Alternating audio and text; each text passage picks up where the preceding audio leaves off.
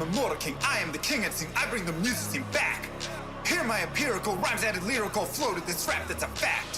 Fresh meat on the scene, I flesh out my routine to slip in between the obscene and uninteresting. Just a smoke drink from my infernal machine, I've sent to blow up on this track. Let me explain why my name's in this game. Let me share with you my hardship and pain. Let my left brain analyze and devise all these rhymes so your mind can surmise that my flow tells some lies. And I'm here to surprise, terrified at a mind. Say I actualize truth I locked up inside, jeopardized by my insecure demons. Released every line symbolizing my triumph. I don't know everyone's hardships, didn't grow up with your pain. But I know that I'm the farthest thing from a thief looking for money or fame. I'm keeping it real, I over-reveal, I weep and I squeal. I'm caught to the real, an automobile that is stuck and get aimed at the cliffs of unreal. Sad eyes shimmer gold, king leaps from his throne. Blood leaks from his mouth, breathe in, bleed out.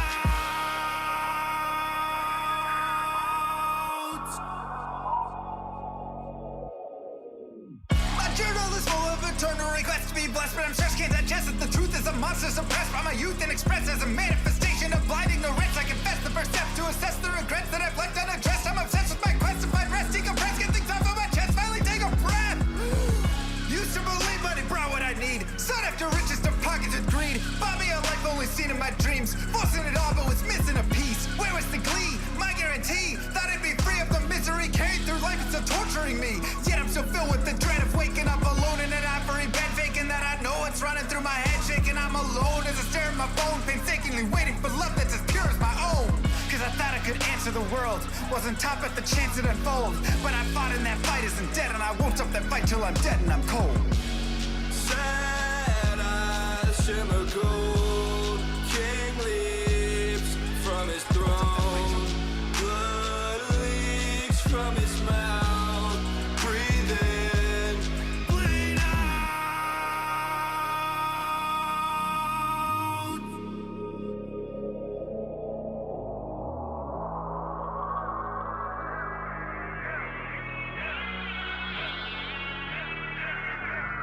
Master of the skies, makes some wise quips lost on you with the best advice. Try and realize where your bias lies. Blinded anger leads to hatred, but you can't surmise that the worst threat to your mindset is the toxic trust you inside, spit into your eyes. Take a cobra's aim to immobilize. Play the victim just to save your pride. Spewing lies, think you slide, try to mesmerize friends you hurt who think the world of you. They'll desert you in the great divide. Takes a second just to tell a lie. Deception mountain piling up too high to climb. Tick tock, look like you're left alone to die. Hurry up, you're already out of time. Daylight turns cold, rise from the shadows. Continue with unlimited rhymes intertwined with sublime wit inside of my mind, undefined by the rules of mankind. Chords align like the clocks at the start of springtime. Let's skip ahead. Sick of the attitude, sick of the attitude, sick of the poor being used without gratitude. Leave moral turpitude growing in magnitude, suffocates all the way work to combat it. Lost by corporations that intrude on the everyday lives of mankind. That's enough for you. Golden shades, savagery, millions for worshiping, false state trouble tea. That's not enough for you. You act like you have it all, but the more you fought, the more you prove one thing. I am the king. I am the king. I am the king.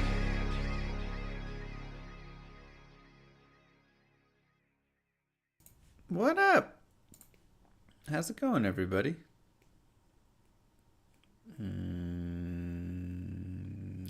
Diablo 2. Weird. Is that me rapping? Yeah. Put out a couple raps just for fun. Had to try it out, you know.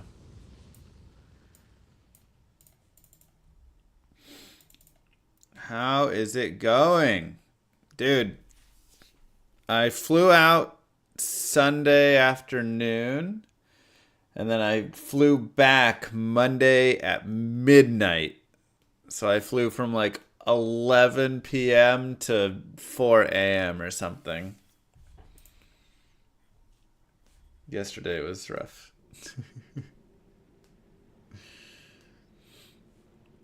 Hi Mariano, how you doing?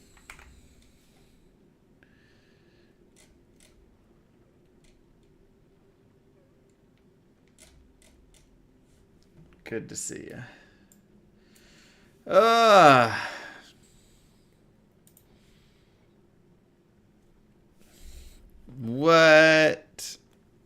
No way, hardstyle. That's insane. What do we want to do today?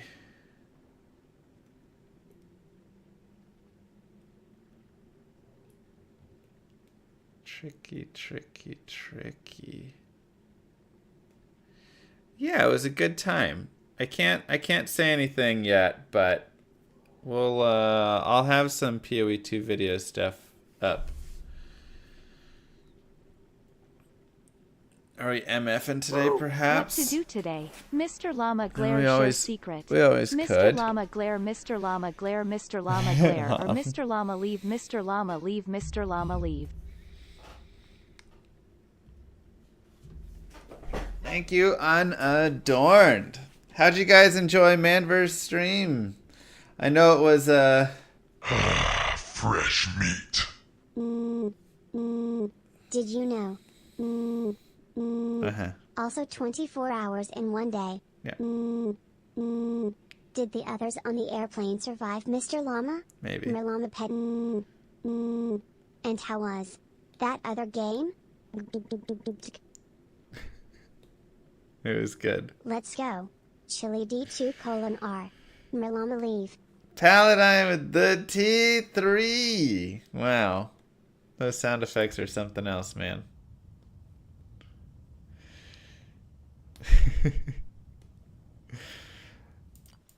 Let's see. Hey, you know what? Maybe we do the dumb necro. Maybe it's hardcore necro day. Is it time?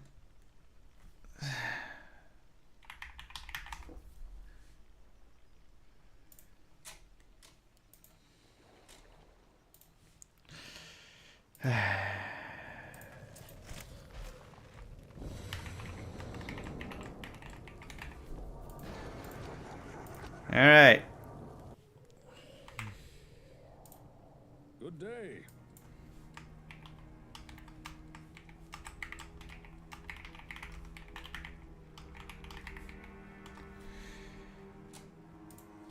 Let's players 8. Let's go. Hardcore Zero Vitality Necromancer. All who oppose First attempt. Totally.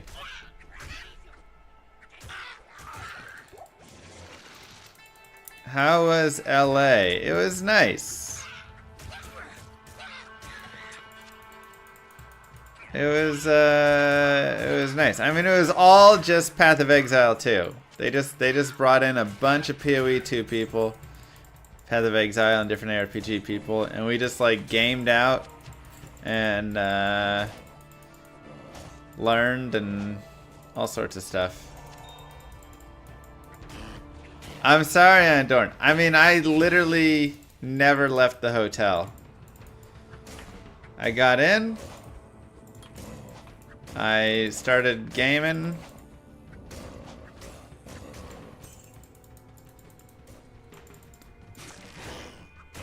I don't know what all I can say. I mean, I'm under NDA until like tomorrow or something.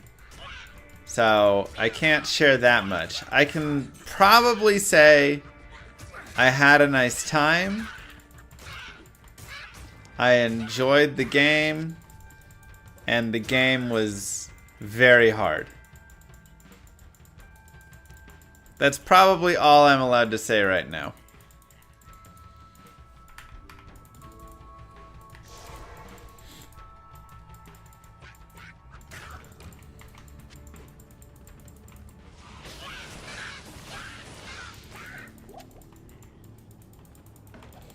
So we, you know. Sounds like a blast. Yeah, I mean that's what I'm saying. It was a lot of fun though. It was really a cool time. It was great to see people again. I haven't seen in a long time. Ugh, no vitality. Jeez. Hope everything has recovered from Manverse stream. Oh my god, the plane ride out there? Ooh! That one burned. That was a rough plane ride. Let's just say that.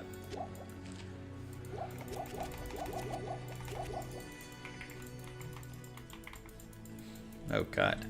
Can we add a death counter to this as well? I sense death within. They almost had to turn that plane around. They were like, did somebody burn something? I was like, yeah. My insides.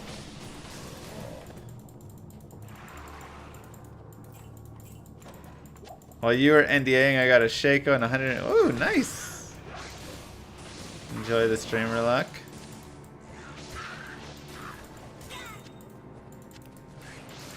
I was jamming, just like chilling, having some fun, relaxing. And I was playing some Magic the Gathering, just doing a draft. I made a Rakdos deck that I hated. It was like the worst Rakdos deck ever. It had none of the good stuff in it. It was so lame. Earnestly, thank you very much. Singapore dollars and 98 cents from Earnestly Ernest. Hardcore NV Necro. I'm rooting for you. You got this. This time, no Mephisto kill. And it went 6-3. It almost trophied. It was so awful. I felt like I didn't have half the good cards that I wanted in it even.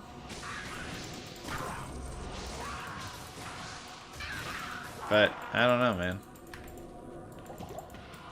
It worked. Just want to thanks for your Holy Freeze Paladin guide. Getting back in the game. It's running so much fun with this build. It's a really great build, yeah. I mean, I'm happy to get 6 wins out of it. I was expecting to get 2 wins after I drafted it and was putting it together. You know, it was just one of those that it just never came together, right? Is Magic Arena fun for starters? Yeah, I think so. If you're into card games and stuff. Typical llama playing games instead of working on llama RPG. It was research. Thank you very much. Nice. 1 to teeth. That'll work. I still can't believe being famously cheap Mr. Llama plays Magic. Well, I play free Magic, you know.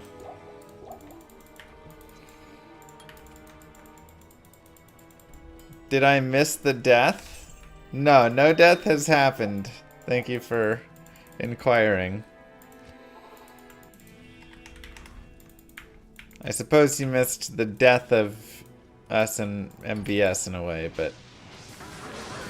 Chat won Mandarin stream this weekend, even though again we only got to be 1 day on it. We had to shift it quickly.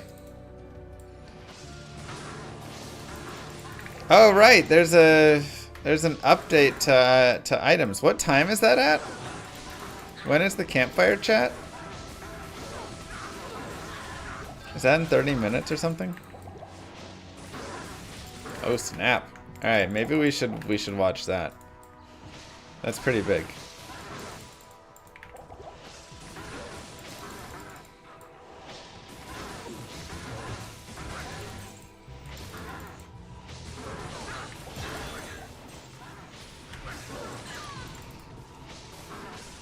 Hello from Brazil. Hello! We're just going from quilted armor to quilted armor. There we go. Now we got the 2-socket one. Now we're rolling.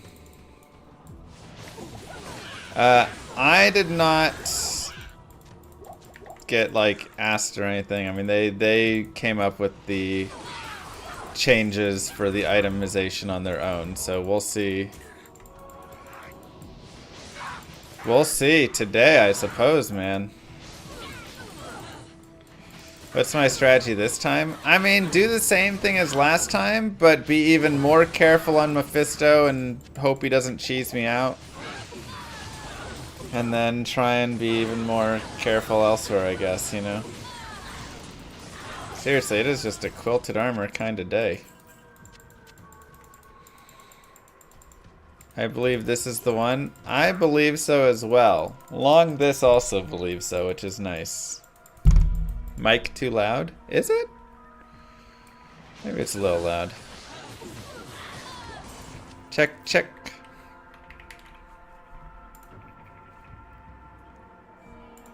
Mic is fine, no clipping. Yeah, let me check. Nah, it's right where I like it. We can, yeah. Can't wait for another episode of MVS. We'll run another one next month.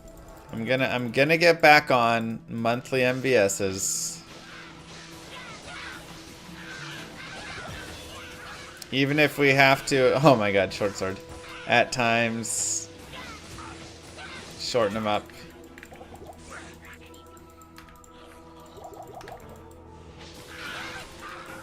Please, this one be a full one.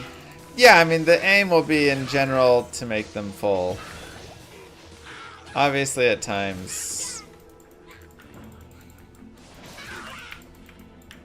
you know, you have to adjust and deal with whatever you got, but ow. Rick Sotzkeen. I can't wait to prove you wrong, Long this.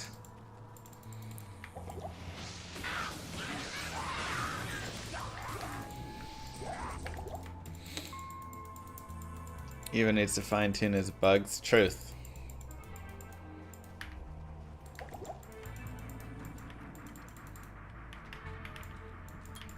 Truth, truth, truth.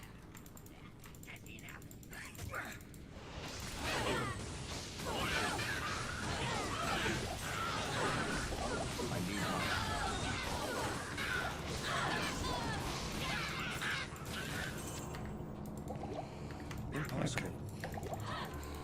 Try and like take advantage a little bit of the experience shrine.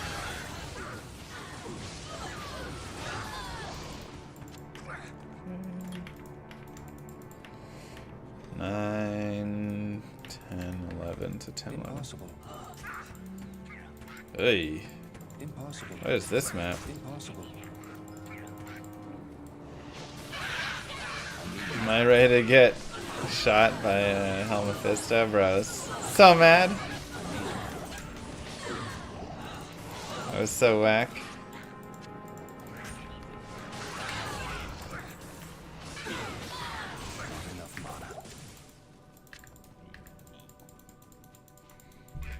I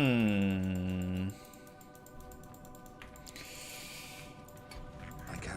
Oh, that's probably... Oh, no! Ah, shoot, shoot, shoot, shoot, shoot. Hold on, hold on, hold on, hold on. Alright, nothing's happened. Okay. There we go. Alright, we're back to normal. I didn't mean to click it. And everything was just in teeth. The order welcomes you.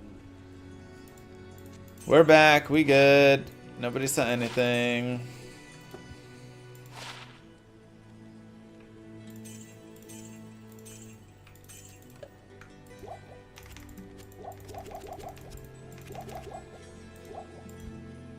Everything's okay. Greetings. Max goes. Yeah, I mean that's not a bad idea. Just running the summons. I mean, again, summons will be very slow, but is it slower than dying 10 times? Impossible. Probably not. But I want to beat it on bone. It's like an extra challenge. Like, summons would work, but I don't know. Summons never feel like quite the challenge.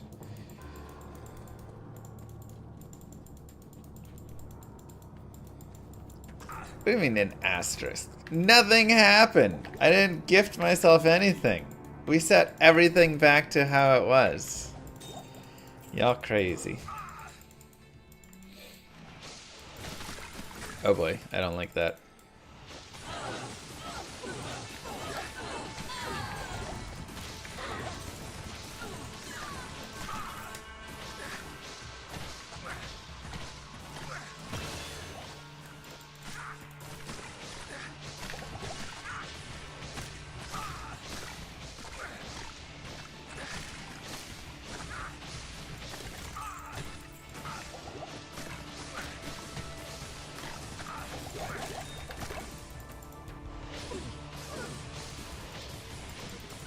Oh, we have a boss there as well. Oh my gosh.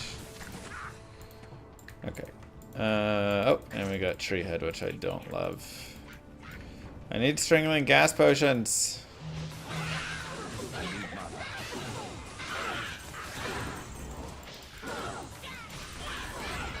Okay, as much as I want to fight everything in there, that's too much.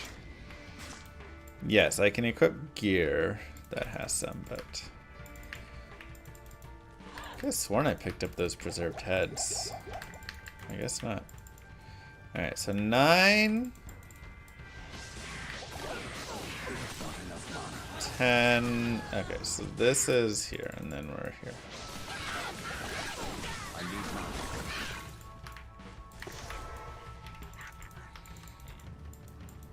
Can I move the paper napkin? Oh, yes. Sorry. My bad. Oracle with the resub. Thank you so much.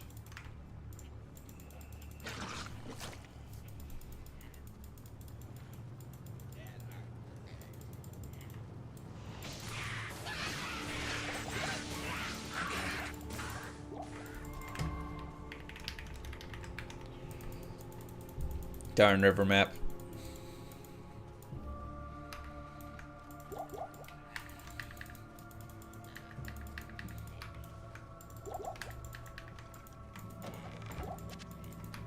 Evil river maps. Alright, hopefully there's a waypoint. Come on, give me a quickie. Yes! Alright, we're good.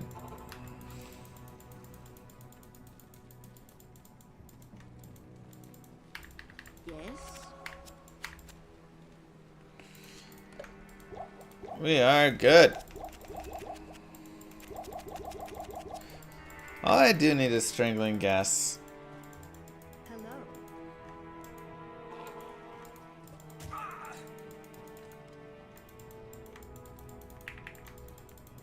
This place reeks of death. Like, strangling gas potions early on are just so much extra damage.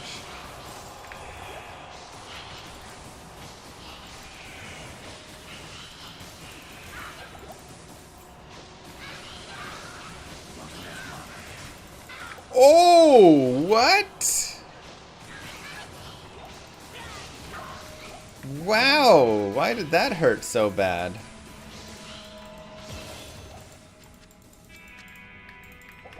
Ow.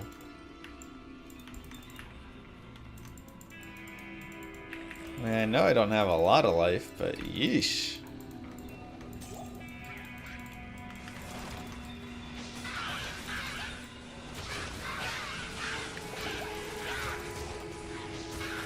This is not the run.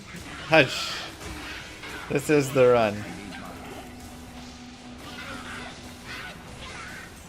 If you believe this is the run, drop a sub in the channel.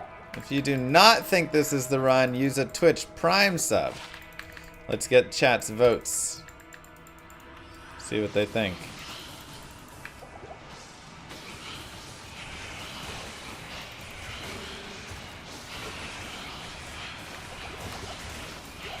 Oof. Tower's the place to be, man. That is the place we jam. Remember, Twitch Prime subscriptions are located under Elevate Your Subscription now. So you have to click subscribe, then elevate your sub, then Twitch Prime and sub. They make it as many clicks as possible. Really trying to hide that puppy. Ham asked for his. I didn't, no comprende. No hablo inglés. Ow! Extra strong or what's up?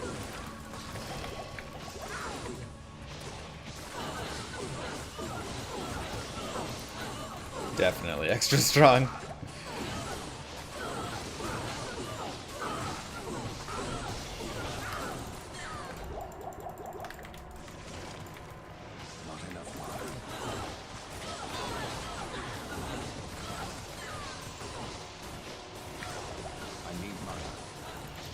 Extra strong archers, man. They're gonna do it to you. That's just the way of the world right there.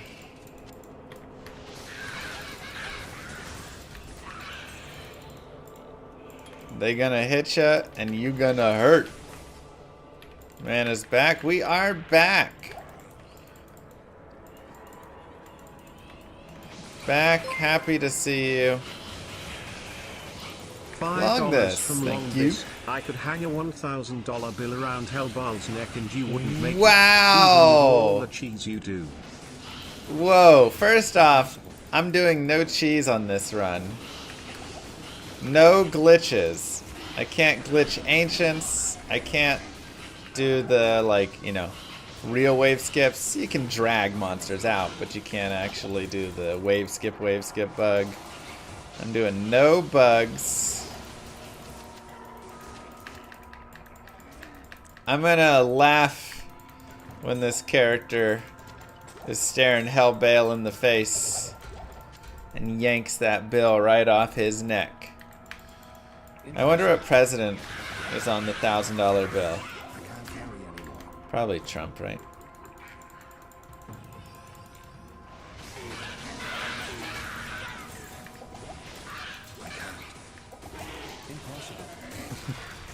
Or Obama. One of the two is on it.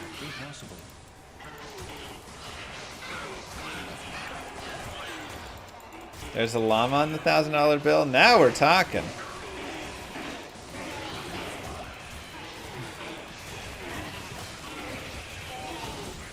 Now we are talking.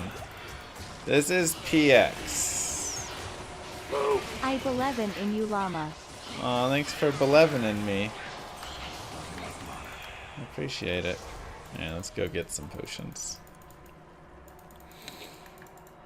Llama RPG got approved, by the way, for the Steam store. Hold on.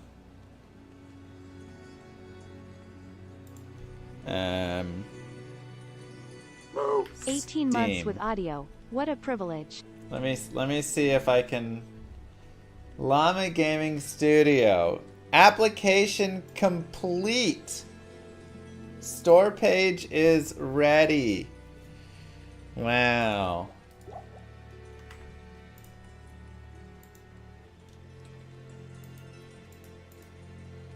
Publish. Boom! Well, hold on, it's loading. So not quite boom yet. Loading. Loading. Boom! All publishing has been completed.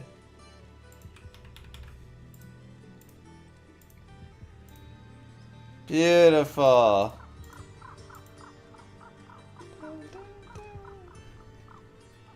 Please note, you'll need to take action to release it. Yeah, of course.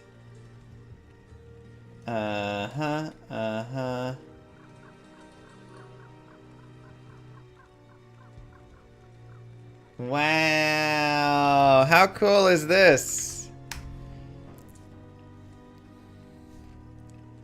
Do you see it now?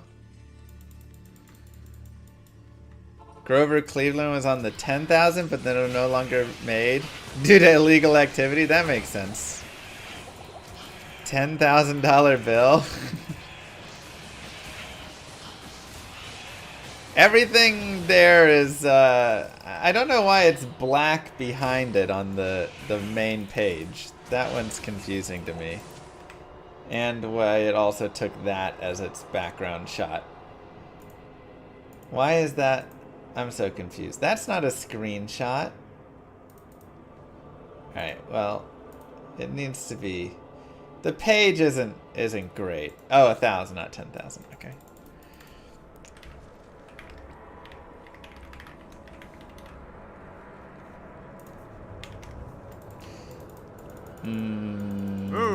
Baron of Cheese gifted a tier 1 sub to Grinnin. Thanks, Baron. Wishlisted, appreciate it. Q1 2025, is that what it says? Oh. I don't know. We're pushing as hard as we can. I mean, alpha should hopefully be pretty soon. Now that we have this right here, we can start distributing and...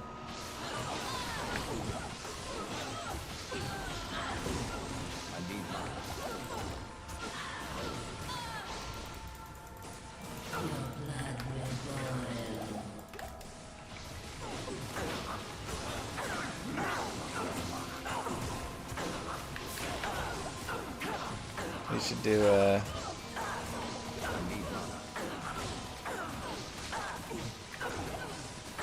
Why is it only 150 megs? Because it's a small game. Graphics look on par with Warcraft Reforged. I mean... Oh, okay, now it updated to be better, I think. Oh, wait, no, it still has that. I don't know why that's there. That needs to be changed. It is old school graphics, you know. And it's not like, it's not fully ready with all of its graphics either. There's plenty to exist on it. All right, we interrupt this message to announce Llama RPG.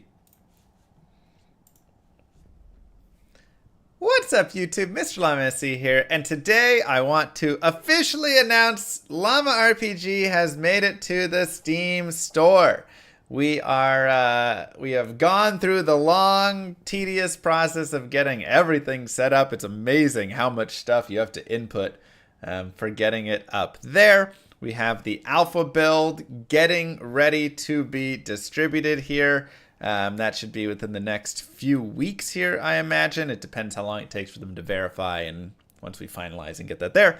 But it is now up on the store. Now, I do want to remind you, this is a first draft of the store. We will be updating the store as we go along. So I will be putting in better screenshots. I will be, like, this town doesn't even exist in the game. This is just the testing town. So I will be, like, putting in better screenshots, especially as we build the fire caves and different areas like that. We'll be adding more of those in. I'll be updating various you know, pieces of like the script over here and whatever stuff down there. Any differences that'll be needed for this.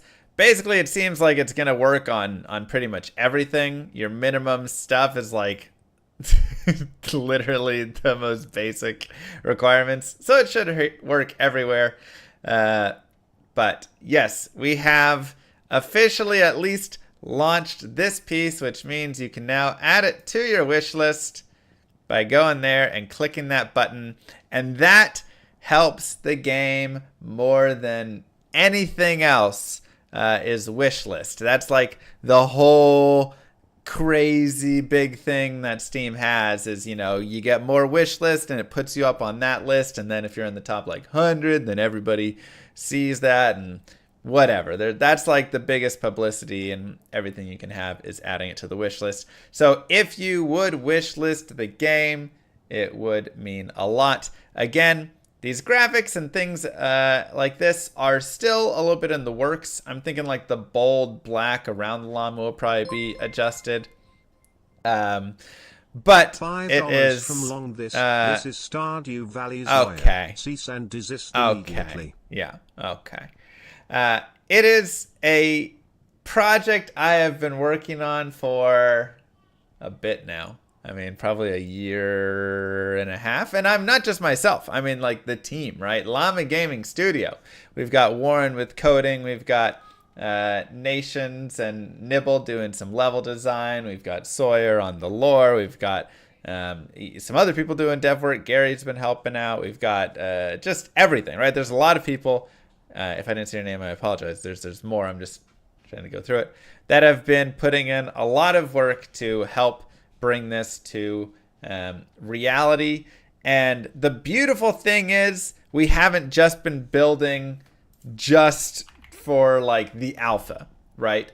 The building has very much been building towards, let me grab both of these, been building towards everything. So here's the master doc right now that I've been building through and discusses all of the various things here as well. Like this is stuff I'm not even showing on the Steam page, but I probably should. Stuff around, you know, how the fighting, the combat exists, the resistances, all the formulas for stuff. This is like your skill tree, tabs over here, masteries. Here's your inventory with some jank a little bit on it, but there's your inventory. There's like all the different crafting materials. Here's various professions and the mini games from these. And I'll do videos on the various parts that I've built in of all of these things as well. Here's like your stash. There's your hat stash. Here's your trade screen. Does that look familiar? Here's the marketplace, how auctions work, how trades work in the trade house, the lottery, and then just more stuff to be even then filled out further. So like I say, a lot of stuff that isn't even in the Steam portion yet, but at the very least we have some basics for all of this. And then of course diving even further in, we've got all of the various pieces here for all the different items and the base affixes and the types and the rarities and the modifiers on all of them and the monsters and what all the monsters' stats and resistances are, and everything and anything for all the affixes and how they spawn and all of this. Like I say, there is a lot of stuff that is built for the core of this game, that is built all the way through to the end of this game. And at this point now, we're kind of just pushing content, right? We're pushing the content, we're getting the quests and the lore added, built on, and then we can start bringing all of those in together and making it a game, right? Because it's a bit of a sandbox in a way, or a bit of built at that underlying layer. So this is, yeah, like I say, this is a big moment because we're going to get on Steam. Like I say, alpha should be coming in the next few weeks, month, something like that. We have to do some, some bug verification, check for bugs, do some stuff, testing in the next week or two. Then we have to push it to Steam, and they take anywhere from a week to maybe, like they say, they can take up to 30 days to verify that build and approve it and stuff. So at that point, as soon as they get that approved, we'll have the alpha. The alpha will be free and open to all. It will be basically a way for you to see, do you enjoy this game? Do you enjoy playing this game? Is this something that you want to support? Do you want to buy this in the future? All of that. I don't want anybody to put money into this game, buy this game, help kickstart the game, whatever it is, without having knowledge of what the game is like and if they enjoy it. So trying to reverse the trend in, the game development world a little bit. But yeah, exciting. Happy to finally be at this point at least. I'll be really happy when we have that alpha because, like, I'm itching to get it in people's hands, but I'm also trying to not rush and put out something that's half-baked and with a bunch of issues. So, again, alpha will still have issues. It's an alpha. There's going to be bugs. That's kind of also the point of it, right? See if you like it, but also help me find bugs. But we're here. This is a big W for us all. So, again, thank you to everybody who has helped in any way with Llama RPG, it does mean a lot. I've put a lot of hours. Many people have put a lot of hours into this, and this is what we've got at the moment. So we're just going to keep building onwards and upwards. Mwah! Don't forget to wishlist it. Thank you guys for being here. Love you all. Peace, YouTube.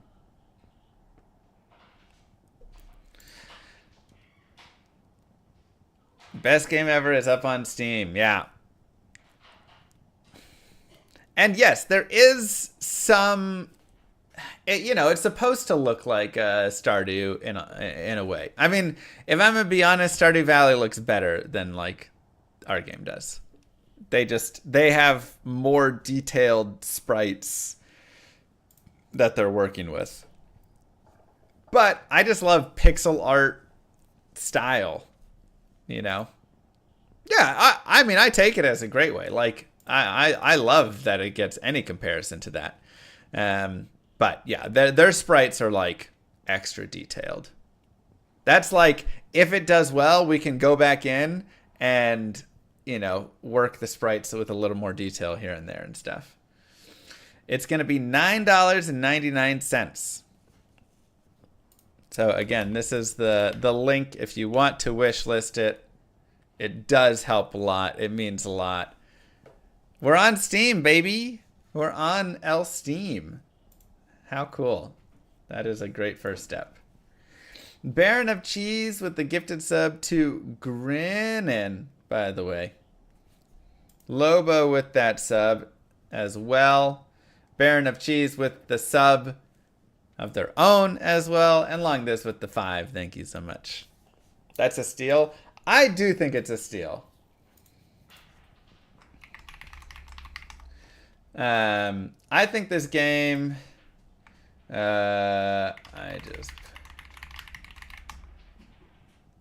my army of the dead. How will you celebrate the first 500k sold?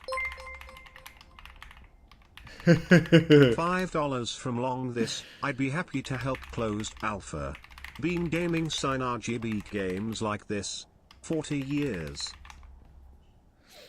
Thank you so much, Long This. Well, perfect. Yeah, I mean, again, alpha will be soon. ! RPG Discord. Is there going to be a stream element to show the page link when people ask? Yeah, we should actually... That's a good call. Let me go here. ! Command add Llama RPG. And then it's gonna say Llama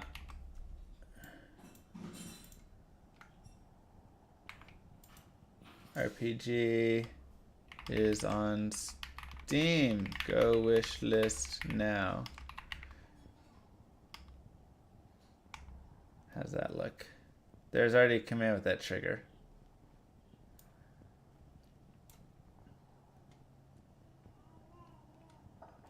You want to put the news on the website?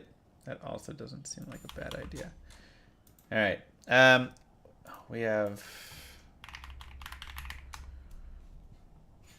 information that we're going to share today. Diablo 4. But I know Joe wanted to jump in, talk a little bit about some of the things we're going to be talking about today, and then we will go through a plethora of changes coming to Diablo 4, and of course, details about the first ever PTR, Public Test Realm, for D4. And for people who don't know, Public Test Realm is kind of like a private server where players can actually end up playing early content and test that out and provide feedback to us. So we'll go through all the details on that as well. But Mr. Joe Shelley, want to kick it off? Thanks, Adam. Yeah, so I want to frame this update. This is a Season 4 update. We're going to talk a lot about systems here. And I wanted to do a little bit of framing. When we think about Diablo, right? Diablo is an ARPG. Everybody knows what an ARPG is, right? It's an action role-playing game. But it's such a broad category, right? You have lots of games that are ARPGs. Like a game like Hollow Knight, for example, is an ARPG, but it's also a Metroidvania, right? Or a game like Hades, which is an ARPG, but it's also a roguelike. Or something like Elden Ring, which is an ARPG, but it's also a Souls-like, right? So when you think about what is Diablo, and what is Diablo 4, you could call it a Diablo-like, sure. But another way to describe it would be as a systems ARPG, right? An SARPG. And so what distinguishes this kind of game from those other games that are in this same space, that are all ARPGs, right? And it's really about when you're making decisions and what the most important decisions you're making are. The most important decisions in a game like this are the decisions you're making before combat, between combat. Decisions you make in combat are important too, but those are the ones that are the most important. Action combat, RPG elements, and systems are all foundational elements of any ARPG. But in a systems ARPG, the systems in particular, including the end game, itemization, things like crafting, those are what comprise the soul of the game. And they're the lifeblood of a game like Diablo 4, and they don't just have to be deep, but also lush, prolific, exciting. Thank you. So as many of you know, we've been designing this update for a while. We're putting it on the PTR because it's important, and it's important to get it right, like Adam was saying. And everything that you'll hear about today is from that S part of the SARPG, the soul of it. Joe, Adam, and Charles are going to take you through the changes, all the changes, in detail. And there are a lot. So sit back, grab a drink, get your React faces ready, and let's do it. Awesome. Well, appreciate it, Joe. So I know what we want to do first, we kind of have an agenda of items, but one thing we do want to talk about really quickly is about PTR. We do want to get some housekeeping notes and what players can expect from PTR, along with the dates for PTR, so when they can actually jump in. So Season 4 PTR is actually going to start on April 2nd, and it's actually going to run for a week through April 9th. That's so players soon. will be able to jump into PTR and try everything out that we're about to tell you all about here in this stream. Now, I know a lot of people are probably asking, like, hey, that seems pretty close to the end of Season 3. Is that enough time for you guys to actually react to, the feedback that we're going to be getting from PTR? And I will note here that we do plan on actually extending Season 3 for this. So Season 3 is actually going to have a new end date. We're pushing it back a few weeks to ensure that we get all the feedback from this PTR and we apply it to Season 4 to make sure that all these new system changes that we're doing are right and work for the community based off of everyone's feedback. So Season 3 is now going to end on May 14th. And of course, with that, Season 4 also starts on May 14th. So there are a few different changes coming on for the schedule. So you'll see that in-game message, which actually notes like when the season is actually ending, change today probably with this new date for players, so that again we can make sure that we apply all the feedback from PTR, which starts on April 2nd through April 9th. One other note is that again PTR itself is specifically for PC Battle.net only. So this just allows us to be a little bit more agile on our team. Does this mean that PTR is only going to be PC Battle.net only in the future? No, it doesn't. We are going to try to explore other ways of being able to bring PTR when we do have a PTR to players in the future. But for now, this one is PC Battle.net only. So, and we'll have instructions of how to actually get into the public test realm client on Diablo 4 through the PC Battle.net client next week, when we actually have a full blog that will explain kind of all the details of how to do that well before the start of PTR in itself. But then there's other notes with PTR as well, because there's probably going to be a lot of questions of like, well, am I starting with like a level 1 character? Am I taking my existing characters? Since PTR itself is a fresh new server, you will actually be starting fresh on PTR, but we do have boosting options available because we need players to actually jump in and test out some of these features that we're obviously in these system changes that we're doing specifically for PTR. So I think we actually have a slide, I believe. Speaking of which, I know I'm actually bringing the camera back to me, Lucas. Sorry. I've seen a lot of feedback about, hey, you guys have a lot of slides. Sometimes the slides have a lot of information specifically in them that we need to actually showcase because there might be a lot of details in there. I will say we will have slides today because there's a lot to share, but we also have a live build. So we will actually be going to the live build to showcase some of the changes just because we know that a They're lot like, of players no, wanna we're see fun, in-game guys, players, we're fun. see them in game. So we do have that here today. We promise Okay. we're fun. Now we can go to the next. So slide. So there will be PTR boosting features available for players that are jumping into PTR. You will be able to boost a character immediately up to 100. When you do that, you will receive 100 million gold and 1,000 obols. You can do this multiple times. You can even trade amongst gold across your characters, of course. And then we will also mark the campaign completed for your character, as well as offering you a mount, all your skill points, and more. Skill points again. Paragon. Fog of War will be completely cleared. Altar of Lilith points will also be cleared. It's actually going to match the renown progress on your original Diablo 4 account. So if you've already done all your renown rewards and everything, you'll end up getting that completely covered off on your character for PTR. And of course, all the class system mechanics, things like enchantment for sorcerer, or like Book of the Dead stuff will be enabled for you for this character that you end up creating for PTR or any other characters that you create. And then all your Paragon glyphs will be unlocked, and legendary drop rates will be doubled. And I believe glyphs are also... Yeah, glyphs are maxed. Yeah, glyphs are also maxed up. So you will have that capability there. There are like a few things that will be not present in PTR, but that is like, for example, one of the things is Codex of Power, but we'll explain why here in a minute. There's some more details related to Codex of Power for players to kind of understand why that's not present there. So we will be accepting, of course, feedback for the PTR across all our different social channels, across all our different community channels, and we will be turning on a specific PTR forum on Diablo4.com. That is not on right now, so no one can actually see it. But once that does come online, we will also be checking feedback there. So please provide feedback based off of everything that you are hearing today and playing through during PTR between those dates that we actually mentioned, because the team is going to be looking at it and making sure that we can make any changes before the start of Season 4. So let's get into that. Now that we've gotten through the PTR like housekeeping notes, Mr. Joe Pipe. Let's dive in. Okay, let's dive in. There is quite a bit to cover today, so we're going to try to move briskly through parts where we can. So there's three major things we're going to be discussing today. The first, Charles will be bringing us through a number of itemization and crafting changes you're going to see when Season 4 goes live. I want to also be very clear that the changes we're talking about today are all going to be on the Eternal Realm and on the Seasonal Realm. We're not actually talking about the season specifically today. We're really talking about this massive item update and these other updates that are happening kind of in parallel to season development during this time. So that's going to be the first part.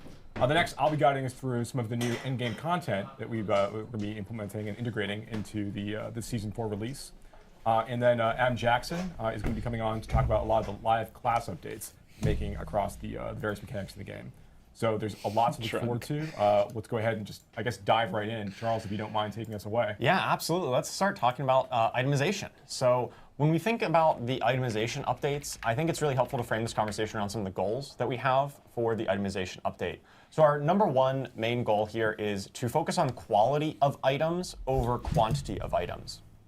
So one of the persistent points of feedback that we've gotten since we've launched Diablo 4 last year was that a lot of the items that you find in dungeons and throughout the game, you end up just sifting through a lot of items, searching through your inventory, and reading a lot of lines of text, and ultimately a lot of the items just end up being junk for you. Yes. And that was never really, it never really felt great. And so with this update, that's been our number one goal is to focus on making sure that when we do give you items, they're high quality items, they're much more likely to be useful for your build, rather than just flooding you with endless streams of often junk items. The second goal we have Every here item is is that a the Shaco best now. items in the game, the really pinnacle ones that you get at the end game, they have a journey associated with them. As I said before, you were kind of sifting through your inventory and looking for these items, but once you found that perfect item, you were pretty much done. It was basically a complete item, and you're already done with the item. You've completed it. We think that the game is a lot more engaging when you have a bit of a journey, an investment, whether it be in time, crafting materials, and you really get to customize and make items your own and make it feel like this is for me and my build and my character. Yeah, and feel that power progression too. It's so critical to the experience. Yeah. Yeah. And the third goal that we have here is to focus on moments of surprise and delight in the itemization chase. This leads to moments of, hey, I found the item. You get really excited about it. And you're just, you have these infrequent moments. It's not going to be all the time, but when you do find it, you're going to know it. You're going to feel it. You're going to be really excited about what just dropped. Llama Steam is down. So with that, we have a number of topics within the itemization update. So the overview here is that we've got updates to existing systems, such as base items updates. We've got a few additional updates that are kind of adjacent to the itemization system. We've got some updates to Codex of Power, which we sort of alluded to earlier, and I think those are going to be some really big wins. We also have some new systems being introduced here. We've got tempering, which is going to be a new customization system. Greater affixes, which help to provide some chase in the end game. These are going to be some of the most powerful items. Greater affixes. And then once you do reach that end game with great gear, you're going to be able to masterwork it to really unlock its full potential and upgrade it to the best possible version that it can be. So let's hop into some of the base item updates. So this is where we're going to focus on making a smaller pool of affixes that are more relevant and more potent for your specific build. So as I kind of mentioned earlier in the goals section, a lot of the affixes and stats that appeared on items, they were often very conditional, right? You had like damage while berserking or damage to close enemies or things that were hyper specific and ultimately just were kind of meaningless in a lot of ways. They blended together. We're really in this rework, we're focusing on reducing that pool of affixes to be Thank God. More general. They're more applicable to a lot of builds. They're not going to be this hyper-specific conditional.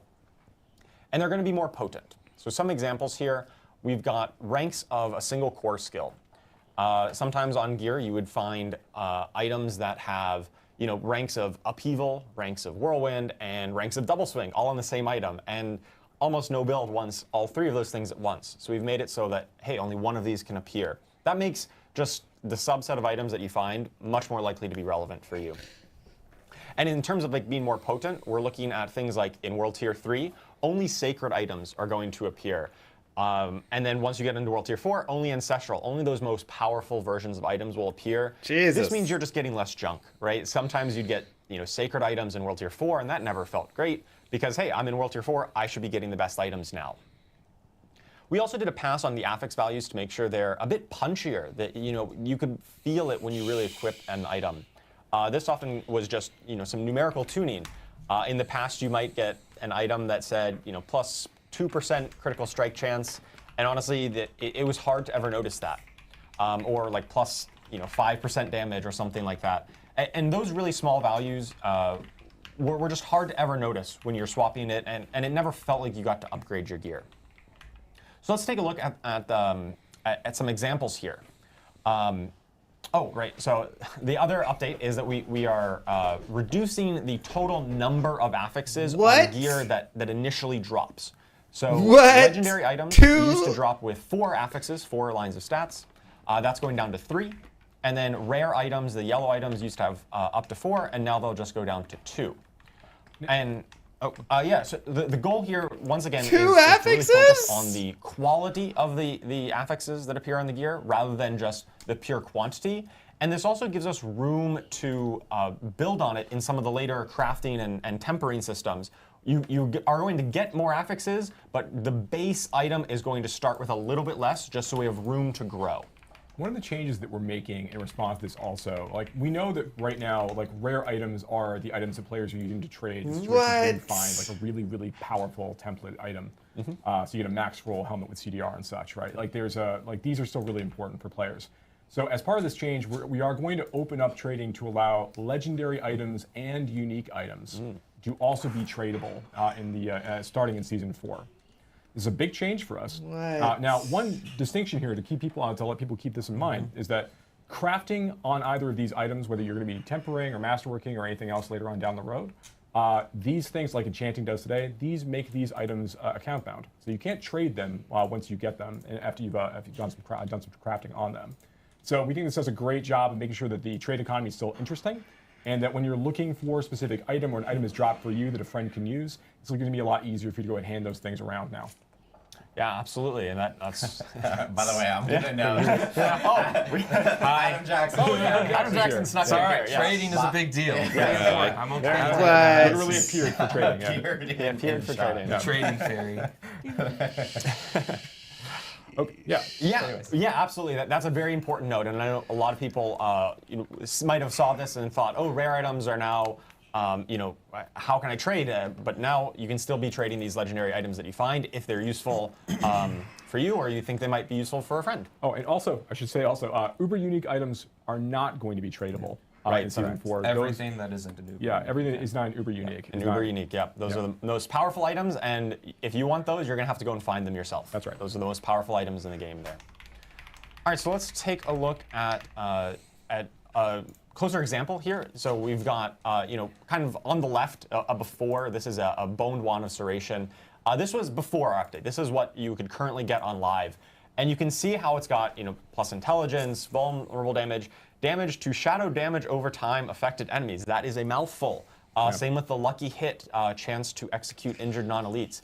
These are the really hyper-specific affixes that we're talking about that really bloat items. It takes a while to parse This is a good you just change. Can't at a glance tell, hey, is this even good for me? Yeah, reading through a number of conditional additive damage modifiers. This is actually really good. Item is just very. It is. Look at how horrible this Especially when you really looks. fill up your inventory with 30 plus of these items, trying to sort through them all at once when you just really want to get back into the action, right? You want to get back into. Look, I'm not saying this is perfect. So in the but this is better than update, in this. the after section here, we have got a similar item. It has intelligence. It has plus damage. That just applies to all of your damage. It's not hyper specific. And we still do get give you a larger bonus if you're hitting vulnerable enemies with this. Can you get an item now that gives you like int, dex, and strength on it? No, in fact, because this wand just has intelligence on it, it is just the main stat for your class. So if you are a sorcerer, you're only going to find intelligence on items. If you're a bard, you're only going to find strength, and so on. I can still find all stat, right? Yes. Yeah, you still have all stat, but no more you're going to find, oh, I got intellect on my barbarian. That's just basically a completely dead stat for you. Got it. Wait, what? So you don't find? All right. So did he say you don't find intelligence on a bard? Kind of adjacent to the main itemization updates. Legendary item drops from monsters that are level 95 or higher are always going to be at item power 925. That is the highest item power in the game. And once you're really facing the toughest monsters in the game, we want to make sure that you're constantly getting the best possible items. This really comes back to our idea of quality over quantity. Once you're at this point of the game, you don't really care about anything that isn't 925, so why are we dropping that for you, right? You're going to be kind of graduating out of caring about item power because you just know that everything I'm getting is the maximum item power. Jesus. Next, we've done a pass to update our gems. They are a little bit simpler. Some of the gems used to have, once again, those very conditional things like critical strike damage to vulnerable enemies was like one stat on one gem. So we've kind of simplified it, so we now just have bonus critical strike damage or bonus vulnerable damage. We've also added some updates to have core stats on them. So some of the gems will have strength, some will have dex, and so on. And they'll have a little bit of a longer crafting tail. They're a bit more powerful at the top end, but they do require a bit more investment to really unlock that highest power level. And once you have all the gems that you want, excess gems will now sell for quite a bit more gold. So that way you're not really going to waste once you have kind of found those best gems. Additionally, we've done a pass on the salvage, crafting, and rewards have all been retuned for this new world where we're dropping, less items than before. Once again, we're focusing on you have less time sorting through your inventory and more time getting back in the action, more time slaying enemies to find those items. Yeah, there's much less cruft in this version of the feature, right? Yeah. Like you're not walking out of a nightmare dungeon with 25 items. No. You have to go and deal with it back at the blacksmith. But the ones that you do have are much more likely to be relevant and useful to you when you do find them. Additionally, we've item rerolling, the enchanting system at the Occultist. We know this has been, it has like a scaling gold cost currently, and that just keeps on ramping up. If you want to keep fishing for that perfect affix, it could cost millions upon millions upon millions of gold.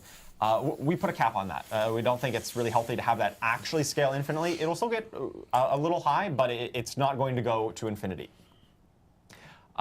We've taken a pass on the materials, the crafting materials, things like ore and herbs, and some of the other crafting materials in the game. And a lot of the ones we had some variety of like common herbs, so that were found in different zones, and there was some nice flavor there, but ultimately they didn't really provide much compelling gameplay. So we've consolidated all of like the common crafting materials into just a single type, just basically common herbs. And then there are still some rare ones to find to craft the most powerful elixirs and so on.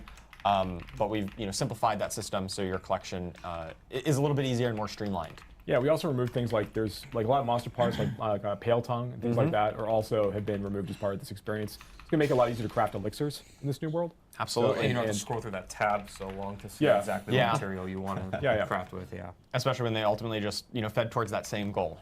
And then the final update we've got is updates to the Forgotten Souls, right? So the late game crafting material that you use for a lot of the enchanting or other crafting systems, we're making them a little bit more accessible.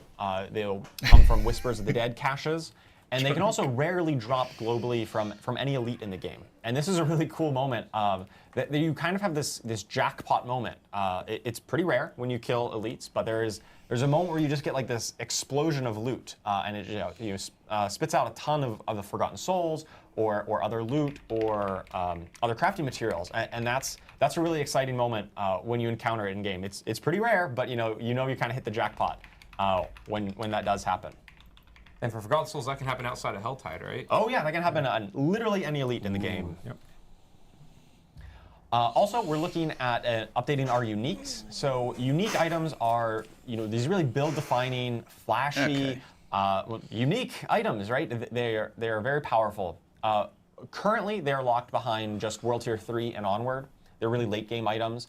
And we thought that to really get you into the fun faster, to get your build online, we've made it so that many of our uniques in the game can now start dropping in World Tiers 1 and 2. So you can start getting them earlier on in the experience and really get your build going much quicker.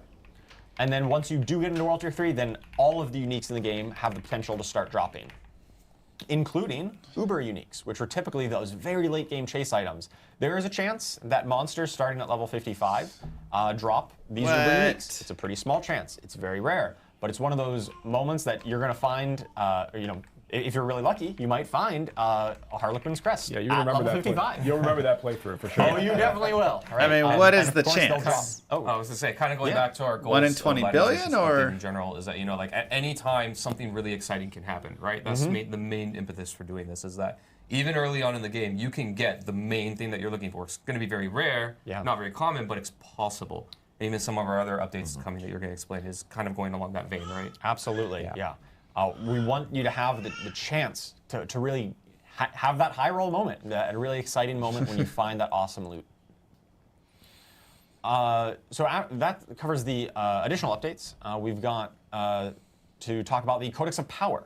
Right, so the Codex of Power is a system that has been in the game since launch. And we're making a big update here where now all legendary aspects in the game will start appearing in the Codex of Power. Every single one. Previously, it was just a small subset.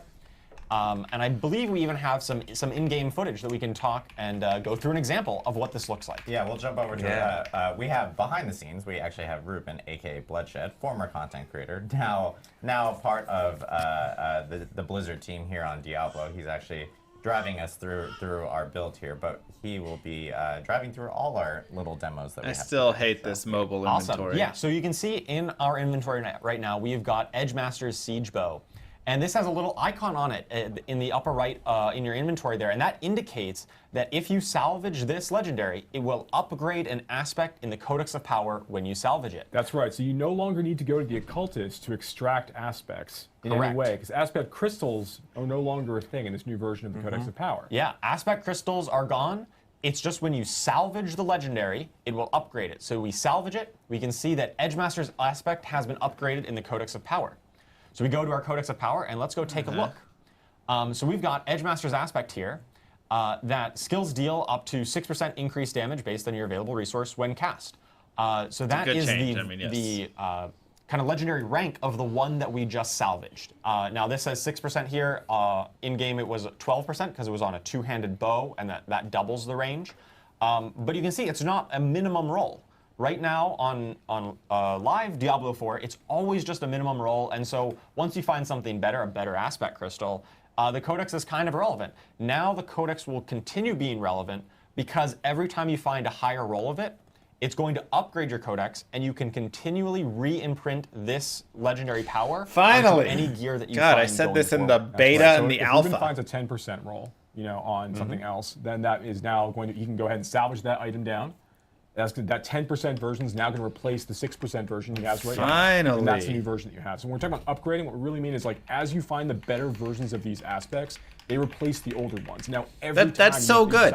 That's so good. I mean, this is literally like from that point forward. All right, that is a great change. Are you just super lucky you have it forever? You are super lucky, and you would have that forever. Yes, you can continually imprint it. However, the ranks of legendaries, you won't be able to find a max roll of these legendaries in World Tiers 1 and 2. No longer just holding aspects everywhere in my stash. Extended the range, so a lot of legendaries used to say, hypothetically, if a legendary rolled between 20% and 30%, now we've extended that range from 20 to 35%. But those like 30 to 35%, the highest range, the most powerful versions, those are only going to be accessible in World Tier 4. In the later games. So this does give you a bit more of progression. So you can find it early and you can upgrade it, but then you're going to find even better versions as you progress through the world tiers. And if we actually, can we go back to the build really quickly? Because, Ruben, if you can pull up the Codex of Power really quickly. Show the UI a little bit here. Yeah. Because one big thing is like I know we glazed over this really quickly, but there are filters, ways of searching through everything, which is really nice. And then, of course, on the icons as well, I think people are probably seeing these numbers associated. I know it's something that is changed, obviously, with this new Codex of Power, where it's showcasing, like, hey, there's a gold version of Aspect of Quickening Fog right there, which is already showcasing, hey, you have it completely maxed at 16 out of 16. And, of course, there's different ranks as you're kind of, like, leveling up throughout the Codex Power and finding different aspects of it.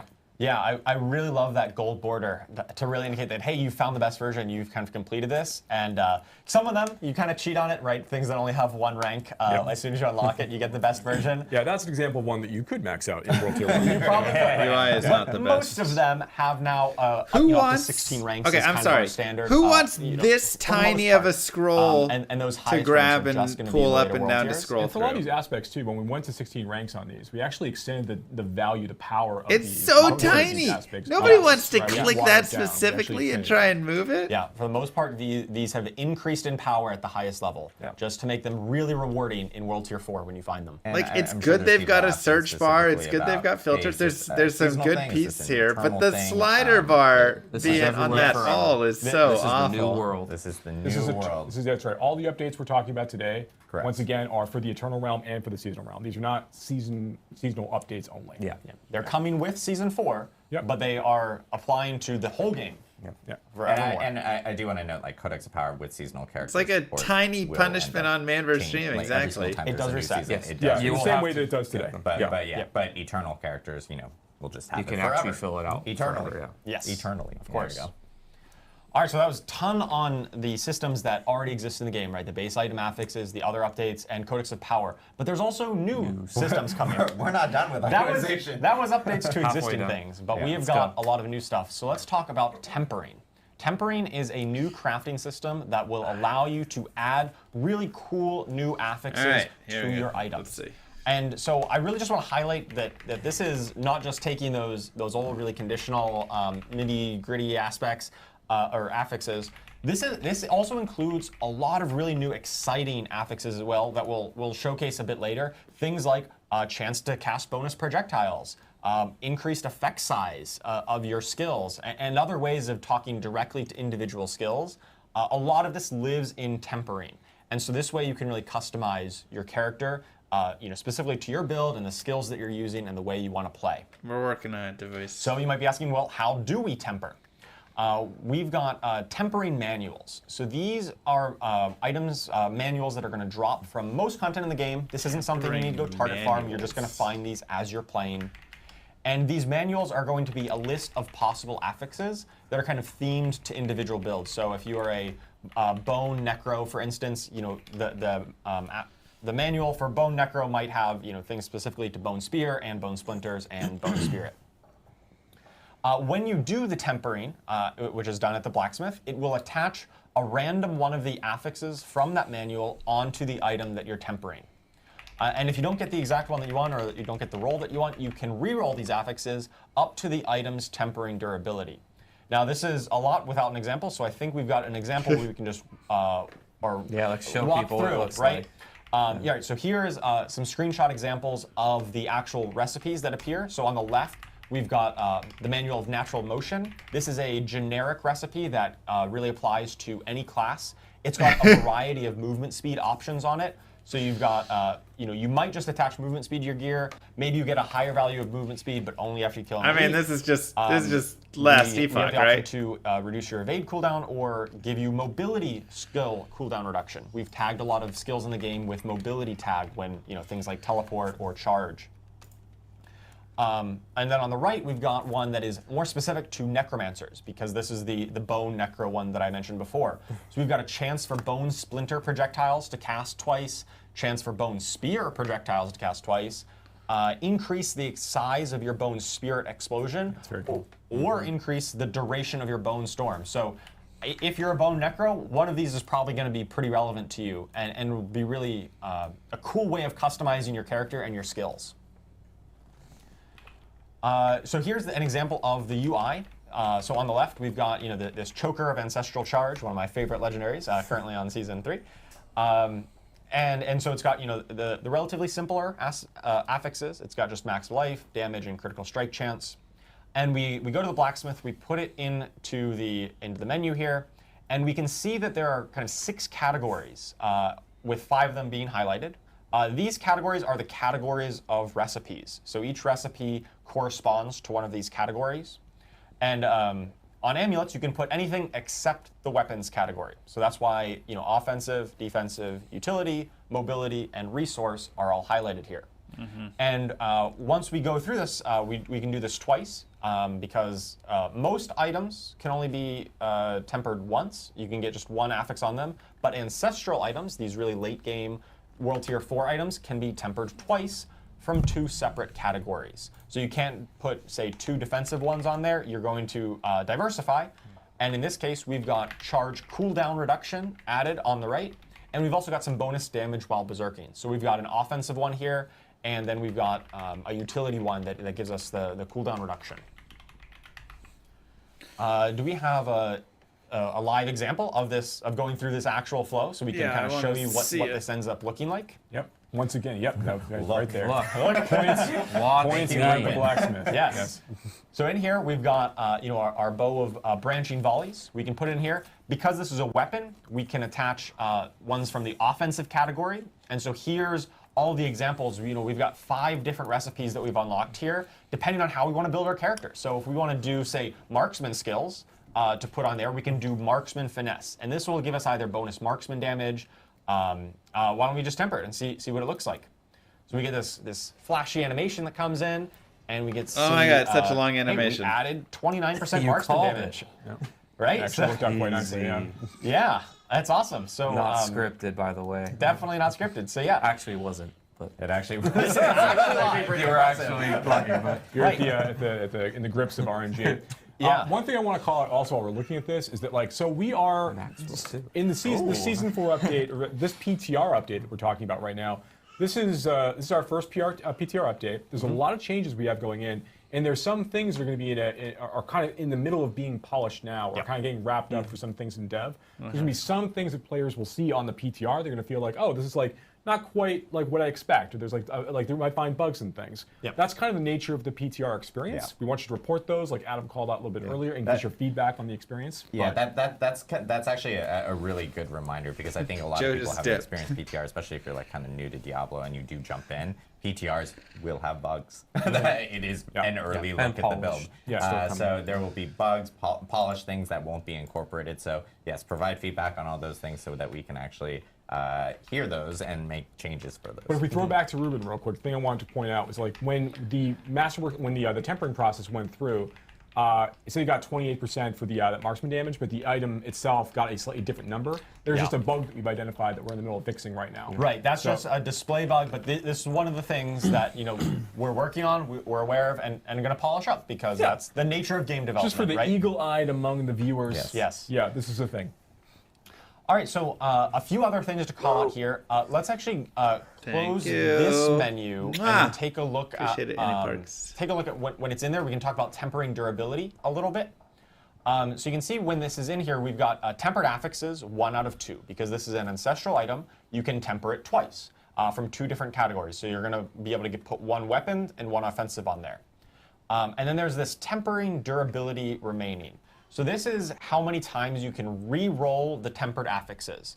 The first ones that you attach should not be consuming tempering durability. I think this one might have one of those bugs where it did consume it, but ultimately this is going to be the number of times you can re-roll. Yep. We're actually going to update the string. I think it's going to literally be called tempering re-rolls. Re-roll. Okay. To make it really, really clear. Yeah. Yeah. So yeah, this is the kind of things that we're actively working on, and we love your feedback on to make sure that we can get this right and really communicate the way the system works. So we've attached an offensive affix onto this. Let's take a look at some of the weapon ones that we can attach on. So here we've got ones that. Not great. I was about to say. Live build indeed. Live build. Get ready for a crash. I just felt it. I felt it coming. Yeah. Right. So when you I felt it coming. The weapon category, those are often the ones that are the more, I would say, more interesting. Right. The bonus projectiles, the bonus effect size. Yeah, that was the weapon category that had a chance to create different, like multiple bone splinters, or twice rather. Yeah. That's in the weapon category. So there we would attach one of those. Maybe we'd get a chance for rapid fire projectiles to fire an extra time.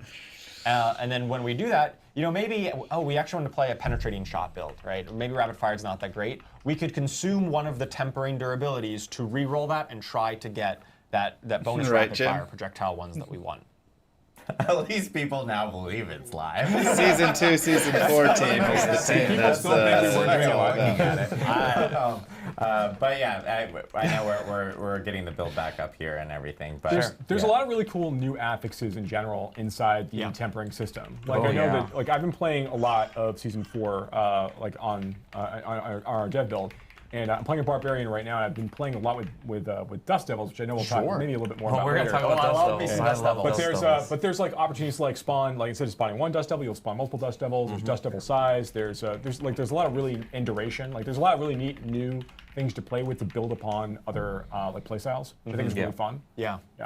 That's really the goal of tempering is customization and really cool new ways of building your character. That's not just plus damage. There is still some bonus damage as you still need to. You just showed us damage and damage. But there's a lot of ways you can customize your skills and make it really your own. Now, right now, you can temper legendary items. Correct. And rare items, but you can't temper unique items. Correct. Unique items, kind of what you see is what you get, right? They drop still with the 4 affixes for the most part. Those are going to be unchanged. You won't be able to temper onto them. With tempering, With tempering, right. And then we show the tempering durability, as part of, or tempering rerolls in this case. So the idea here is that like when the player you're not happy with all the affixes you've got, you've kind of rerolled through all of your options. At the end of that process, you simply can't temper any longer on that item. There's not a way to reset that item back down. Yeah. You know, one of the goals that we have for ourselves in terms of like trying to have higher quality drops in general is to make it so it's a little bit easier, and also ensuring like it's easier for you to reach those 925 capped items when you start to really deeply engage in features like this. Is you want to make it a little bit easier for you to go find some of those really good baseline templated items for you to start building on top of, as opposed to having it be like, I need to find like 70 helmets in the hopes I find a max roll cooldown reduction on it, right? Like we're in a different place now in terms of how we're thinking about that. In addition to the crafting, the trading changes that we've made as well. I want to make it a little bit easier for you to find some of these things, between it being a lot easier to have drops that are relevant for you appear when you're doing various types of content, but also that if you're playing with friends, there's opportunities for you to maybe trade some things around at the same time. Yeah, I think you make a really good point about finding really strong base items to build off of. And I think that goes great into our next point where we talk about greater affixes. So greater affixes are affixes that appear in the late game. They are more powerful versions of the normal affixes. So they come at a 1.5x multiplier on the affixes max roll. So let's say a hypothetical affix might come between like 50 to 100 of a stat. If it rolls greater, then you actually get 150 of that stat instead. Instead of the roll, it always comes in at max. So it comes in at that 150 mark. These are really exciting drops when you get into the late game. They're going to be immediately obvious whenever they drop on the ground. They're going to have a little change to the UI, so you can see it right away and you know, hey, that one has greater affixes on it. And that's going to be ones that you're really going to want to pick up and make sure that you take a look at. Affixes. And then you really want to build off of, because they're some of the strongest affixes in the game. I think we've got an example here. And one other note, these, as I mentioned, they're late game. They only appear on Ancestral Legendary items and Ancestral Uniques that are dropping in World Tier 4. I think we can zoom in on the top one here, where we can see we've got a little, like some Roman numerals at the end of it, 2. That indicates that this pair of gloves has 2 greater affixes on it. And when you actually go and pick it up, we can take a look at the tooltip of the item itself. And we can see that intelligence here is highlighted, and so is critical strike damage. And these roll at the max roll, and I think we've got a comparison kind of between, a standard version. So on the left is and they always max roll too of a dagger. You've got, say, 74 dexterity, and maybe it rolled between 70 and 84. Jesus. But on the right, we've got a greater version of dexterity, and that's going to always give you 126, which is 1.5 times the 84. Same with the critical strike damage down at the bottom. So if you find the dagger on the right, that's a really good one. I mean, not only do you have 2 greater affixes, you also max roll the attack speed in between. That is a great base item to start building through the tempering system on. Thing we've got, the next topic to talk about is masterworking. Masterworking is a late game crafting system that we're going to use to upgrade the items. So once you kind of find a really good base item, maybe it has some greater affixes on it, and then you've tempered on the affixes that you want. You know, hey, you've found the exact affixes that are specific to your build that you've attached onto it.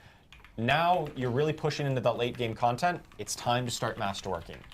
And masterworking has 12 ranks where you can upgrade the current affixes on your gear. So this isn't going to change any of the affixes like enchanting or like tempering does. This is just going to take the current ones and then upgrade them through 12 ranks. This is kind of like the old gear upgrade, right? Similar, yes.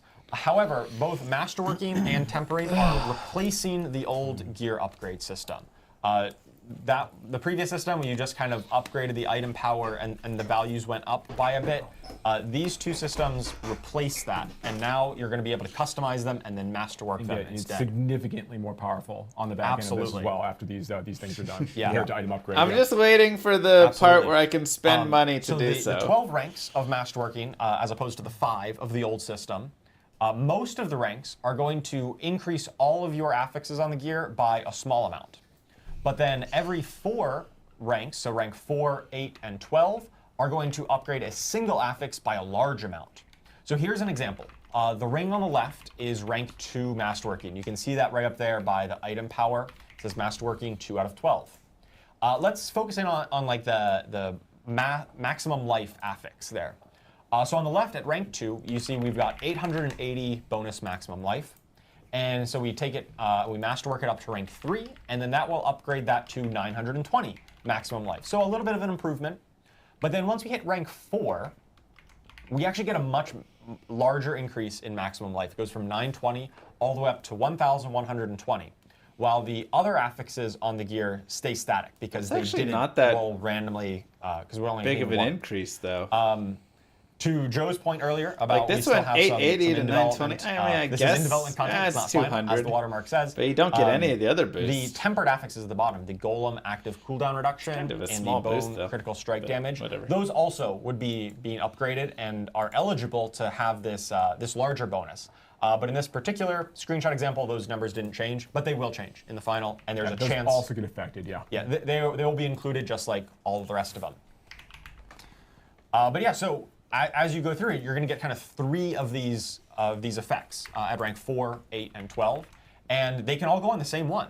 So if you get really, really lucky and you really needed a lot of maximum life, you might get just a ton of maximum life every time that increases. Or it could be on one of your tempered affixes. You could get tons of golem cooldown reduction if that's the kind of build that you're looking for. And once you fully masterworked an item, if it didn't really pan out the way you wanted to, the random rolls didn't quite go your way, you are able to reset it and try it again, but you will kind of lose all the materials that you've invested into it, but you can try that again. It doesn't completely lock you out of it. Right. So once you've got like a really great pair of gloves or whatever that you've tempered at this point, you enchanted to get exactly the affix you wanted off it. Maybe you got some greater affixes on it in the first place when you started. Then you take that item into, assuming you got through all that process, you can take it into the masterworking feature, and then you can kind of keep going at it. Yeah. Yeah, and get the opportunity to kind of hopefully crit exactly the affixes you're looking for. Yeah, and if you do get that right, you find something that's got critical strike damage, and then you hit all 3 times on it, super upgraded. That's going to be like one of the best items in the game that probably no one else has one exactly like that because you really needed to hit the right one every time. That's going to be a really powerful item that is going to be very memorable when you get all that coming together. I think we've got an example here to really highlight all of these systems taken together. So on before, this was that boned one restoration that we talked about right at the beginning when we talked about paring down the affix list to just more simple intelligence damage and vulnerable damage. And on the right, we can see it after it has been tempered. So we've got bone spirit damage. We've got chance for our bone splinter projectiles to cast twice. And then we can see intelligence has been highlighted in blue. That means it's had 1 of the upgrades from masterworking, and the damage stat on here has been upgraded twice. That's why it's in yellow when we got up to masterworking 12.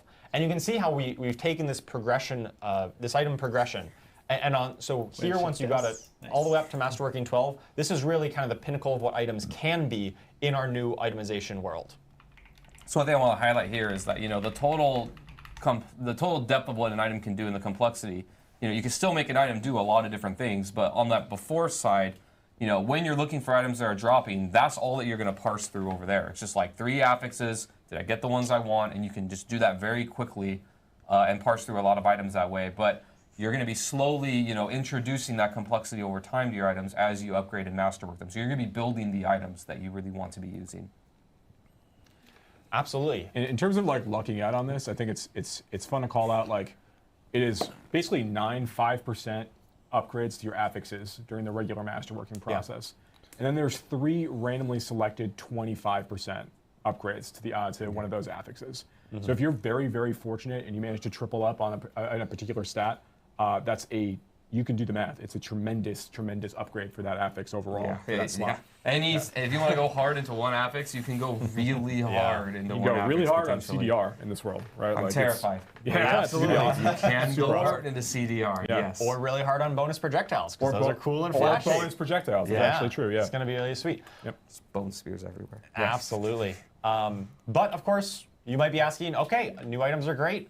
Well, what am I going to do with all of these new items? Before we even bridge to me, okay, this is a really good bridge. So 2 things I want to call out. One, masterworking works on unique items. Correct. Yes. So some of those really, really cool affixes that can appear on unique items, not the power plus of the, all the skills. Item, but a lot of like the really specific unique affixes, those all benefit from the masterworking process as well, which are really significant, right? So I think that there's something really, really fun there. Also, you can make sure that when some of these unique items are dropping, they also can have greater affixes attached to them. So those same unique affixes that we're talking about, that is huge. Now you get an extra 50% value on top of that. Yeah. So you get 50% value on top of the unique item affix, and then on top of that, you masterwork it. It can get really, really bonkers. So there's a good chase involved in this. But like even allowing for like player trading and everything else, there's still like lots of really exciting stuff for players to find. Yeah, and the other thing I've seen a little bit of this in chat. How many trillions of damage? Like, hey, when are we actually able to experience this? PTR. PTR. Well, first PTR, and also at the same time, this is something that does start immediately with season 4 when it begins. Yes. This is all the all the itemization changes will start with the start of season 4. Because I know a lot of people were questioning because they're going like, well, we had heard Gauntlet in the past, and then Gauntlet actually started mid-season. The itemization changes and all the changes you're hearing today will start at the right at the beginning of season 4, which is on May 14th. PTR being on April 2nd. So. There's a couple other things I also want to say. It doesn't fit neatly. I got one too. Oh, do you? Oh, no, you go first. You go first. All right, I want to clarify something because I know it's going to be a lot of questions that people have on greater affixes. Yes. So greater affixes, the way that you get them is you can only get them from things that drop. So you're actually looking for that moment when you kill the mob, kill the enemy, the loot drops. That's the exciting moment that we're targeting.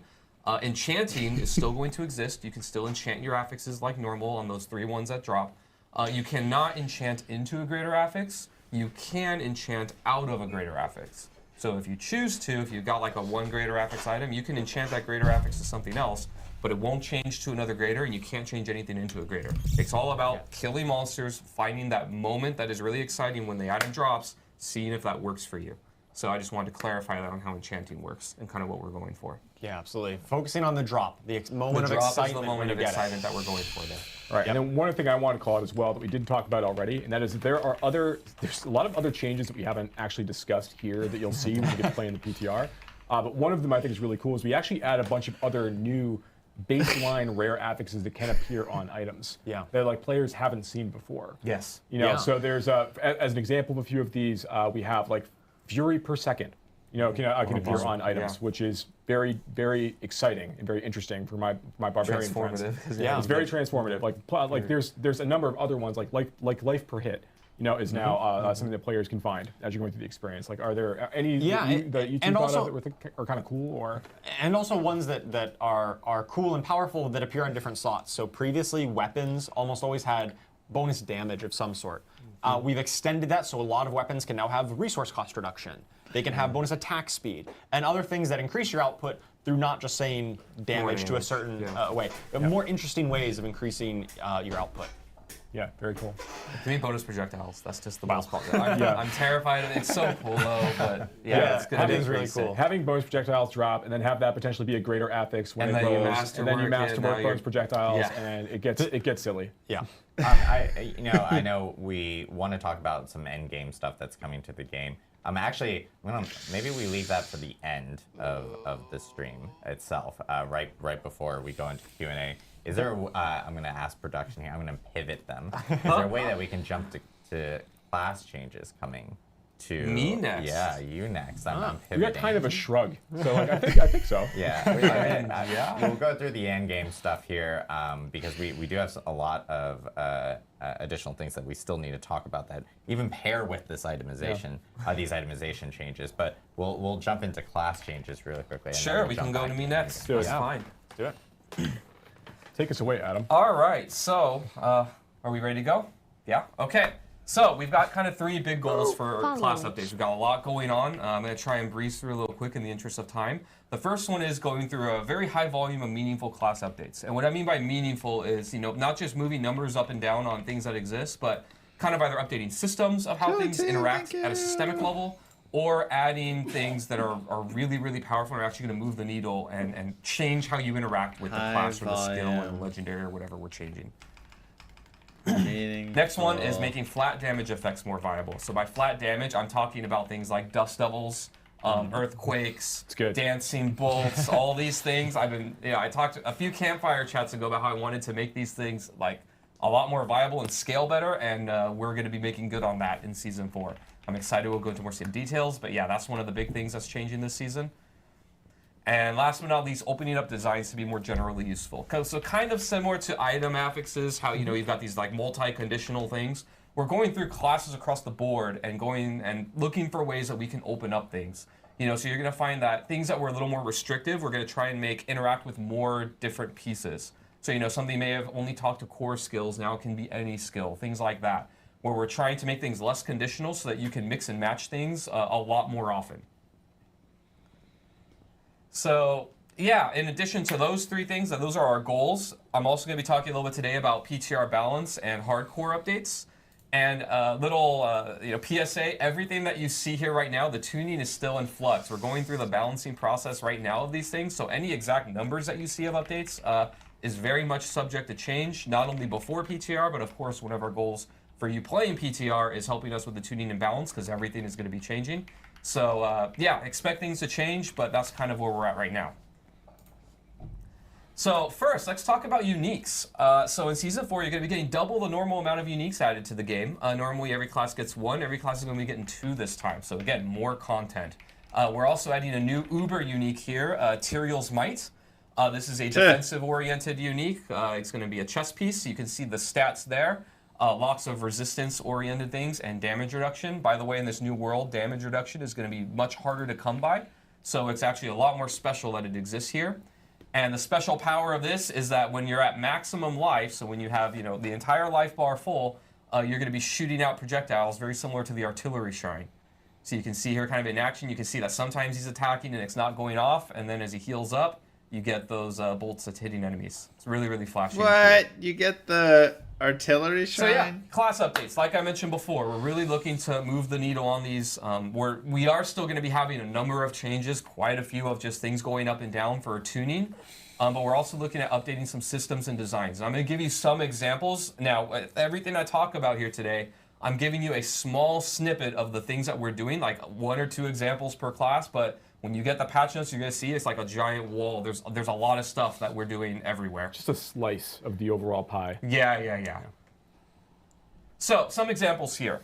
Skill tag updates. So we're not only doing this on the Sorceress, but on other classes as well, but this is the one example I want to give. One of the pain points that Sorceress has always had is that they have kind of core skills and then mastery skills. Mastery skills are things like Firewall, Meteor, things like that. And the mastery skills, you know, we're always kind of second class to the core skills because we had a lot of things that scaled core skill damage, but not mastery skill damage. So we've updated our skill tags and kind of changed things around so that they make more sense. So you're going to see more skill tags added to things across the board. And the example here is that mastery skills will also just have the core skill tag. They'll be considered both mastery and core skill. So all your core skill damage bonuses, interactions, all that stuff will just work now. You have something? Yeah, we also talked about like mobility skill tag added to a lot of skills as well, and how that interacts with the tempering system. You have ways of getting mobility skill cooldown reduction that ties into the same concept. So we're actually adding the mobility skill tag to all things across all classes that have mobility attached to them, so then they can interact with the itemization system, and you'll have these things working in tandem together. That's a good point. Yeah, so now some other examples. Frozen Orb on the Sorceress is getting a lot of love. Before, when you cast it, it would go an exact set distance and then blow up, but now it's going to go exactly where you point it at it to with your cursor. So, you know, you're not going to hit your life if you run into like a suppressor elite, for example. You can actually make it fire point blank or all the way across the screen. And we'll actually be showing some video of that as well later. We also have a new unique that we're going to have video of that's really awesome. So Frozen Orb Sorceresses are going to be really happy this season. And next, Necromancer. I've been talking for a while about Necromancer minions and how we're going to make them better. We're delivering on that in Season 4.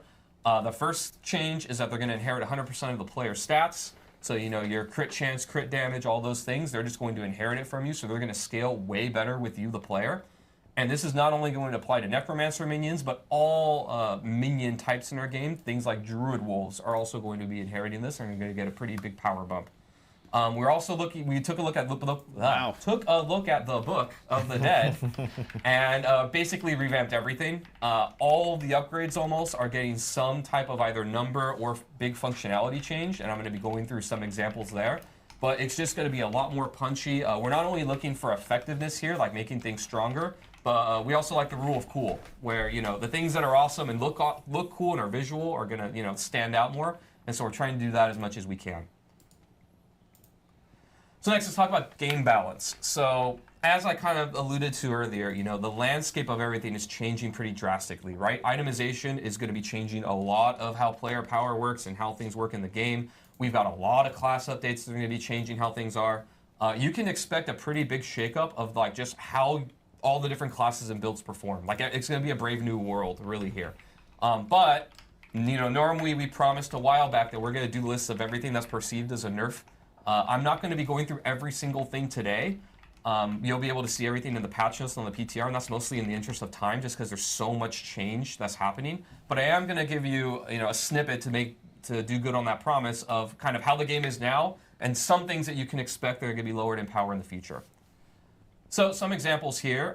Generally, Tybalt's Will, everyone's favorite pants, right? And not only is it really good because the effect is good, but also it's damage on pants, which makes it really, really good.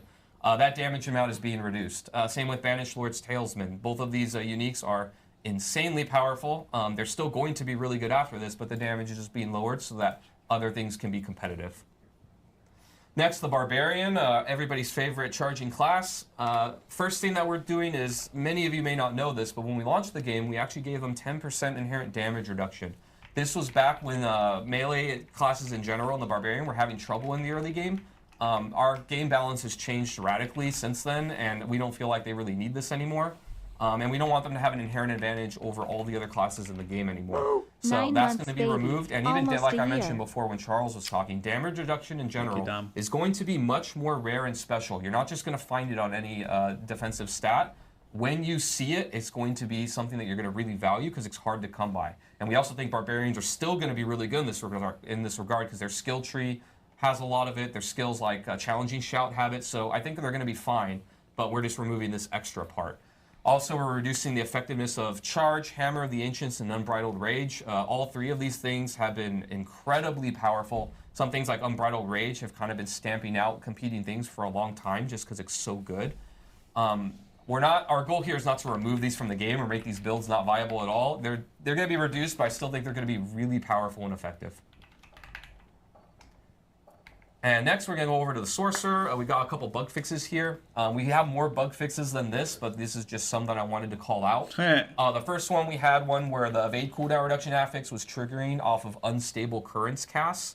And so what this basically meant was you equip those boosts to have evade cooldown reduction, and then you use unstable currents, and you had like infinite uptime on teleport evades, which made you just teleport around forever.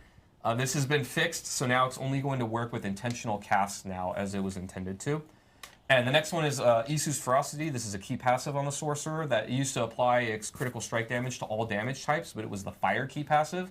Now it's only going to apply to fire damage as it was intended to. And again, this is just a snippet of everything, but there's going to be a lot more stuff. And again, like everything you know is basically going to change because of how many things are being updated in the game. So I wouldn't worry too much about any specific build. All right, so now let's get to the fun part, class updates. So I'm going to be going through all the different classes here and just showing like 1 to 2 examples of kind of the ideas of things that we're changing. Again, lots more than what you're going to see, but kind of giving you an idea of what to expect in the direction that we're going here. So first we'll start with the Barbarians. So I like Dust Devils. I've liked them for a long time, and not just things like Dust Devils, but all those types of extra affixes that spawn things. So here's an example of Wind Slasher. This is a legendary that we updated. So it's the Double Swing legendary that spawns Dust Devils. Before it was you would cast Double Swing twice, and you like go in and out and in and out, and every other time you'd make a Dust Devil, right? Pretty cool. We're updating this now, so every single time that you cast Double Swing, it does a Dust Devil. And instead of every other time spawning 1, every other time spawns 3. So now, instead of going hit, then 1, then hit, then 1, it's 1, then 3, then 1, then 3, which means a lot more Dust Devils. And I want to call it again, there's tempered affixes that give you chances to spawn additional Dust Devils when you spawn a Dust Devil. So. And affixes that talk to them directly in itemization with tempering, like their size can go up, their damage can go up. Like we're actually going to make this a thing. I know I'm talking a lot about Dust Devils. There's cool stuff for all the classes. It's Earthquakes, it's just that I played a lot of Dust Devil bar during one season. So, It's the example I tell our team. It's like always I say Earthquakes and Dust Devil. Like these things need to be cool, and all the ones like that though across the other classes. Anyways, that's the Bard. So there's not just this, lots of other legendaries are like this. Druid, for example, a thing that has been long complained about to me is that lacerate isn't up to par to other things.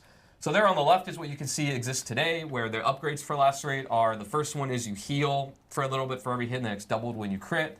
And then the next upgrade is that its initial strike crits and does a little bit more damage. We're just merging those together. So both of those combined is going to be your first lacerate upgrade. Wow. And now we added a second upgrade there where every time that lacerate crits, all of your shape-shifting skills are going to deal more damage for 10 seconds, up to 40%. So now we're adding a very strong, potent, multiplicative damage bonus buff after lacerate.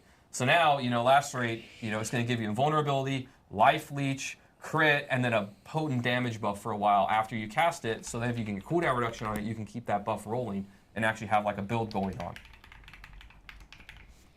Next, the sorceress. So here, instead of just text, I'm actually going to show you some videos. The all first one is going to be skills. showing that frozen orb change that we talked about. We'll see. Here, so basically you can see here This that is cool. where the I like person is this. targeting with their cursor is where the frozen orb is going to explode. So now you can make it point blank, you can make it far away. It's going to be wherever you go. And for you controller players, this is going to interact just like other skills where it just goes to an enemy, and then if there's nothing nearby, it just goes a set distance before blowing up. Next, we're going to be talking about the unique. So prefacing this unique a little bit before we show the video, the basic idea is conjurations are cool and frozen orb is cool. And what's going to happen with this unique is frozen orb is going to have a chance when it explodes to spawn conjurations, and then anytime that your conjurations attack, they have a chance to throw frozen orbs at enemies. So now we're going to see this in action here. And create conjurations? So it's called Fractured Winter Glass, and this video is just the person casting frozen orb with this unique. So at first it's like, okay, it's fine, you see a couple conjurations, right? But then as you go on, you can see that the frozen orbs are making more of them, and then the conjurations are also throwing out more frozen orbs. This is all just from pressing one button. This is all just from throwing out frozen orbs. Just been right-clicking this whole time. Yeah, so it's like when when I place a firewall, and my firewall makes a meteor, and then my meteor makes a firewall. Yes, but conjurations. But conjurations, yeah. Hydrant throwing frozen orbs. Firewall Yeah, exactly. meteor sounds cool too. Like that. Okay, Fair I got enough. an idea. Stay focused. But yeah, so this is an example of one of the cool uniques that we're adding to the game. Next, let's move on to the rogue. So we're also updating some class mechanics and other things. Inner Sight has kind of been eclipsed by other things in our game, right? When we first made Inner Sight, it triggered off of this idea that you were going to target a single enemy, pick on that enemy, and build up this gauge, and then you have unlimited energy, and unlimited energy was supposed to be this really crazy, rare thing that was not, going to happen very often. It turned out that's not really the case through itemization and other things. You can kind of solve resource a lot easier nowadays. Yeah, it's fun to do that too. Yeah, it's fun. We want people to do that. So we have to update our other systems in accordance to that, which is kind of what we're doing here. So now, you don't only have to hit the marked enemy, but you can charge up Inner Sight off of everything. So as you're blowing up waves of enemies, you still want to make sure you're hitting the one that's targeted, but now you'll get a little bit of gauge off of any enemy that you hit. And now in addition to that, the payoff is better. So not only are you going to get that unlimited energy still, but you're also going to get a 25% crit chance boost. So now you're going to be hitting harder when you are in Inner Sight mode. So now there's actually a damage component there too, in addition to the unlimited energy.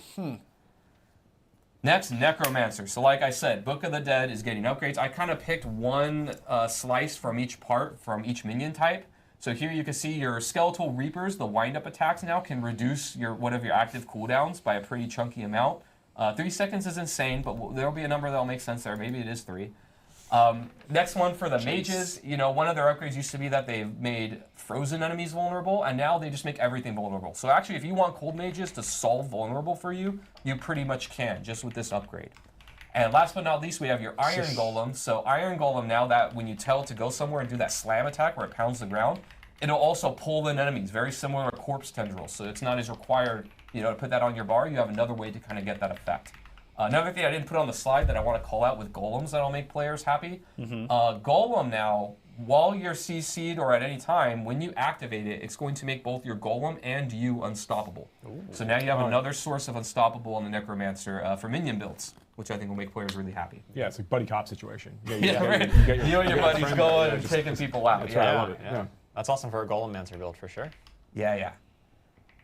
So next, like I was saying before, flat damage attack effects, dust devils, and earthquakes are going to be your friends now. So before, these legendaries did not scale very well. And what I mean by that is that the damage that they did was fixed. So if you got like a dust devil or earthquake or whatever, you got that legendary at like level 25, the damage that it did was just a number, and that number didn't really go up with you or scale with you in a meaningful way. Now, everything always scales on the weapon damage, right? Going to be scaling based off your weapon damage, which means that these things will scale with you as a player and be much more viable now. And I believe we can zoom in on this example I give. So this one is Dancing Bolts. I'm actually running this legendary right now, my Lightning Storm Druid. So you can see that, it's the same legendary on each side. This is me just changing out my weapon while I have this legendary equipped. This is in Season 4, so you can see it does an amount of damage on the left, about 5,400 there. Now that number on the right, I didn't get a new legendary, I didn't change it, I didn't do anything except change my weapon, and that increased the damage that these dancing bolts are going to do. Jeez. So when you get these legendaries now, they're going to scale with you and do quite a bit more damage. Weapon damage again. I this hate is in how much addition to like tempering and other things, talking to these things, so you can actually Force itemize that. into making them more powerful as well. And it's funny because there's some people I think that didn't catch, maybe they didn't catch the first part of the itemization, but they're looking at this second legendary, the new one, and they're going like, well, it's only got 3 stats or something. You should probably watch a recording of this. Yeah, that's when it drops, not after you've done all your stuff on it. There's a lot of itemization changes to make the items feel more valuable themselves in Season 4. So I recommend watching the recording just for people that may have missed the itemization or checking out our blog next week. You can tap 2 more affixes on them. There you go. Yeah, they got 5. That's right. All right, so last but not least is opening up designs. Like I talked about, one of our goals here, make things more generally useful, less restrictions. We can zoom in here. I have 2 examples. One is Azurath here on the left, a unique sword. So 2 things going on here. First, you can see before, it was that your core skills have a chance to freeze enemies and deal a bunch of damage to them. Wait, why is the on damage the right, higher we've now? removed the core skill requirement, and now any of your skills can have a chance to freeze enemies. So this means you can use it on, like charge and other similar things like that, where maybe you want to make a build around something that's not a core skill to proc this, you totally can, or it's just going to proc more often and you just play normally. Second thing you'll notice is on the left it says Barbarian only. We just removed that restriction. So now any class that can use a sword can use Azurath. Again, we're just trying to look for places where there was restrictions, and when we can, we're just removing them. Good. Next one is Opportunist. This one I'm really excited about on the Rogue. I think I'm going to play a Rogue this season. So on the left is the old version, where it says when you break stealth with an attack, you can drop stun grenades, right? And then those grenades deal damage and stun enemies. On the right, we've removed a lot of these restrictions and made it more useful. So now it's when you enter or break stealth, and you don't need to break stealth when you attack. So anytime that you cast stealth or go into stealth, you're going to get 2 sets of these, and it's just going to be when you go in and out, and you just get stun grenades. You also notice that this is a tuning thing, but the stun duration on stun grenades has been buffed. It's a second now. And then we also did a thing that I'm really excited about here, where every single stun grenade legendary will increase the damage of your grenade skills, and all of them are going to have this. So if you want to make a stun grenade build, if you collect, the 4 or 5 of these legendaries that kind of combo together, every one is going to incrementally increase your grenade's damage as well, to a point where they'll be doing a lot more meaningful damage in your build. All right, last but not least, we've got hardcore updates. So for you hardcore players, Elixir of Death Evasion is being removed from the game. It's dying. Finally. It's not coming back, just like you will in hardcore. We've also redesigned the Flame Shield enchantment. So before, it used to be a cheat death mechanic, where when you took fatal damage, it would proc and save you. Now it's going to automatically activate when you lose a certain amount of life, and then it has an internal cooldown on that.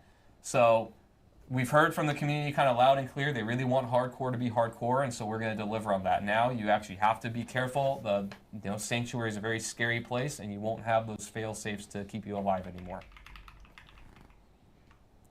And finally, PTR feedback. So like we mentioned before, we're going to be looking at the PTR feedback very carefully. Please let us know what you think. The class team is particularly excited about what's working for you and what's not working for you. When you're kind of tuning your feedback and typing it to us, we're really looking at things like tuning and balance. We know that things are going to be pretty wacky in this world that we're going into. We're also looking for what changes really made the game more fun to you. You're going to see a lot of them, a lot more than what I presented today. We really want to know what changes we did, maybe didn't hit the mark, and why. Maybe we didn't go far enough, or this thing could have been way better with just a small tweak. And then last but not least, we want to know what would you like to see that didn't make it in, right? We're forever going to be updating this game, and we really want to know, a lot of these changes are coming from your feedback, like, flat damage scaling, unstoppable coming on the golem. Yeah, where's the end game wanting talk? The sources of it. What other things are you seeing that, have always kind of bugged you or have always been kind of a pain point that you would like us to change? And we'll be looking for that feedback. So yeah, that's pretty much everything we got for classes. Thanks everybody again. Yeah, here we go. Now. There is a ton of information for classes, and it's funny because everyone's treating this PTR feedback slide as if we're done. No. There's more. There's a lot more. Oh, I'm sorry. He hasn't even gotten started yet. It's not fully tradable, as the chat calls it. Joe Piper, Rap God. You can't trade Uber has Eats. not spoken yet. And so, probably other things, right? He will be talking here now about Endgame specific items. Sure, thanks. So a couple things I want to talk about first. We're going to talk about some new content stuff in just a minute, but there are some other things that are also changing at the same time. You'll see on the PTR that we've made an adjustment to world tiers, and that we've changed the XP modifier that you get for opting into certain world tiers. So, so the reason why we're doing this, we want to get players to endgame a little bit faster. So we've made an adjustment where World Tier 2 now goes, instead of giving you 20% bonus XP, it gives you 50% bonus XP. Jesus. World Tier 3 now gives you 150% bonus XP as opposed to the 100% you got before. What? And then World Tier 4 gives you 250% bonus XP instead of the 200% that you got before.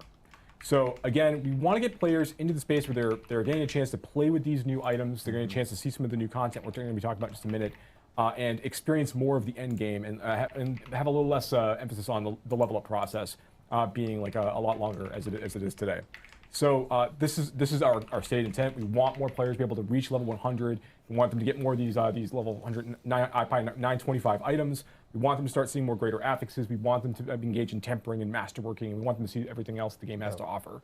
We want to make sure that we're removing some of the restrictions and making that possible. And we're continuing to think about that as we move forward. This is just all of the things we're talking about today are just one more step on the journey. Just start us at level 100. We're going to continue as Adam why bother having to make the game the better campaign based on feedback and just continue to add more cool stuff that that we think is great for the game and that also that we're hearing from our player base, our community, would be really, really great for the game experience. So with that quick little thing out of the way, let's go ahead and jump into the first major update we have planned that you'll get a chance to see on PTR.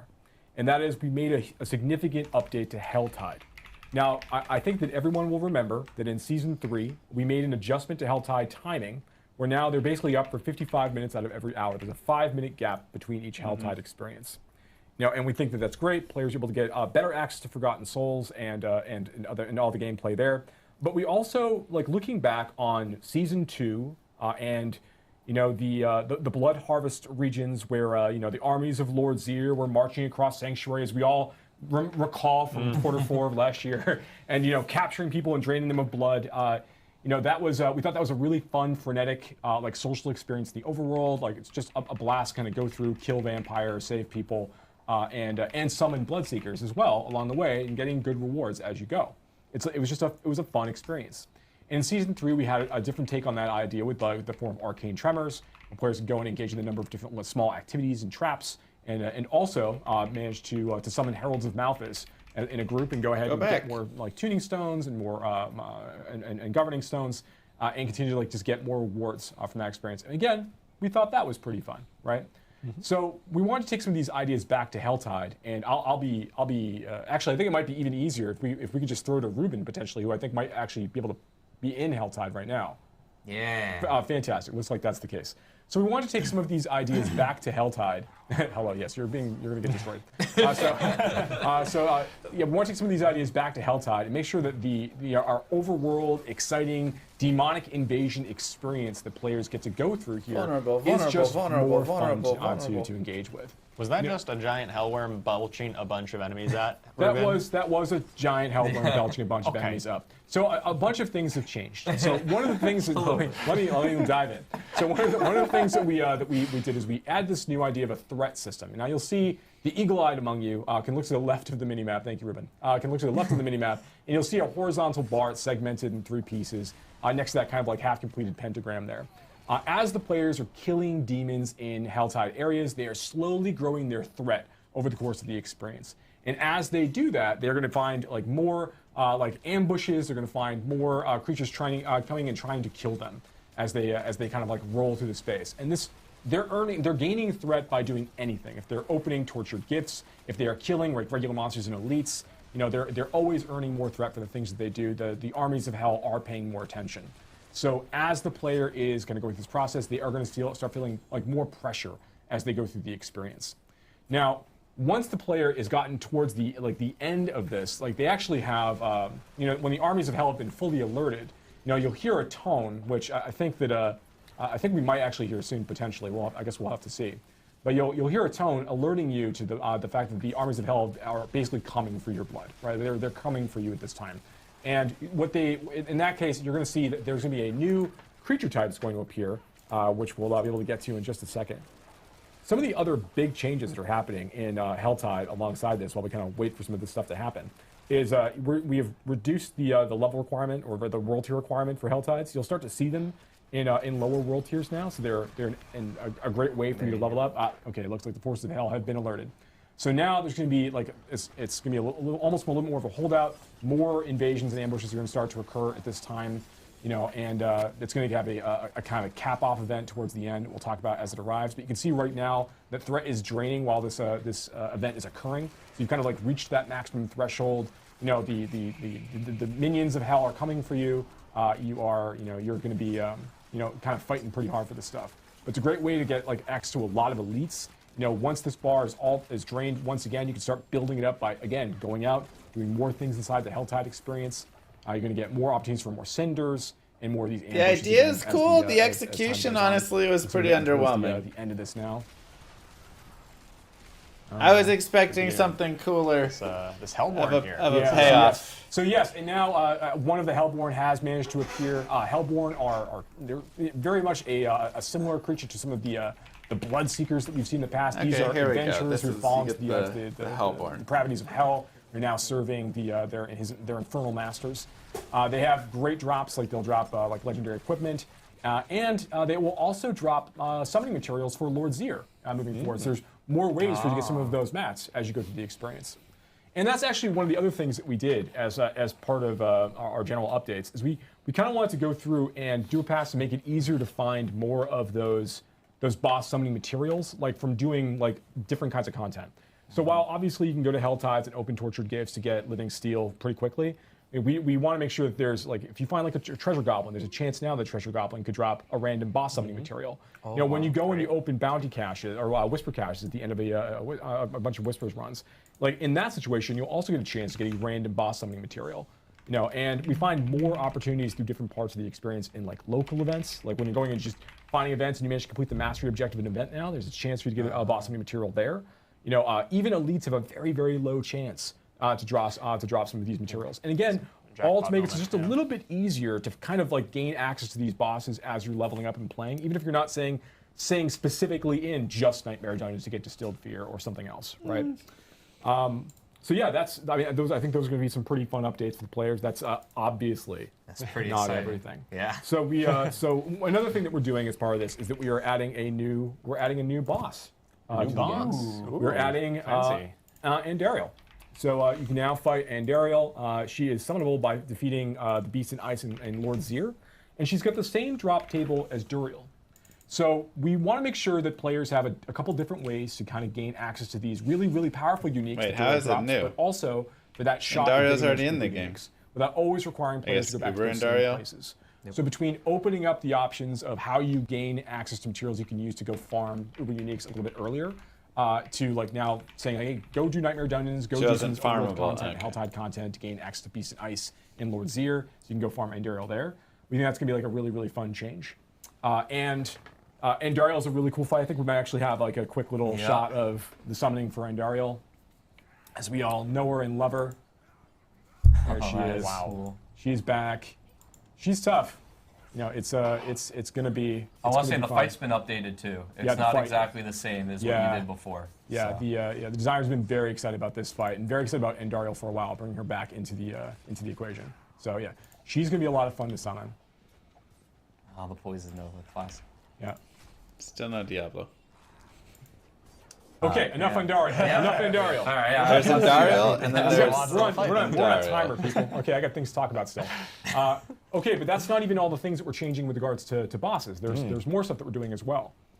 So one of the things that we're going to be talking about in just a minute is a new feature called the Pit. And inside the Pit, you're going to be earning Stygian stones you'll be able to use to summon higher level versions of all of these bosses as you go deeper into the experience. So we think this is extremely exciting.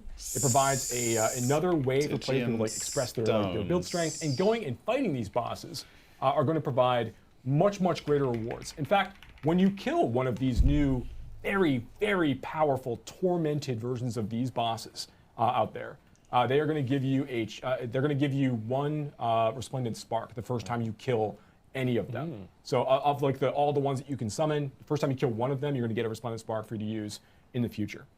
Now, and that is not all that we're doing, obviously. I mentioned the pit. So if we could just go ahead and, well, I guess we can talk about it. I'm going to speak to it, actually, yeah. So No, Diablo's not we've ready been for. getting a lot of feedback from like our experience with the Abattoir of Zir. You know, so towards the end of season 2, we had this like really, really difficult like dungeon dive. We were going against again forces of Lord Zir inside this experience and fighting Bloodseekers and kind of racing the clock. And that was a pretty fun experience. We got a lot of really good information and feedback about how that really played out. We made a number of adjustments in the form of this new content type that we're calling the Artificer's Pit. And what it effectively is a way for players to go and once players have managed to complete a tier 45 nightmare dungeon, which is filled with like level 100 monsters, they're going to gain access to a quest that's going to like send them around the world looking for rune shards. And rune shards are just this new material that players will collect to open up Artificer's Rifts. And they drop from elite creatures, they drop all over the place. Like it's pretty easy to find, you know, the materials you'll need to start this process. And when you have a number of them, you can bring them back to this obelisk in Karagar and kind of use that to like form your first pit run effectively. And there's hundreds of levels of this, and the monsters that you will begin fighting immediately are all like right at level 100. Do we have we have a video of it. Yeah, let's see what we got. So we have Ruben like kind of near there. Yeah. Perfect. Yeah, we have the live play with that awesome debug text. Yeah, there it is. Yeah, with the awesome debug text. Everybody, it's PTR. Look forward, and we're talking about dev stuff right now. This is what it looks like sometimes. So so we see here that Ruben's coming here. He's already done the rift before. Right? He's going to go ahead and just open up. They already kind of had greater rifts though. Artificer's Rift, and we'll see how this goes. So he's going to spend 1 rune shard to do this. That's going to open up right here in Karagar. And we're going to go, there's a little bit of a stacking issue there. Yeah, we're going to have that fixed too. Again, sends that feedback, everybody. And you're going to dive into your first pit run. Now, each pit experience it's a randomized layout filled with random monsters. You know, there's no nightmare affixes like what we have in, or like afflictions like we have in Nightmare Dungeons. Instead, the players really like just pushing themselves up as against this timer as fast as they can, trying to complete it. So as you're going through this, you'll see it's very, very similar to a lot of the things that we did in the Abattoir of Zir. Now, we want to make sure that this is a quick, punchy experience as you're playing and you're killing monsters. You're not going to be getting any loot from the drops. It's literally a greater rift. Stuff's not here to slow you He down. called it a rift. You know, it's just about like pushing as hard as you can. Now, a couple of the major differences between what we've done in the Artificer's Pit relative to what we did in the Abattoir of Zir. It's a pit. Is first, in the Abattoir of Zir, when a player died while going through the experience, they were immediately ejected from the Abattoir of Zir. Like their run was over in the case of death.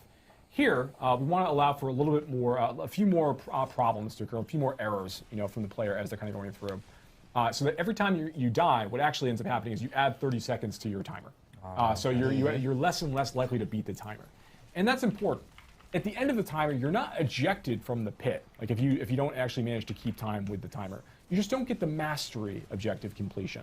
And the mastery is tied to masterworking materials that you'll be using to go through the masterworking process for your items. In fact, the pit, as Charles referenced earlier, is the place you need to go in order to obtain the bulk majority of those masterworking materials. So while you can get to the end of the experience and you will get rewards for having defeated the boss by the end of a pit run if you don't manage to finish it with the timer in mind, you won't get access to those materials. So why is this? So one of the things we recognize that we think is very unique to Diablo and to SARPGs in general is that a lot of times players are making like efficiency bets about how they choose to engage with content. They're deciding, okay, I can kill monsters of this level fairly easily and without much risk. How much further beyond this level can I push in order to maximize the rewards I'm getting from the runs that I'm doing, and while also like maintaining good cadence and like managing my risk? And that's kind of like that fun sweet spot that we think works really, really well. You know, AOZ was meant to like tap into a little bit of this, but it was also AOZ was designed to be an extraordinarily challenging piece of content from the get-go. Exclamation mark llamarpg. llamarpg is on Steam as of a couple hours ago. Go wishlist it. It is nothing like this. Content in the entirety of the game, it goes up much higher than that, and the pit does as well. As the pit can go like well past tier 100, so you can be fighting level 200 monsters, level 250 monsters as you go deeper and deeper into the experience. So, okay, it looks like Ruben's making pretty good time going through this.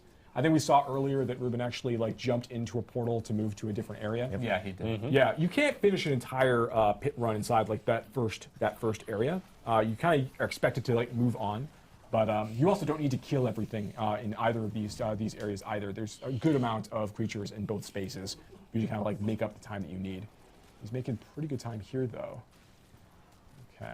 So the idea is to try and find that level in the pit where you can go pretty efficiently and quickly. A But wish where list you're pushing takes- hard so you can get better rewards. Right. Okay, Guardian so, awaits you. Here we go. great Hold on, job. we gotta So watch. you managed to do it. Okay, let's not get too excited. All right. So now he's gonna go and he's gonna fight the boss in just a moment. Now the second thing that's different about the pit that we you just start to see it a little bit. Yeah. There's different from what we've done in AOZ in the past.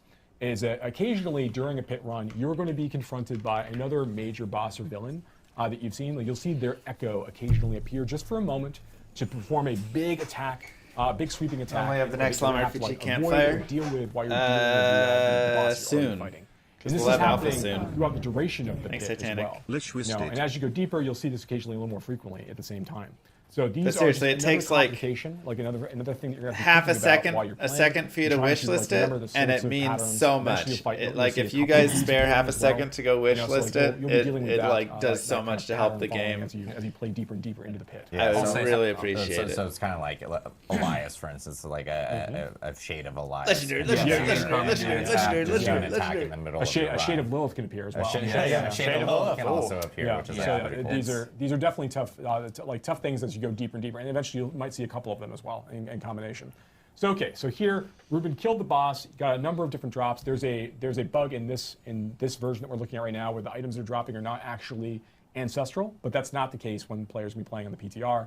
You all see ancestral items as the rewards for killing the boss here at the end.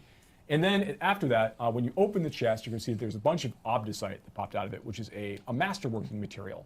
You know, I think he got 5, you know, from the first run. So as you go deeper in the pit, there's basically 3 tiers of masterworking materials you're going to be able to earn through. So there's the obdusite, there's the ingolith, and then there is the neath iron.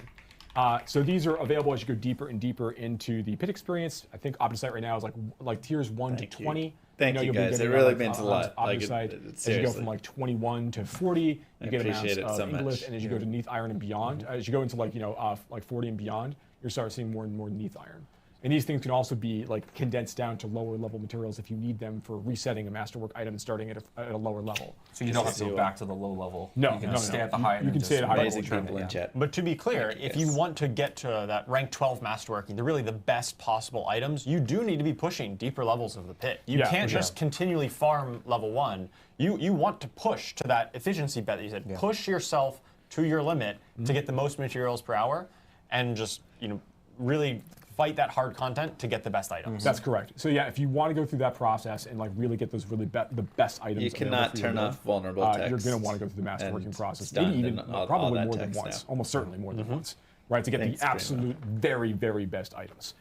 So we think the pit's gonna be it's a really fun experience. It is it's very extendable, so it goes pretty deep for players. And again, as you're going, you're getting these Stygian stones as you play. Like as you get deeper into the experience, you're going to get those. You're going to get the. I thought you ability to couldn't shut fight off those- vulnerable. You those could level shut off the 200 number text, tormented right? versions of these bosses. So like a level 200 tormented version of Varshan, and so on and so forth. All of these bosses have $9.99 a higher llamarpg. chance to drop uber unique item as well. So now there's even more reason to want to go get some of these creatures on farm. With no and they have better drops. real they MTX they in the game. more prolific in terms of drops. They There's drop many more fake, items as you're going through this. So you there's can- you these are going to can be huge support challenges for players to basically, go like, and try to chase.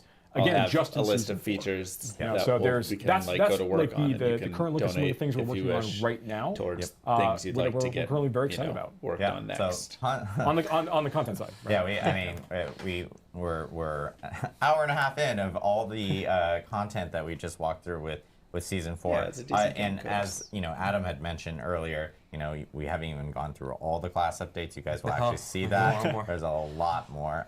You guys will actually see that next week. Normally we do have a blog and patch notes kind of available like a day or two after a campfire chat. I am First asking game the ever community on if my it's Steam okay wish if we give it list. to you guys next week, because the only Thank reason you. why is that they're huge, and we actually need to make sure that we get all the information in there. You guys will have it well before the PTR actually starts, and we will actually have a blog kind of going through all the details of this actual campfire chat, as well as the giant list of patch notes for the PTR, which again will begin on April 2nd, run for a week on PC Battle.net, and we'll have instructions of how to actually get into the PTR, download the client, and everything from that end as well. So I know we always end our campfire chats with a Q&A session. So we do want to make sure that we do a Q&A session right now. So if you guys have questions, please use Twitch chat. I can't imagine there's any questions. No, we covered everything, right? I thought it was a perfect explanation. We did ask earlier this week on the forums if if anyone had any specific questions, and so we can actually tee up a question while people are populating questions in chat. So we'll start off with one that we have here from the forums. This is from Iggy. What will happen to current items after this rework? Because obviously we're now changing a lot of things from our past items going into Season 4. Yeah, so all of the items that you currently have on your characters or on the Eternal Realm will be flagged as what are called legacy items. And this means that they are not able to interact with the new systems of tempering or masterworking. They'll continue to function as they are, so that they're not going to break, they're not going to be re-rolled or changed in any way. They're just kind of say, hey, this was an item that in the old system, but if you want to engage with the new systems and find those greater affixes and temper all the cool new affixes onto it and do masterworking, of course, you're going to need to go out and find new items. There is a question from Toast and Pen, Eternal Realm, what's new? Everything we just talked about. Everything we just talked about, Toast and Pen, is going to be available in the Eternal Realm. So, and this will start with Season 4. So if you are a person that just only plays on Eternal Realm and you have a character already there, of course you can just immediately start engaging in everything that we just kind of talked about right here. J Corsair 19, does the masterworking just increase the total range of the roll, or does it get you closer to a max roll? So it increases the current value. So if you already had a max roll, it keeps on increasing. So as an example, you have an affix that could have rolled between 50 and 100, and you had a value of 90. Every time you increase it, it's going to increase that 90 by, or let's say you had it at 100, just to make the math easier, because quick math. If it was already at 100, the first masterworking upgrade will take it to 105. Even though the base roll range was just up to 100, you can continue progressing past that. If you had it, down at 50, it would go from 50 up to 55, and so on. Arrow 1357 just asked, what about season? Is there season stuff as well? We actually aren't talking yet about the season items. So yes, this is all part of the season, part of the Eternal Realm. But we do have, there are some things that we haven't talked about regarding Season 4 that we will be talking about here in the future. The bulk effort for the team has really been spent on trying to ensure that this update is really meaty and all-inclusive. Like when I've talked before about, the Season 2 updates where we talk about vulnerability damage and the many changes we had to make to kind of get that into a better spot for the players overall. You can see the amount of things that we did are kind of all connected in a lot of ways.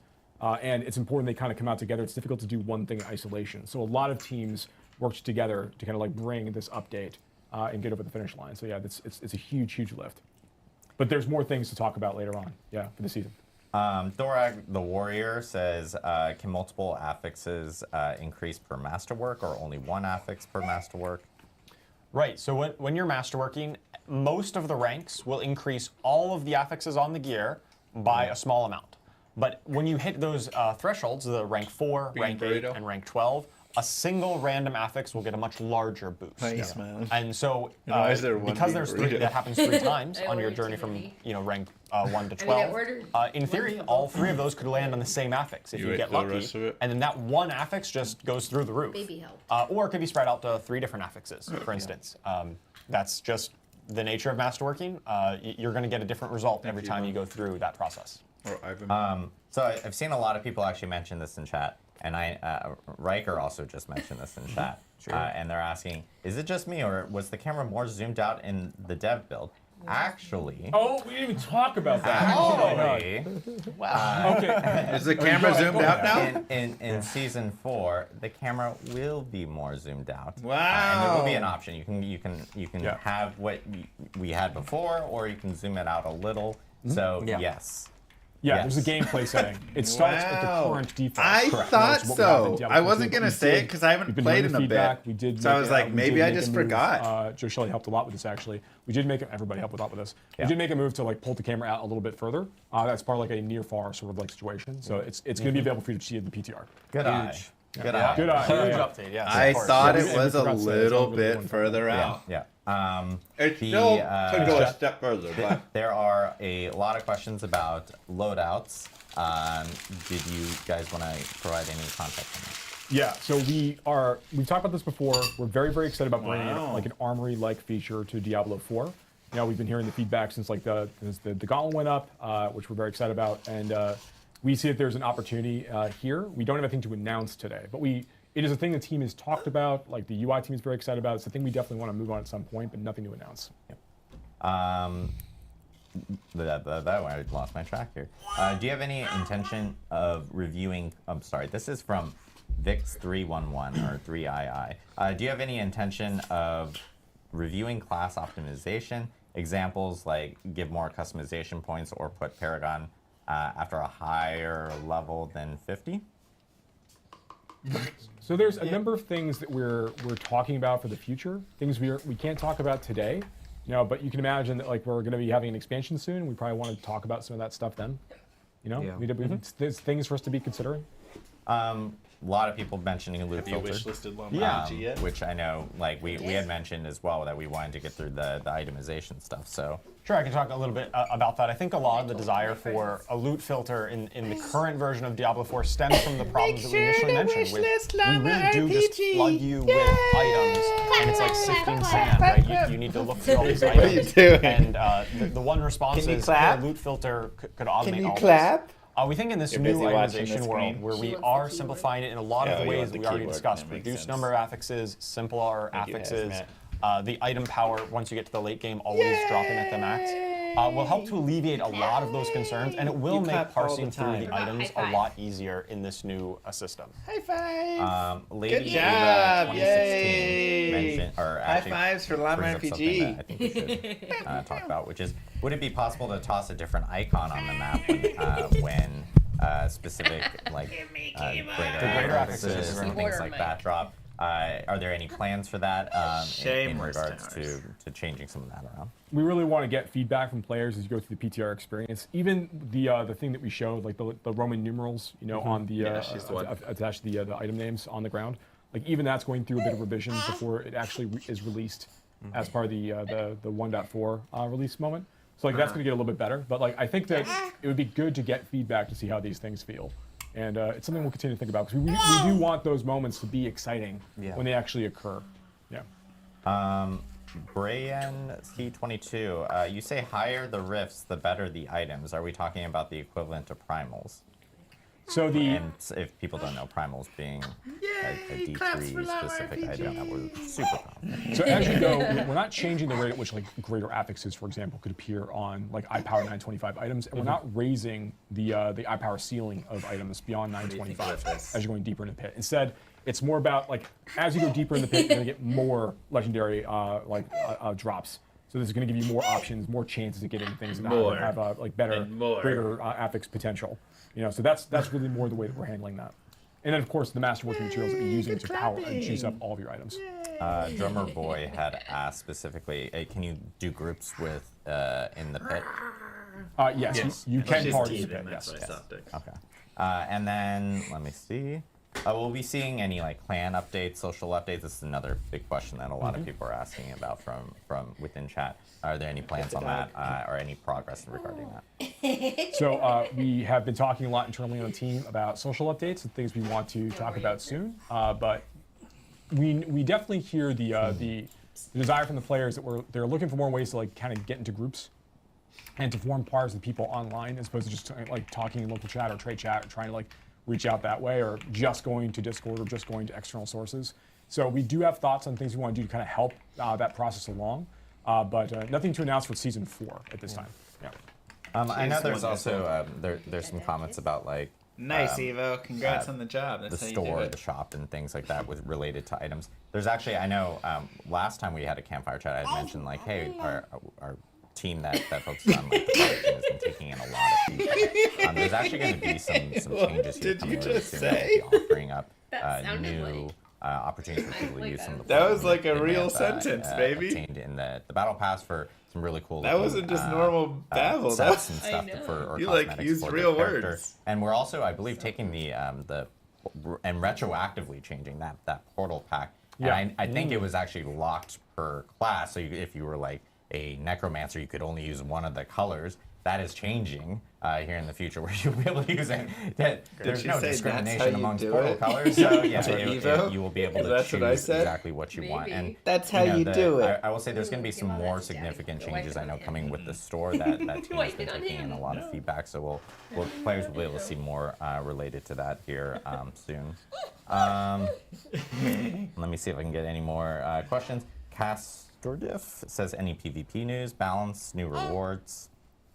Nothing to announce on PvP right now. The focus of this update has been predominantly on the core underpinnings of our SARPG experience, trying to make sure that it feels like there's a really exciting gear chase for players to pursue once they get to a certain level of power. Is Diablo that we have 4 done a lot, like or Charles talked about, like condensing down a lot of our affixes to make items just feel more engaging in general. Going through all of our various classes and trying to open up a lot of new build opportunities. It's kind of like what we're really trying to do here is respond to a lot of the really, really big major feedback we've been hearing, honestly, since launch, and try to like get a good, big, sizable update for players to go and engage with there. But we didn't spend time in features like PvP. You know, because that would distract us from what we're really trying to focus on at the time instead.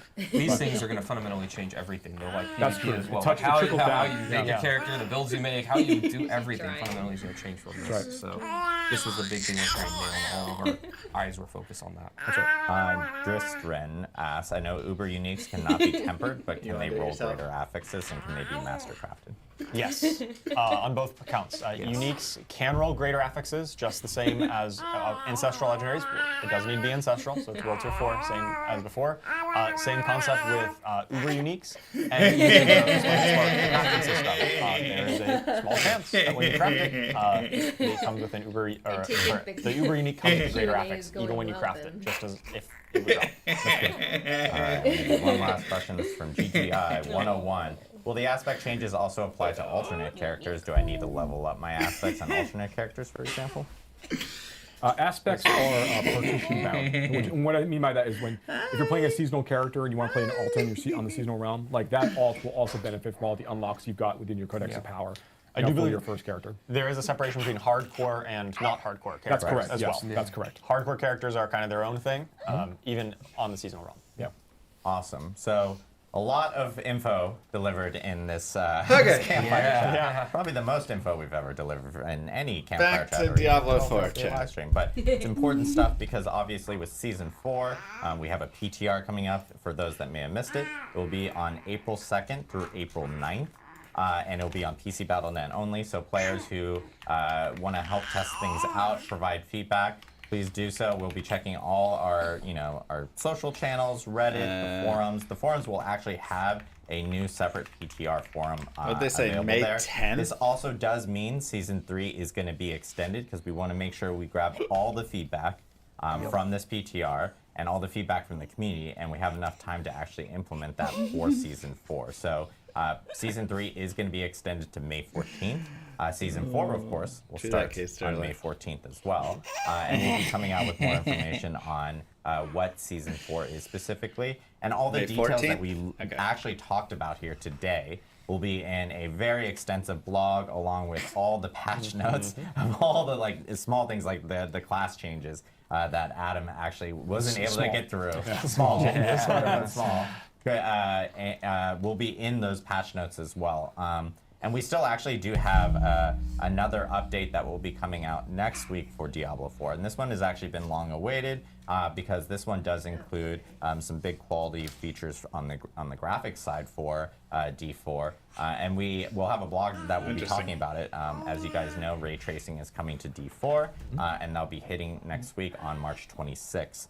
So people will be able to maybe, if you've got a rig for it, you can totally turn up all your graphical settings, get ray tracing with D4, and we'll also be talking about how console players will also be able to take advantage of it in our blog next week. So lots of stuff coming down.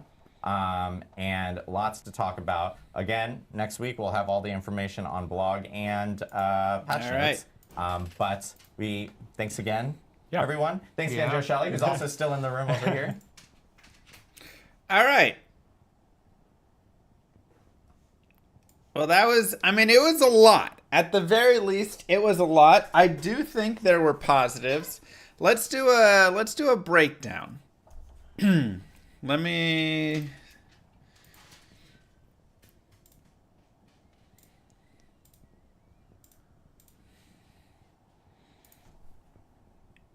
Feels like it's like the light is bad.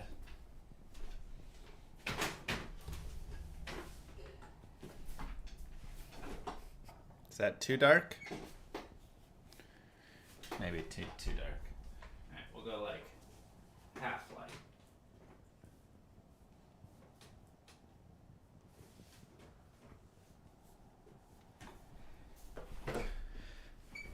How's there? That'll work. All right, let's do the thing. What's up, YouTube? Mr. Llama here, and today we're going to be discussing Diablo 4's Campfire Chat for Season 4. Now, this was a doozy. There was good, there was bad, we laughed, we cried, we said, wait a second, doesn't that already completely exist? Lots of things, so let's just talk through the various pieces. First off, the PTR for this will be April 2nd through April 9th, PC only. So if you do want to test and provide feedback, that will be the time to do so. You can cheat yourself to level 100, get yourself 100 million gold and opals and all the stuff within the PTR, so you don't have to just like grind all the way up. You can immediately just go to the end game and just do all that. Number two, this does mean Season 4 is now being delayed until May 14th. So there's going to be an even longer Season 3, which is a little disappointing, but it is what it is, right? Moving on, some of the updates. There were a lot of updates and changes, and I want to kind of dive into little pieces and then give some broad views on it there. So some things are for items, because item changes were the big update that they were bringing in. Only ranks of single core skills. So now you're not going to have like 3 core skills on a single item. You'll only get one affix that has that. So rather than the, again, like the multi-affix of the core skills. Number 2, only sacred items will drop in T3. And in World Tier 4, only ancestral items will drop. This is kind of disappointing to me. I understand why they're doing it. It's because the way that items in the game is built, anything lesser is always like just complete junk. But it does kind of suck overall, I feel like. I feel like overall that doesn't lead to a good system. That just is like, that means your item system is still broken. If you can only drop higher tier items or it's always worthless. So that's going to happen there. And then another affix or change that they're making is they're trying to make the affix values feel punchier. So they're trying to make them just like, I think, higher, right? They don't want something that's like a 5% change. They want to be like a 15 or 20% change. So when you put it on, you notice a shift. And I actually don't hate this. This is something that I've noticed as well with developing llamarpg, which is out on Steam now. Quick plug, go wishlist it. But it's something that I've noticed is that if you do keep things too small of differences, then there's no change. And something I think that really gets done well is when you put on a new item or when you change an affix or whatever it is, you get a big feeling in, oh, wow, this is what having all this additional strength feels like. This is what, you know, having this extra damage or this extra life or whatever feels like. So I do like that idea that they're bringing in. Now, something that's also changing with items, legendaries will now have 3 affixes instead of 4 affixes, and rare items will now have 2 affixes instead of 4 affixes.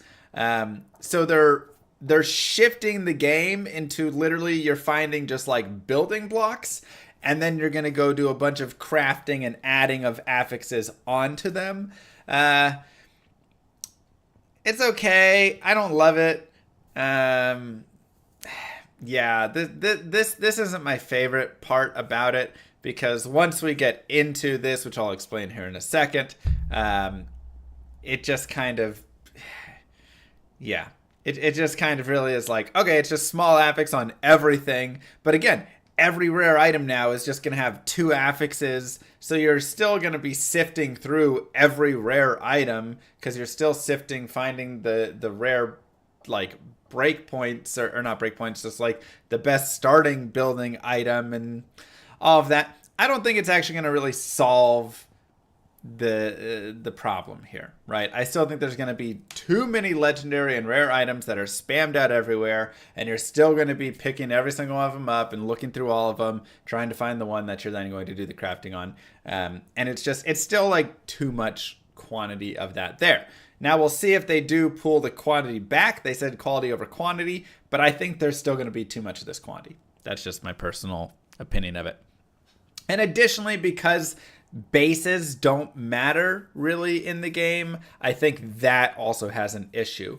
When you have bases matter, all of a sudden there's a big difference between, a rare longsword and a rare, great sword and a rare colossus blade, and right, like, some of those you care to pick, some of those you're not as interested in. There's still like potential and ideas with some of those, but here you're just not really caring. But all of this isn't even going to matter in a tiny bit anyways, and I'll explain why. Other things they said, I'm just going through the list of how they said it. You still can't trade Uber Uniques, but other trading is opening up. So that's what people are saying, which I do think was solid. I like more trade. So the idea of removing restrictions was some of the stuff that was in this campfire, and I thought they did a good job with removing restrictions on a lot of things. They also removed hyper-specific affixes. Damage to your mother when it's Tuesday and she's not feeling her best. Like all of that stuff is gone. It's now just percent damage, percent, or, X life, X strength, intelligence. So that is a really like a big improvement, because again, those just were so meaningless and awful. Hope mom feels better. Thanks. I hated that. So that was good. I'm happy that they're changing that stuff up. But they are almost simplifying too much, because they also said, and I'm not sure if this is correct. If this is correct, I don't love it. They also said, like, you'll no longer find stats on items that your character, like, doesn't need. So, like, a barbarian won't find intelligence on any items.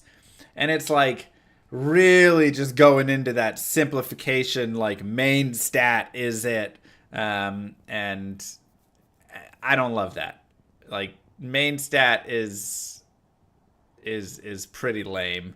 Or all stat. Main stat, all stat. I think that's pretty lame. Again, when I like the idea of, again, removing more restrictions, having it be more open. This is more just pushing it more towards Diablo 3. You just jam main stat on everything, and it's just like, okay, cool.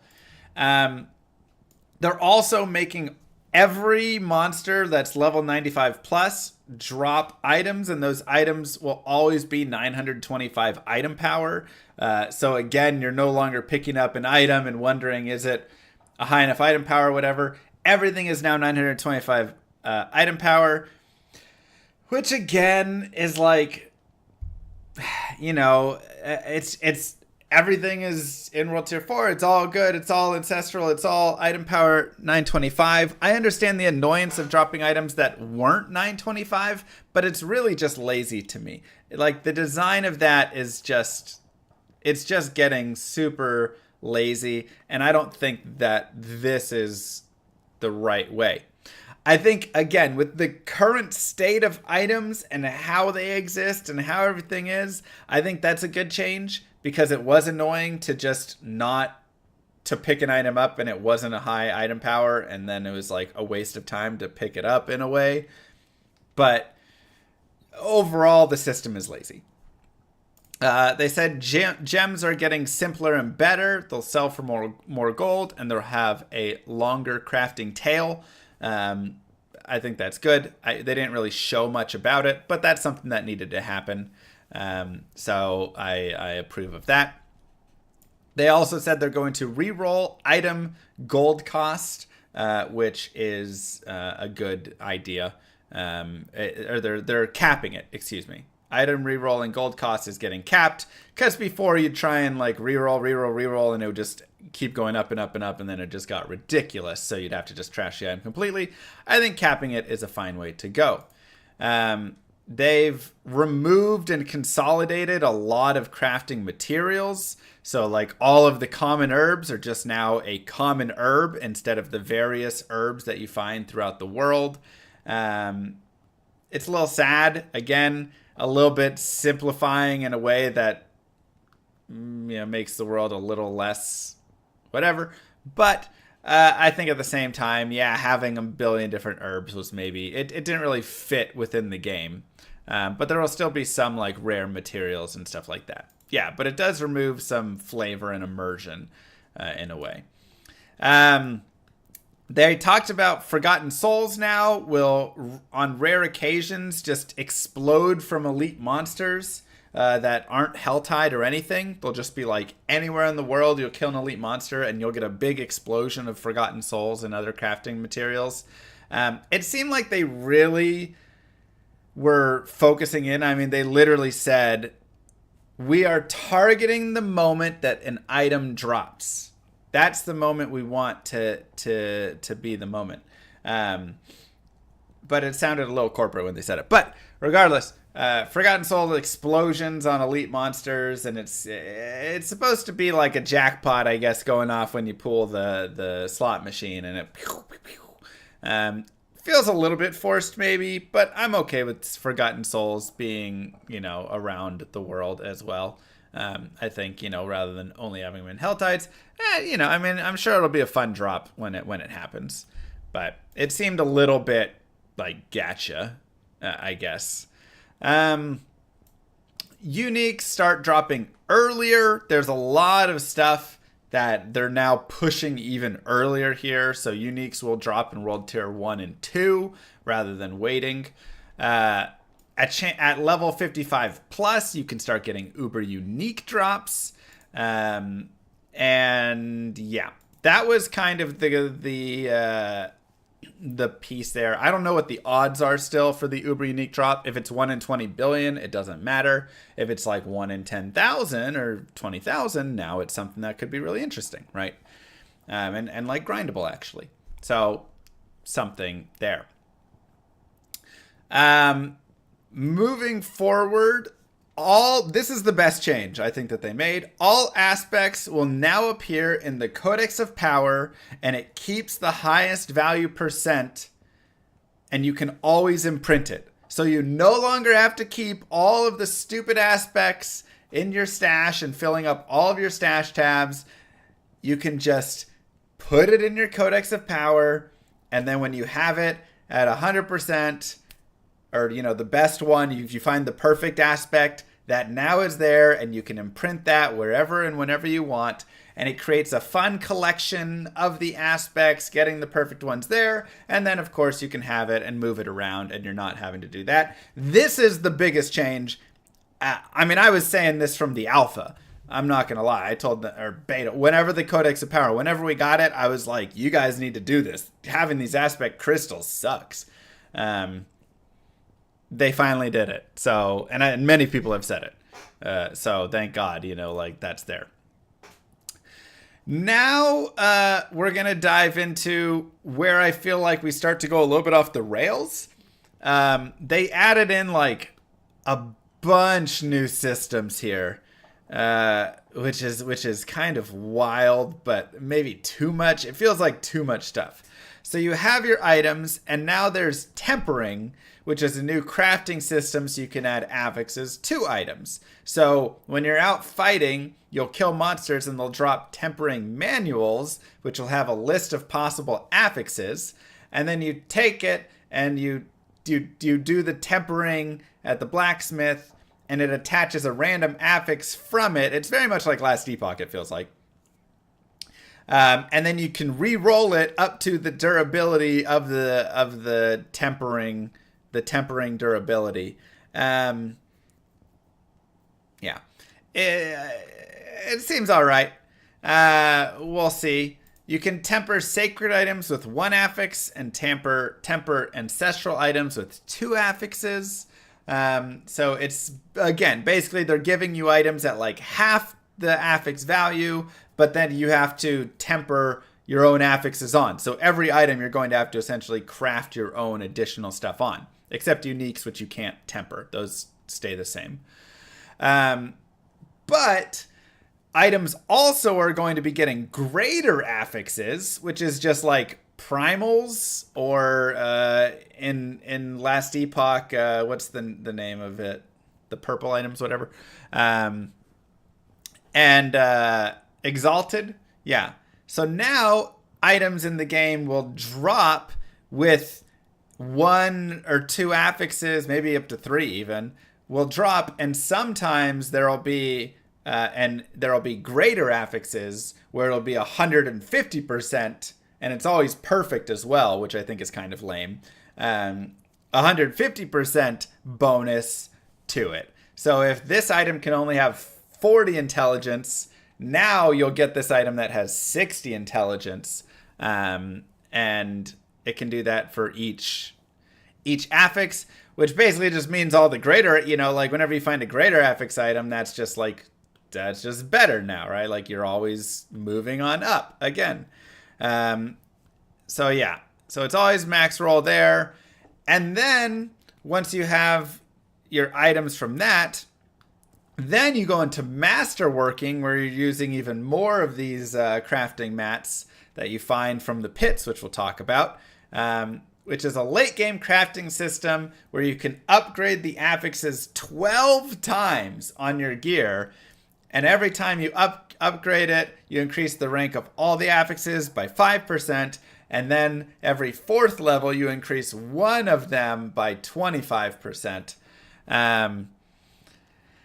And so it's really, really just going towards the crafting the item and continuing to craft with more and more different things. So you find the item that has the greater affixes that you want, and then you have to temper and put the affixes that you want on top of that, and then you're going to go and upgrade all of those affixes, with master working, and then you have your item at the end.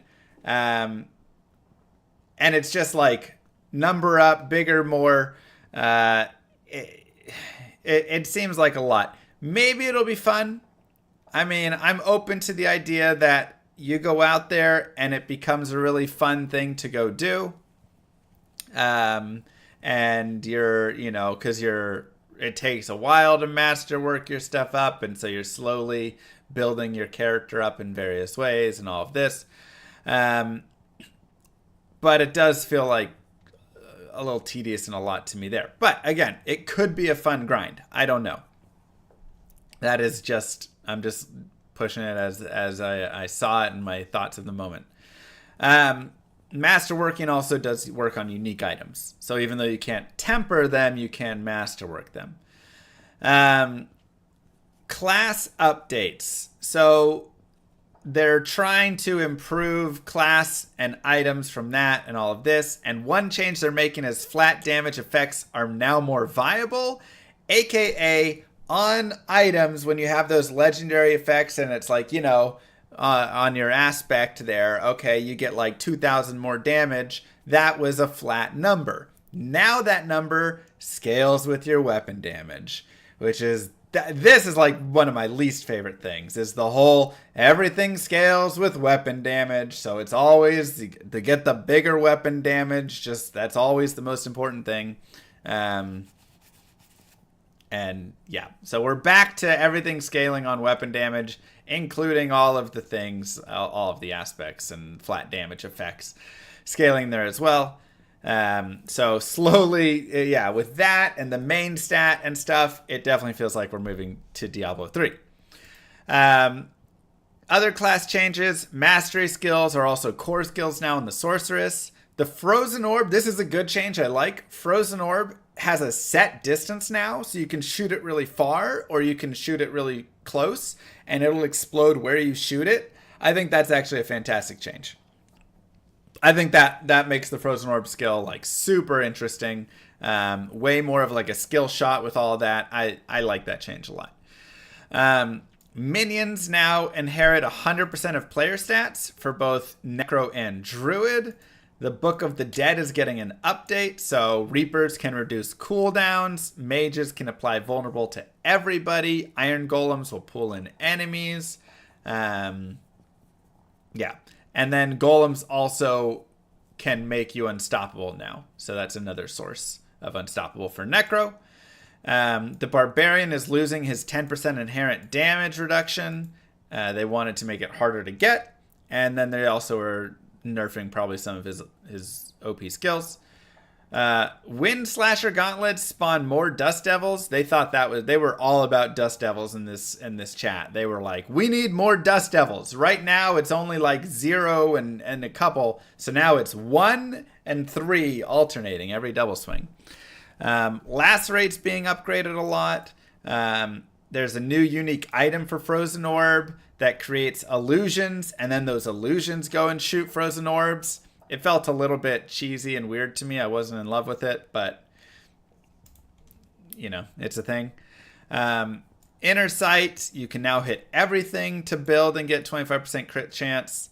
Remove some restrictions, which was great. This is another good change. So for instance, items like Azurath before were Barbarian only. Now it can be used by any class that can use a sword, which I still would love if just like every class could use swords and that was, you know, but again, at least it's a little bit better. Any class that can use a sword can now use Azurath. So maybe removing some class restrictions on items, which again, the less restrictions you generally have, the better things generally are. And we're seeing them finally start to come to this realization. Now trade is opening up more. Now character restrictions on every single item are starting to fall off. It's like they're starting to come to the realization that myself and many people have been yelling at them from the start, which is restrictions aren't fun. Like if you set a bunch of restrictions, it's just not a fun time. Let people like create how they want to play.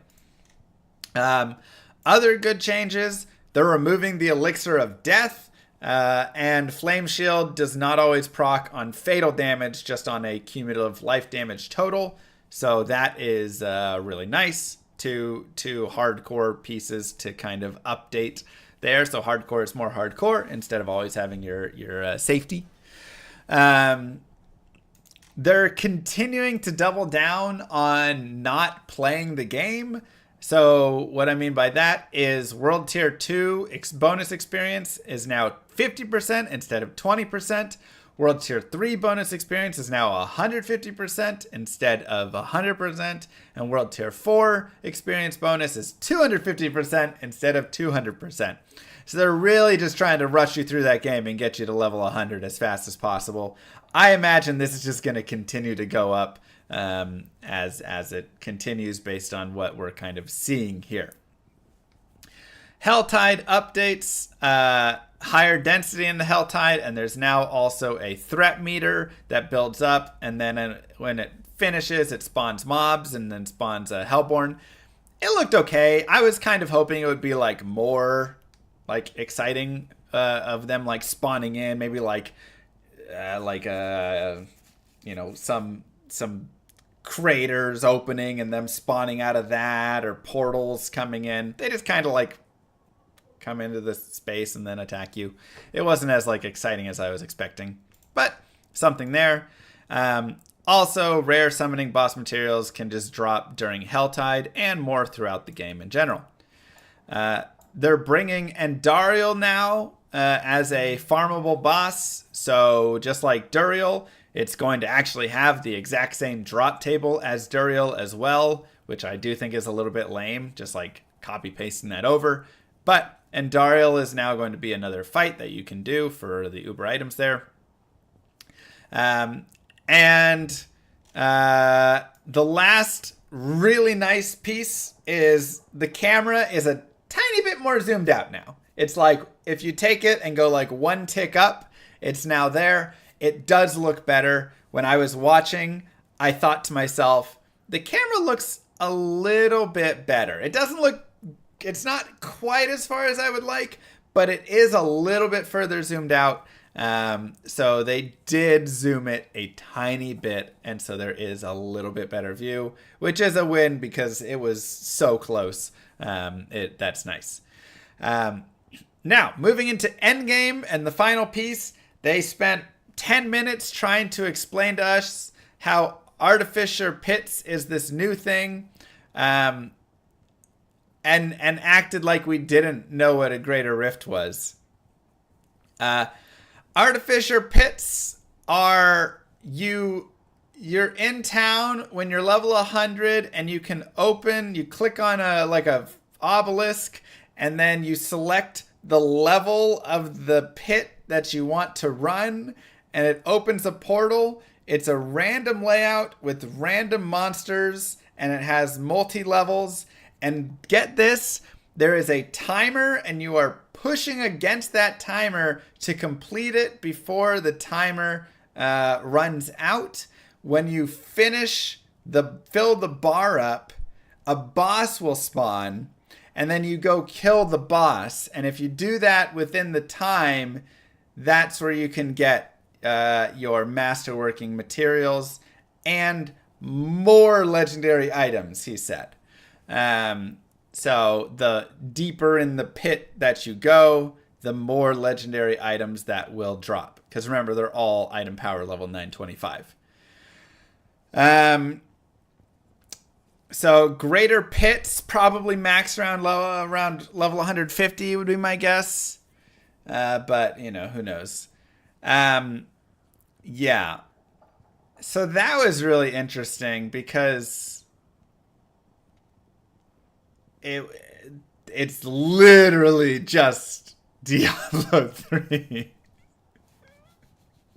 At one point, they called it a rift. I think actually twice they accidentally said rift instead of pit, because even they know they just ported it in. And I mean, even the UI, the bar and how it moves across and stuff, it's in the same spot. It looks the same. It is just it's that. So, what are the overall final thoughts? Definitely some nice changes. It feels like they're learning a little bit again about things like restrictions and how unfun they are. So some good stuff there. They're improving itemization by doing what I thought they would, which is just trashing all of the pool of bad affix nodes that were so like damage versus this, damage versus that, whatever. They're trying something out with this tempering and masterworking and all of that. Again, we'll have to see. It seems okay. There's still... They're adding greater rifts. And they're definitely like pushing the game more towards Diablo 3. Again, with like final stat or like main stat and all of that stuff. Still kind of pushing that way. So it'll be interesting. I may go in and give it a test. I may play around with it a little bit, but at this point, I'm still not like blown away. I came in and I thought it was okay. I don't think it was the worst campfire. I don't think they, missed on everything. Again, I thought there were some decent changes in there for sure. Like the codex is a massively big change. That's fantastic.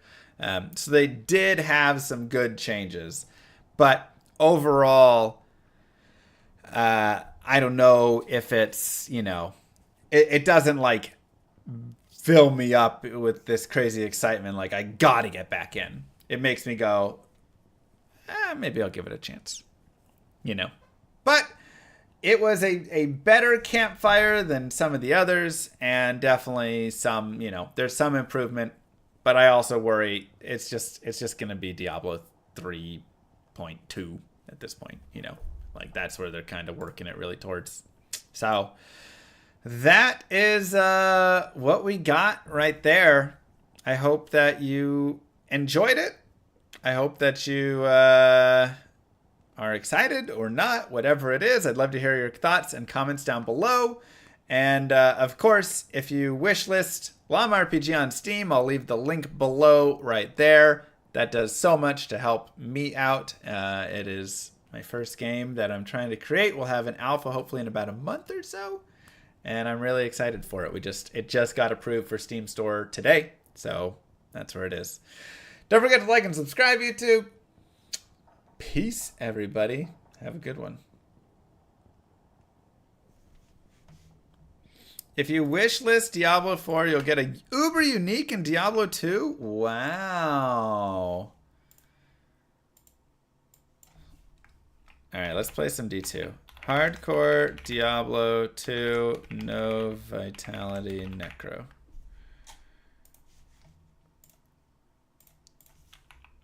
What are your guys' thoughts? Give me a number. From 1 to 10, 10 being amazing. How did you feel? That's not even close to what he said. Well, what? Who said?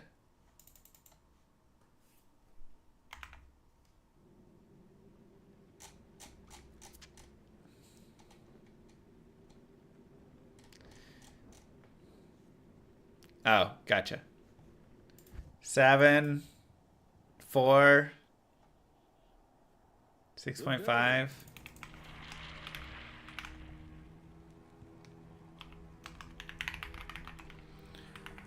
Yeah.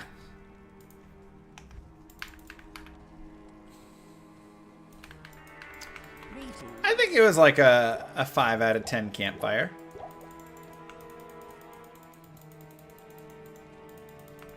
There was some stuff that was like, oh, that's nice. And then there was many things that was like, oh, that's Diablo 3.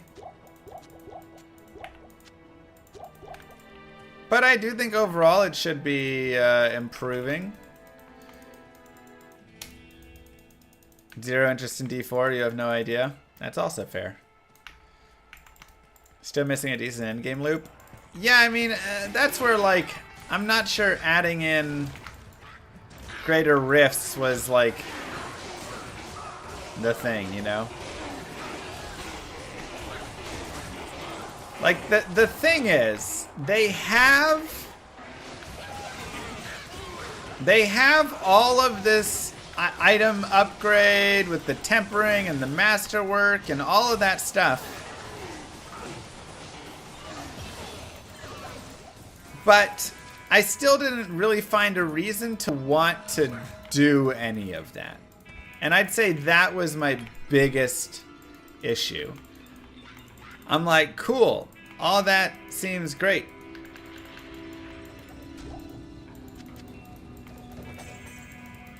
But I don't know why I'd want to build it all up. It doesn't feel like there's enough stuff to want to go after. Your session to Kano? Don't.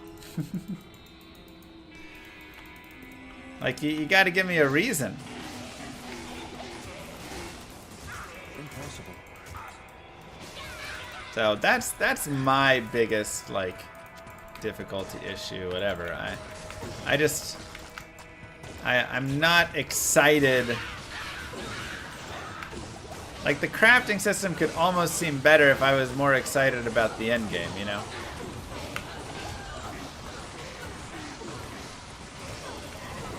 But, like, rifts are not it. Like, literally having greater rifts be exactly like Diablo 3 does not get me excited to move into that end game, you know? How's PvP in D4? Eh. It was okay. The problem was it was so much just like... Impossible. So much built on, what you call it? Like, unstoppable? Impossible. That's what like all the fight became, was just fight while you're unstoppable and then run away while you're not.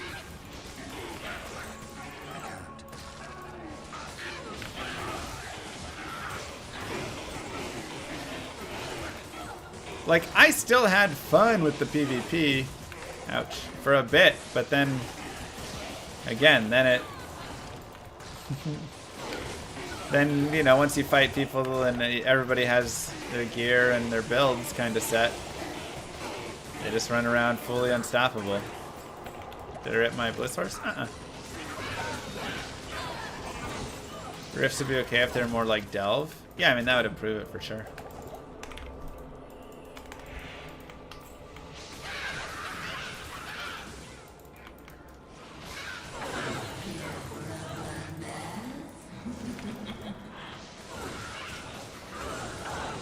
Love Diablo 2? I do. Almost as much as I love exclamation mark Llama RPG. Go wishlist that baby!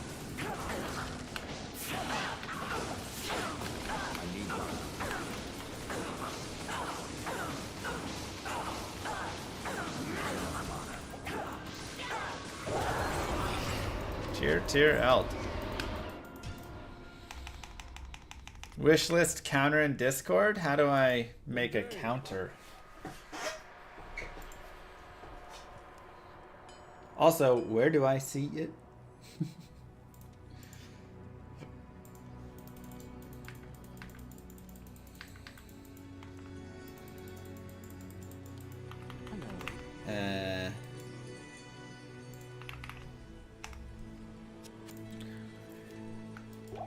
Let's see, are we at 100 wish list yet?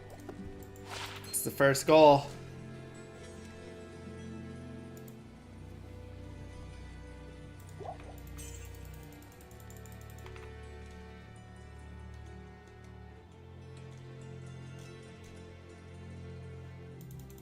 I don't know where to see it.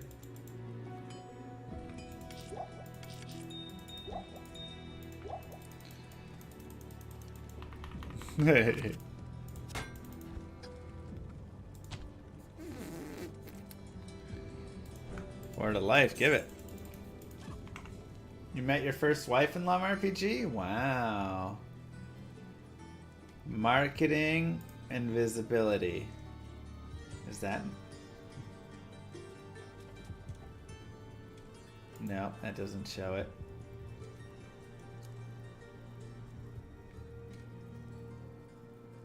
Visits and impressions. 7 visits.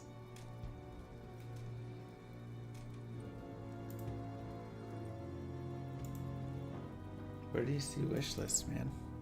Farm to Fable? Llama RPG Farm to Fable.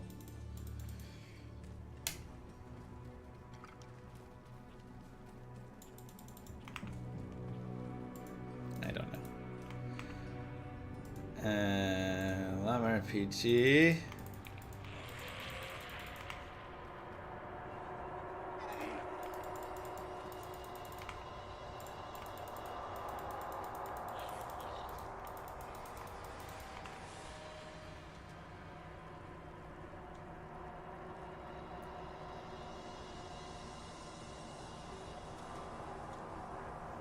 No clue.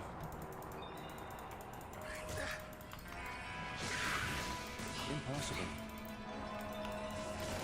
Are we hyped for season 4? It's got some nice changes. Hyped would be a big word.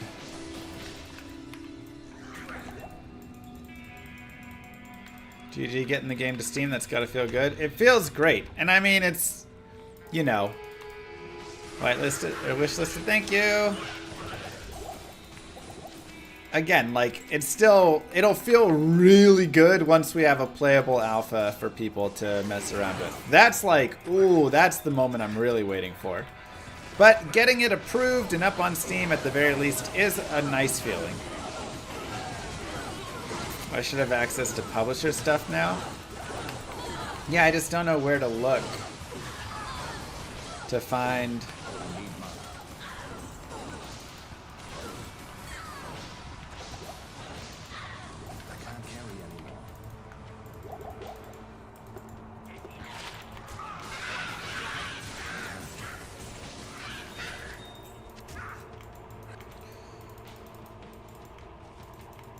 Am I gonna try PoE 2? Yeah, I actually played it for like 5 hours yesterday, 2 days ago. I will have thoughts up on that and YouTube videos soon with some content as well, some B-roll and stuff.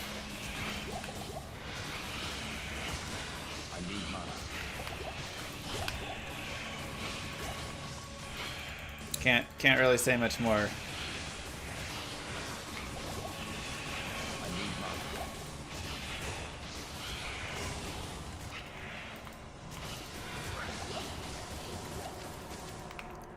Steam, how to see number of wish list. Regional sales report for each app.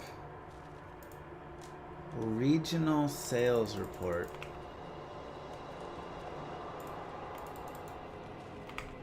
Where is that at?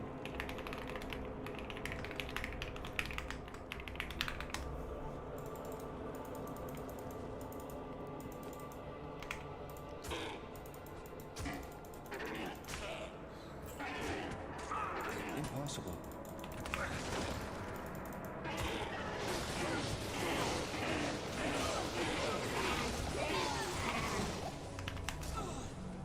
What? Oh, oops.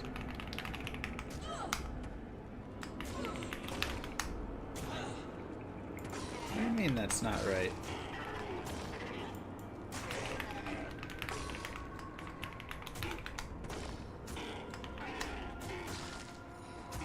Yeesh. No.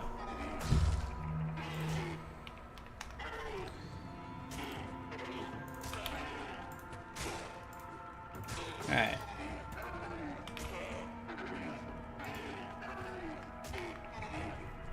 What in the world? Why would that?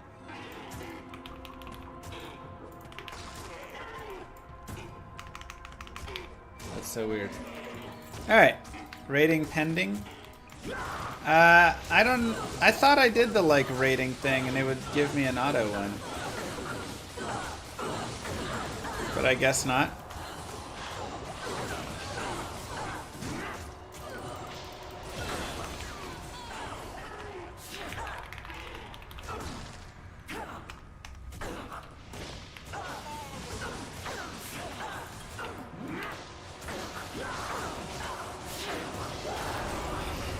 I don't know what the rating will actually be. Right now it can be considered E at the moment, but you know, after the text it'll probably T or something, right? Like some of the quests are a little bit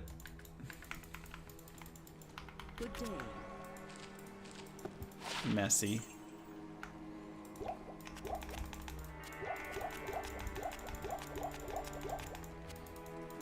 There's nothing else to do in D3. Maybe. Alright. Let's play through this. Fender Hard with the 666. Thank you so much. I appreciate that.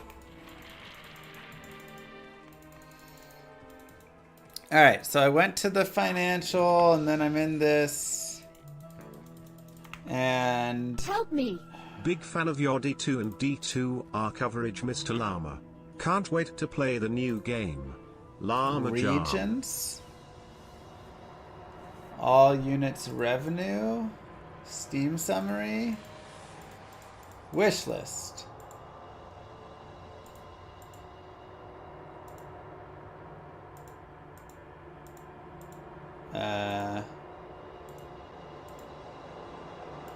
Display wish list summary today. I don't see anything. I guess it doesn't auto-update then. It should probably land E plus 10. I mean, it's definitely like not crazy, but there is a quest where you try and lead another llama to be killed by somebody. So, that doesn't seem E-ish.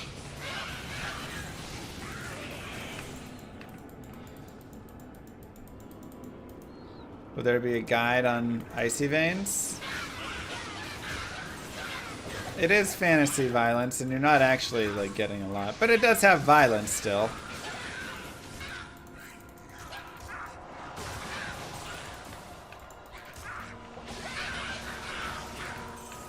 Certain things just remain immune despite Sunders.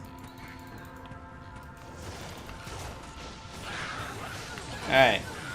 I guess we can't see the wish list yet. Maybe it's like a day or something behind.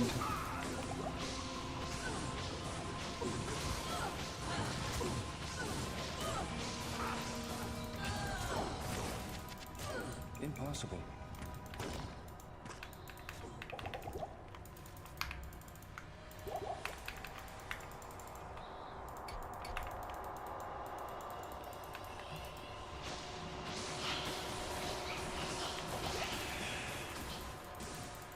No spoilers. I mean, slight spoiler, I guess. I'll try not to talk too much about the lore.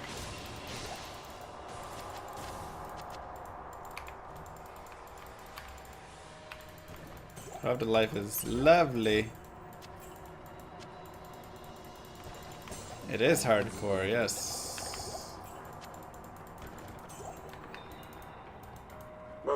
Holy moly. No wonder I didn't have spoilers active cause I wasn't subbed. Prime.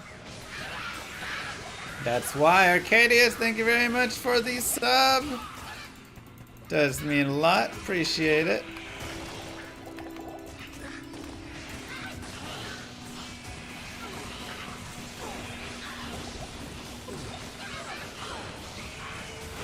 Doubtful binary, but maybe. What do I know?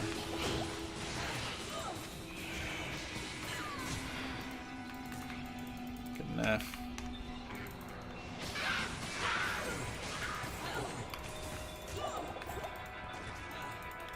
Use your prime before Daddy Bezos takes it away.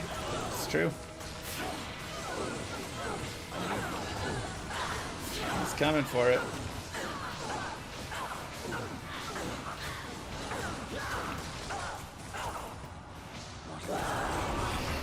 Hey, there's our tower in. Perfect. Just in time. Total wishlist activity today. 0. Alright, so yeah, it doesn't update every hour or 2 hours or whatever.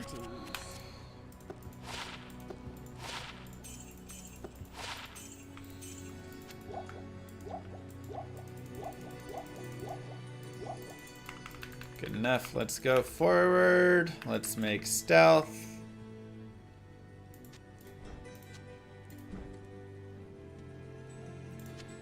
I'm gonna, since I have 4 tiers, I'm gonna make a double tiered helm.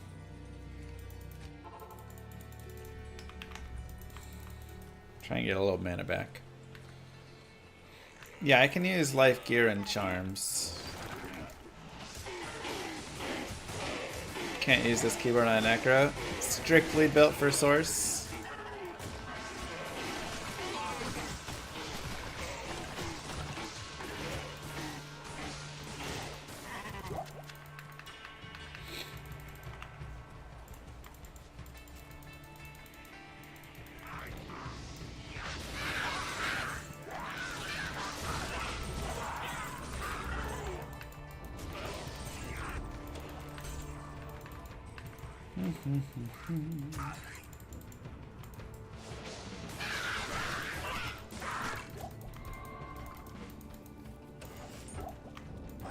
The stream quality is really bad. It auto adjusts based on your bandwidth. My bandwidth's great. I'm not having any issues. After all these years, do I still like the music of D2? Oh, the music's amazing.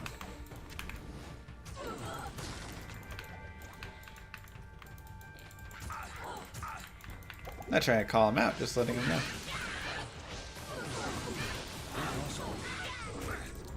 I have it on auto and it's the reason it's bad. I have it on auto so people can watch that don't have as good of quality, yeah.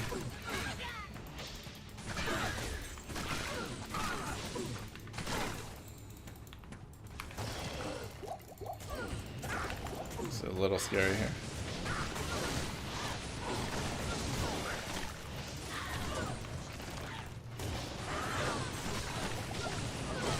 Resurrected does look fantastic.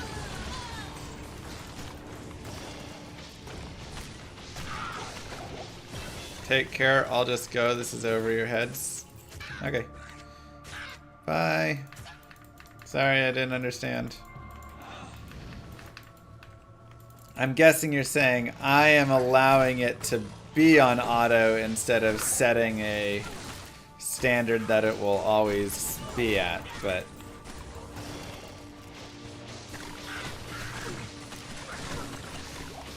my bandwidth is totally fine. It's your bandwidth that's causing the drop.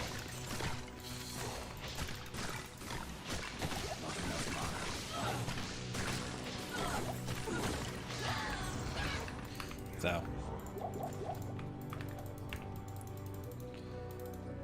Alright. This place has the stench of demons about it. Impossible.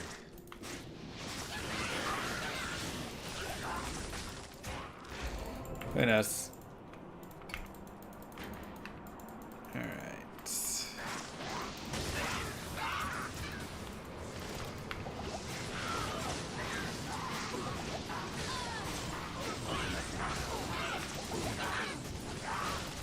Have I been in this area before? Once or twice.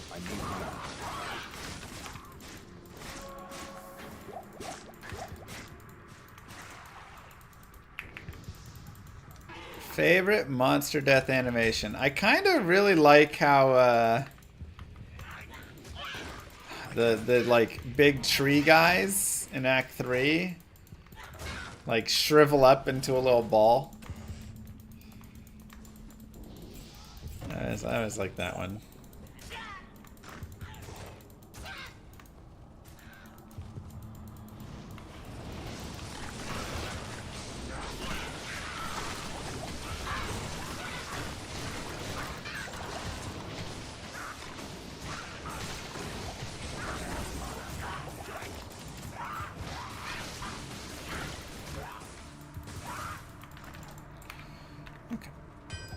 All this for a hammer. Oh man. Any unique is 1 in 2,000 for gamble? Yes and no. I can't.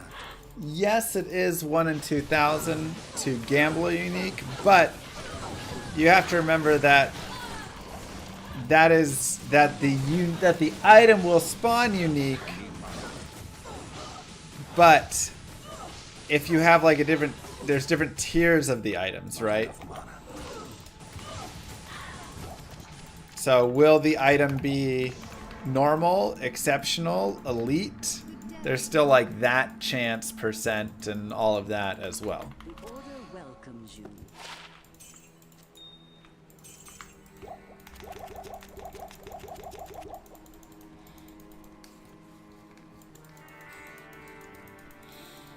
Sure.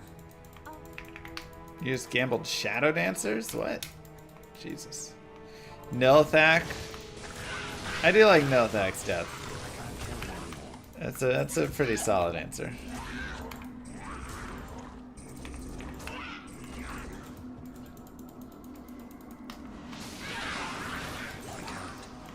Remember to hit that like button and subscribe for real. There's so many things you can do to support the channel if desired right now. 1, you can just hit that like button and subscribe or follow on Twitch. 2, you can go to !llamarpg and press wishlist. We just released it on Steam today and I am very excited. And half a second to wishlist that does a lot for discoverability of people. Just like on YouTube when you press the like button, same idea. Release the store page, excuse me. Alpha coming soon.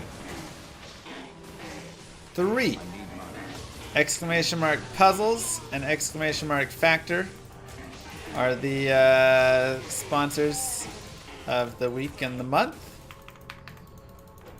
And exclamation mark puzzles, if you just go and get headquarters level 5 and then run a rally on a lair, which is pretty simple to do once you've got level 5 there, just join an alliance and do that.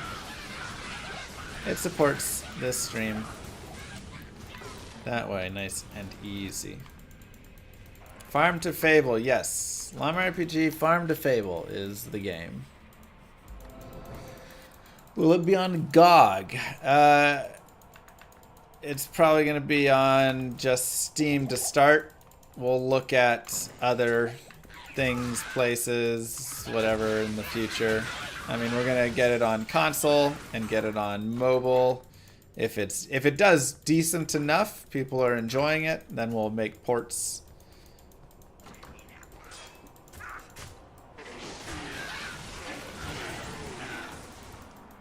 Yeah, I don't know if there's any, like, I guess Steam is just on Steam Deck, but like on console, if there's any, you know, specific thing you need to do for somewhere there. I need a key. When release on Epic Store. Also, if you donate $5,000, you'll eat 2 Ghost Peppers and a Carolina Reaper on the next challenge. Jesus Christ. I could barely do the habanero, man. The habanero had me almost die. A book on the Switch. I mean, we're planning to, we're building it so that it can be on all those systems. So,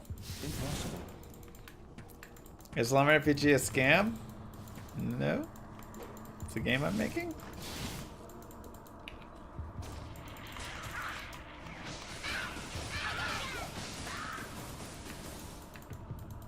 It's just their bug. Okay, well, that's good to know. 5K for Ghost Pepper? I can't. What's the Scoville on a Ghost Pepper? Impossible. Also, that last habanero I ate was definitely hotter. I got the smallest habanero I could find, which apparently is a terrible idea, because that is the hottest one. A Ghost Pepper is 2 million Scoville? Oh my god. Thank you, Larix.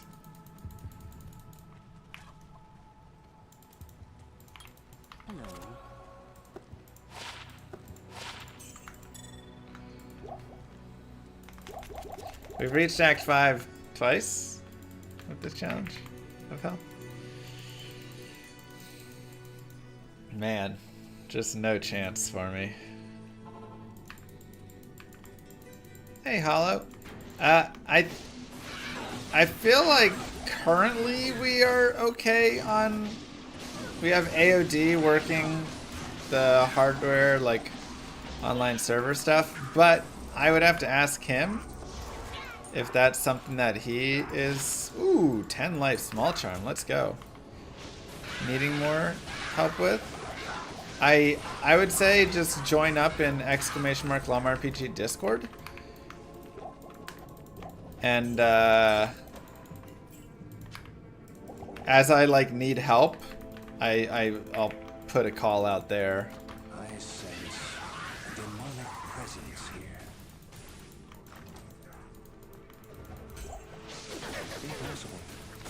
But I really do appreciate it. I mean, there's a lot of people who want to help in a big variety of ways, but it's almost like sometimes too hard to coordinate and get all the help, and then some people help for a little bit and then they go away, and now you're like, well crap, hold on, I taught this guy and he was doing that.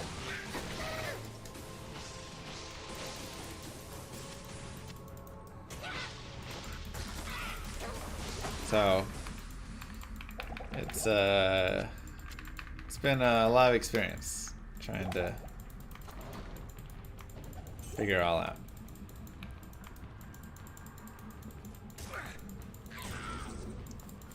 Ugh. You think I would die eating a ghost pepper? I agree. I literally almost died on the habanero, man. Look, is there somewhere some amount that I would do it for and risk the death?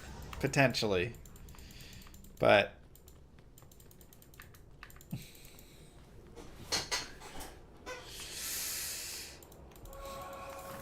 I'm not gonna put a number out there for fear of what happened last time.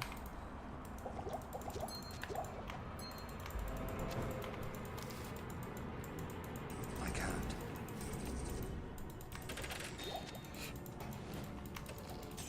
The hottest sauce I ever had was the Da Bomb sauce.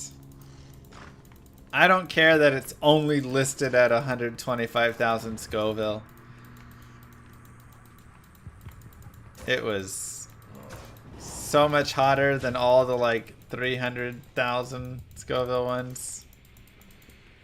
500,000 ones.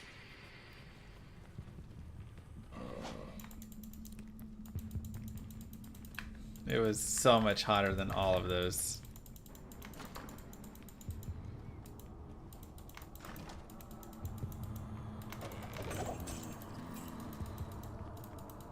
Alright.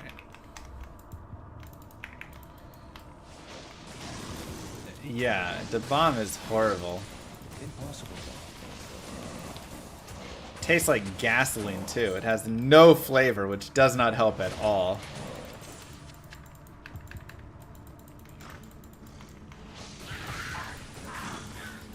Impossible. Nice keyboard, thank you.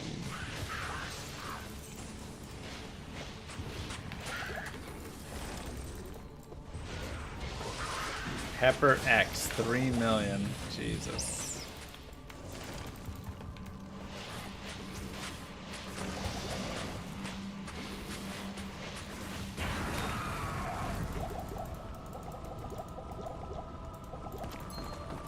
Back to the hell that spawned you, Ontario. Fine enough. How do you know what gasoline tastes like? I mean, you've smelled gasoline. Tastes like gasoline smells. How about that?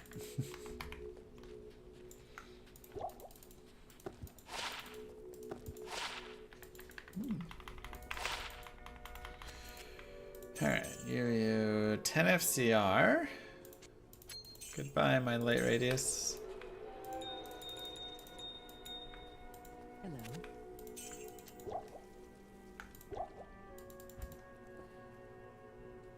3 open socket breastplate. I would buy it, but that's like all my gold.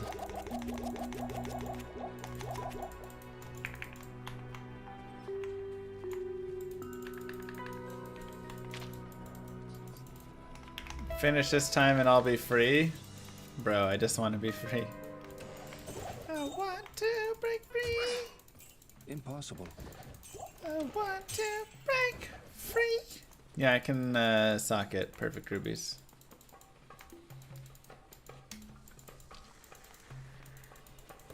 I need a key. Hopefully by the time I finish this, llamarpg is ready.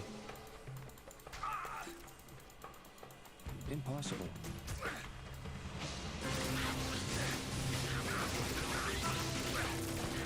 At current pace, it's about how it feels.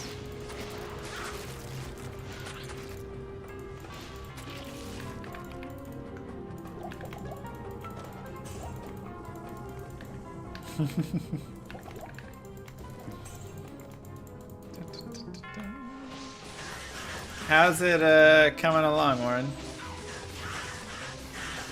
How are we looking?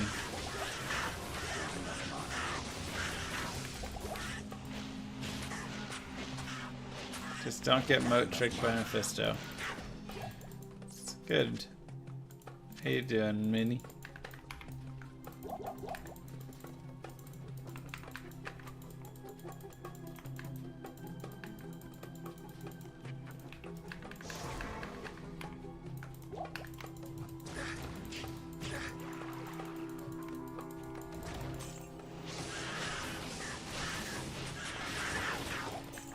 You're welcome. Binary.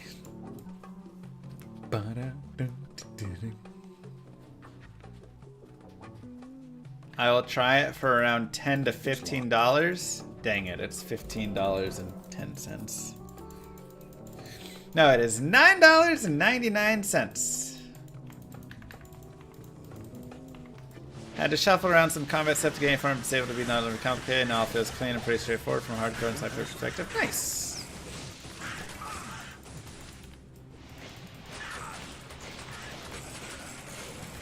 So, from a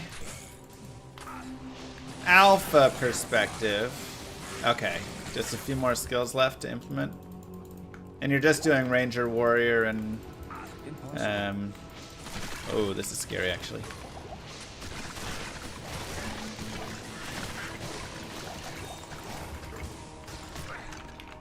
Ranger, Warrior, Mage. I can't.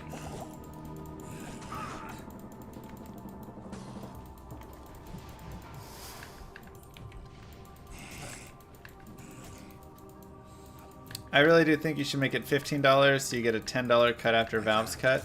I can't. Yeah. I mean, look, I think the game is worth $25-30 personally. But I don't want to, you know, make it more expensive. I'm kind of making it more a pay what you think it's worth in a way. So the game is $9.99 to start, and then if you wish to see further development on it, A, there's the Kickstarter, B, there is the pay zone where you go pay money towards, you know, it's like you can donate money towards it, towards the stuff that you would like.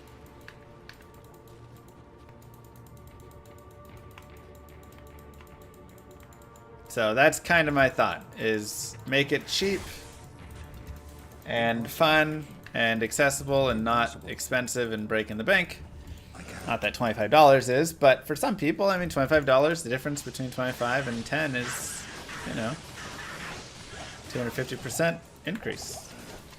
So I'd rather more people be able to play it and afford it, and then those who wish to support it further can. Did I watch that D4 campfire? I did, Darth. What'd you think? How about them adding greater rifts in, man? Excuse me. Arcurian pits.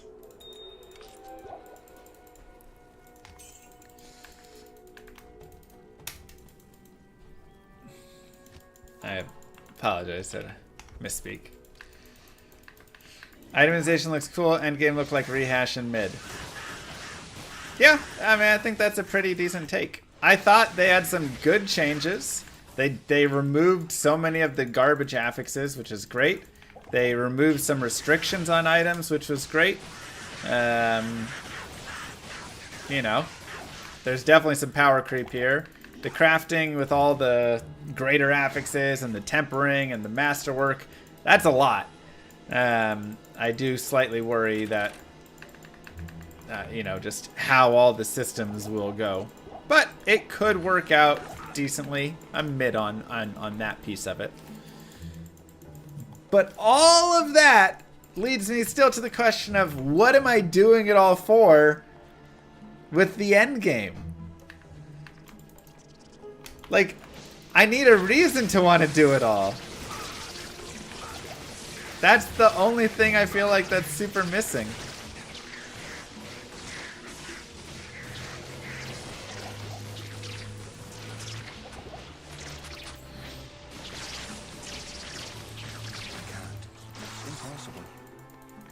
You're doing it to hold you over till PoE 2? Wow, they gotcha.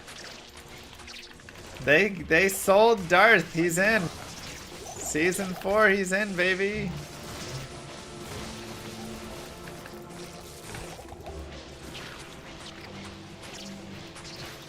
As long as I can go to your channel and watch another D4 bad video, though. Don't desert me there.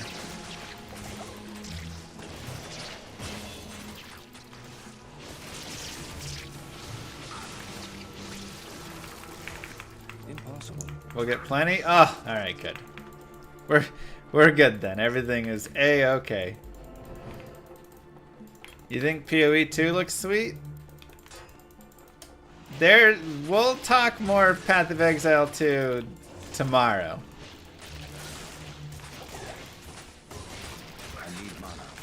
We can't talk much today. But tomorrow we can talk plenty of PoE 2. PoE 2 looks extremely redacted though. I'll tell you that much. Not in 2 days? It's Wednesday, right? Good day.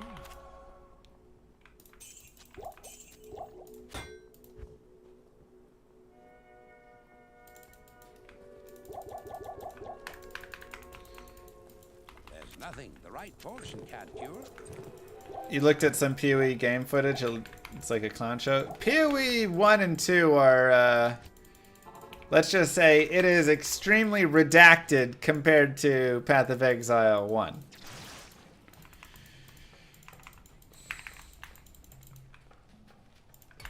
If you get what I'm saying.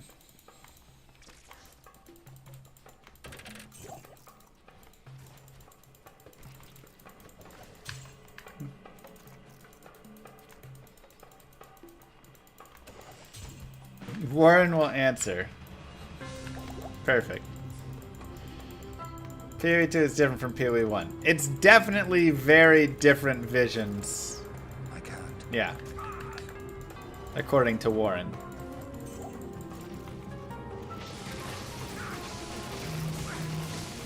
I missed it. Does itemization still suck? It's alright. It's been improved. We'll see what happens with the crafting systems. I need a key. And oh my god, Warren.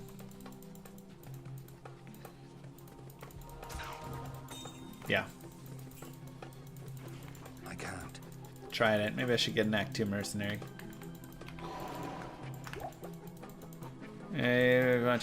Oh, perfect, yeah. Did I get enough footage? No, not at all. I'm gonna be stealing footage from like Gazzy and Ziz and those guys. Let me what's your Discord name? I don't see it under Darth. DM? Micro? Oh wait, hold on. Pending. That makes sense, just kidding. Alright, I added you, man. Yeah, we should definitely chat more on it. Hi, Rosie. Every day. Puts a smile on my face.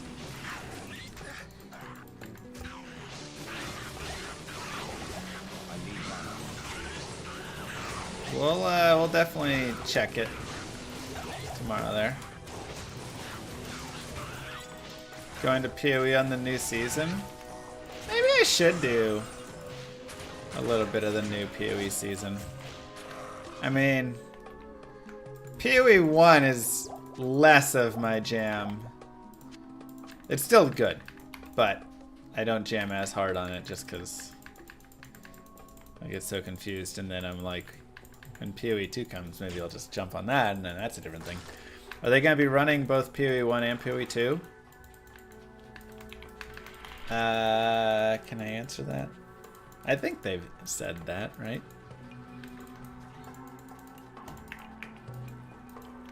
Will they exist simultaneously? Yes. Okay, yeah. This place is as dark as a tunnel. Yeah, they're gonna run both of them. I need mana. Try WoW Battle Royale. What?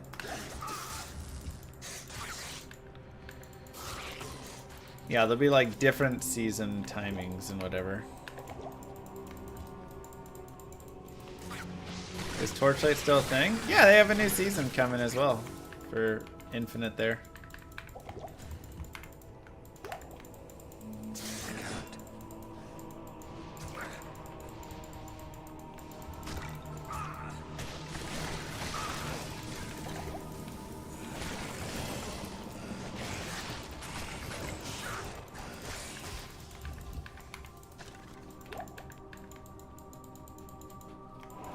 They added Battle Royale to World of Warcraft. I don't even understand how that functions.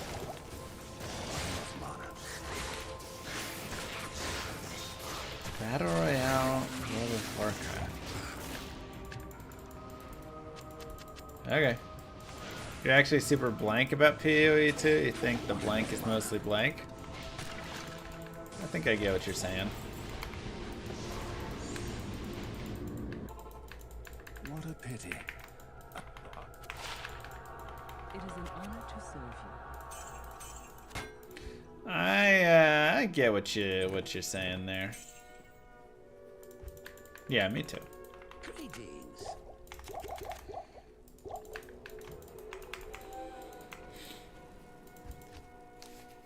Yeah, Darth was, man, he was in and out so fast though to that event. It was crazy. I'm just still shocked at how short the trip was. I feel like we could talk about this. When do you get flown in to try Llama RPG? Let's go. We'll let me get a little more on it, you know? I have to build a little more content there for you.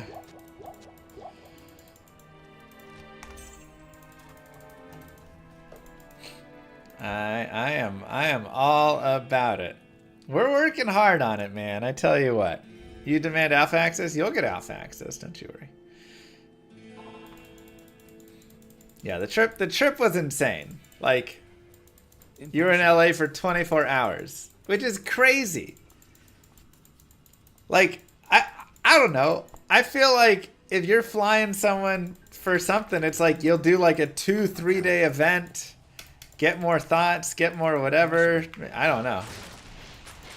I mean, they can do what they want. I was just super shocked that they were like, all right, and bye. Get out.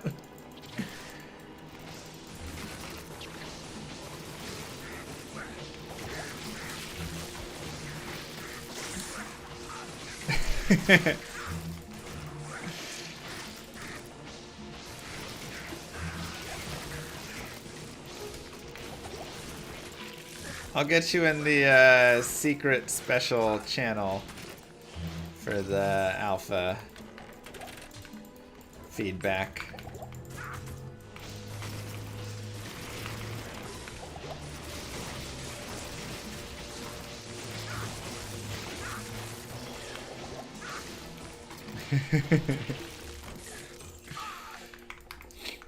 Yeah, I mean, it will be an alpha, you know. A lot of games nowadays use the term alpha very, very loosely, so they can just let bugs exist everywhere, right? Kind of like the perma early access games.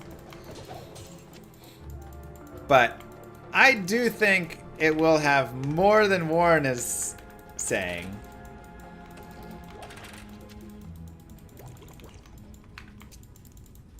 Oh, Warren, have you done any quest log after the design I built the other day? Impossible.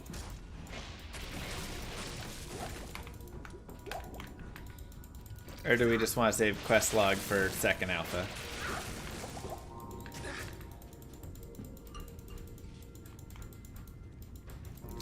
Arcadius. Impossible.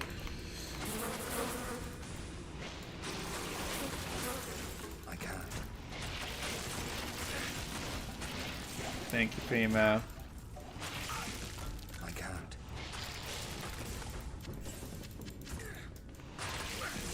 Impossible. Means a lot. Stupid beetles, man. When you have no life, beetles just hurt so much. It's ridiculous.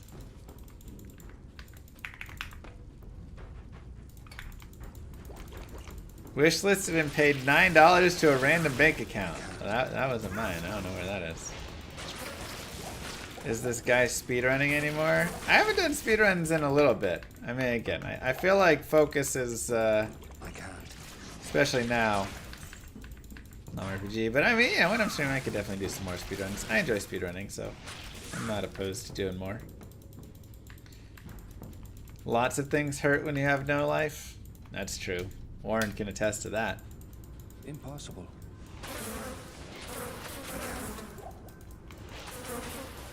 Is my focus trying to beat this run? I can't. Yes. Currently, yes. Impossible.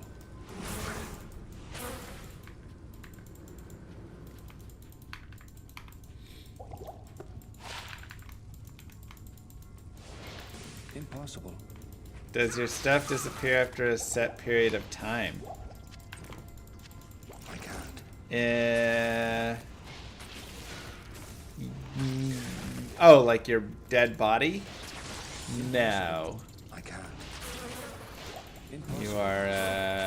You are okay. And then if it does disappear, you can, you can always just like save exit whatever and then Impossible. join again and your body will be on the ground in town with your items. Impossible. Impossible.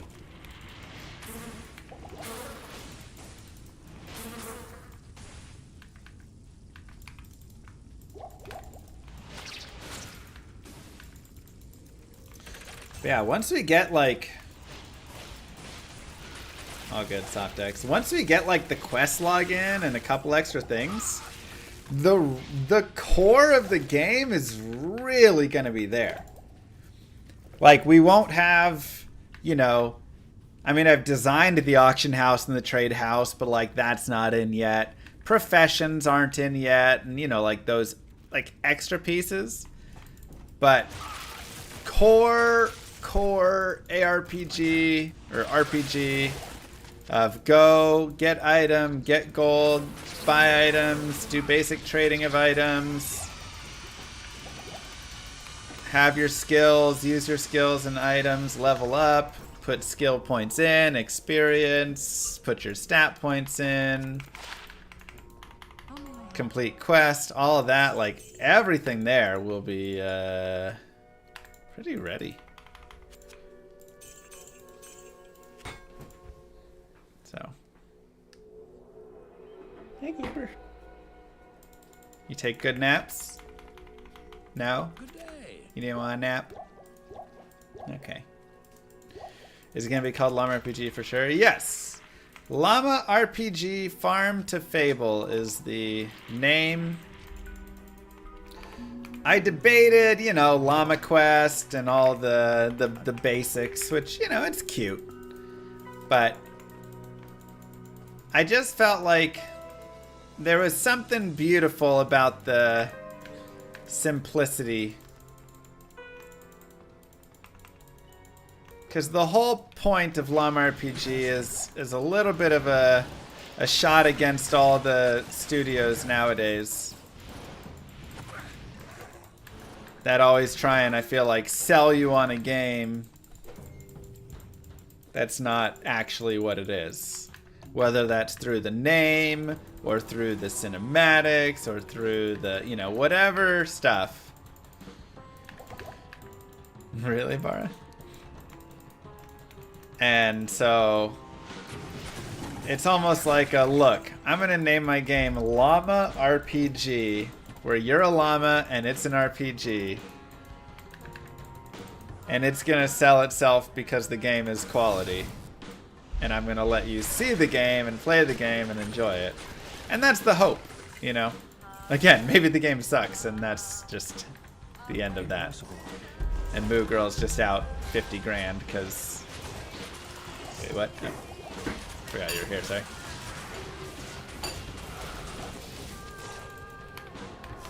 Because I sold her on investing in it. But, you know... This is fantastic. I wish I had time to study That's true. this bizarre dimension.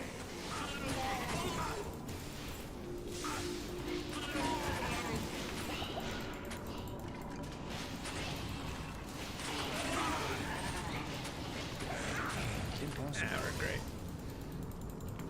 Sounds like I'll be farming Llama RPG bad videos for a while.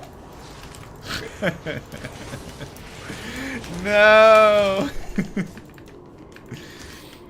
Any publicity, good publicity, but dang. I was really hoping I'd get a llamarpg good video. It's true, Arcadius. I'm like super... I'd say I'm more worried about like Darth and just any of you guys playing it than anything else. Like other people playing it, it's like, alright, fine. Warren! Oh, it was a joke.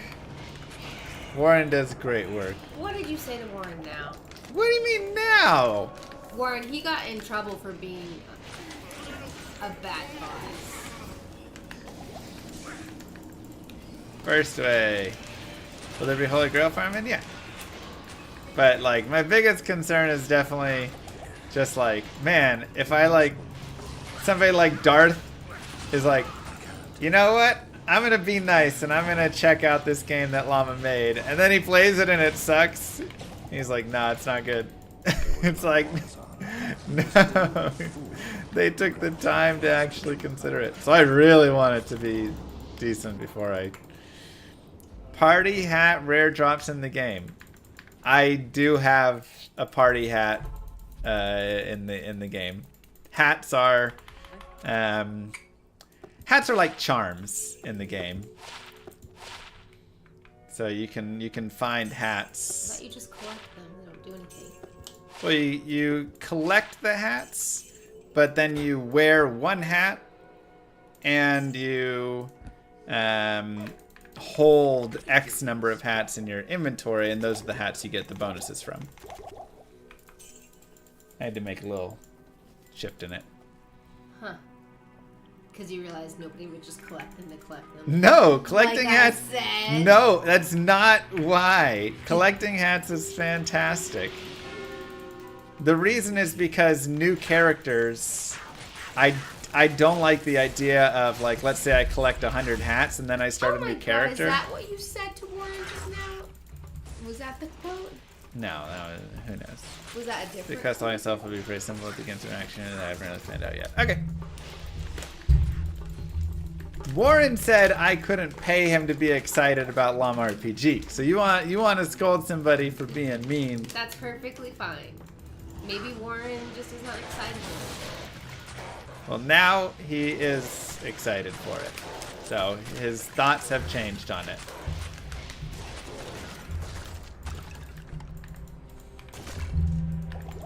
I've never heard Warren be this excited. Just in general.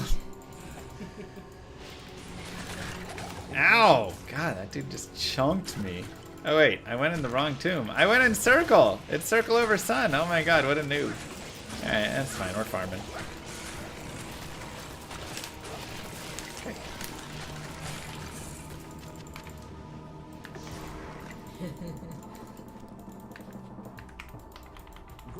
You're kind of excited to see llamarpg now? Let's go, baby! Alright, don't spoil it for yourself then yet. I've got, you know, small footage things here and there, but it's not in the way it should be presented yet to anybody who's going to have a bigger view on it there. There you go, yeah, stay blind. It's an RPG, turn-based RPG that hopefully is fun. Plain and simple.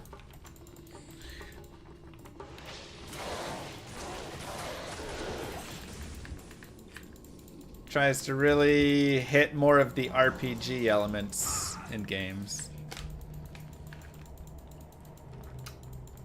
So, is there a new video for gameplay content? No, we were gonna have a little like, hey, we're out on Steam, go wishlist us. Thank you. Oh, Jesus. But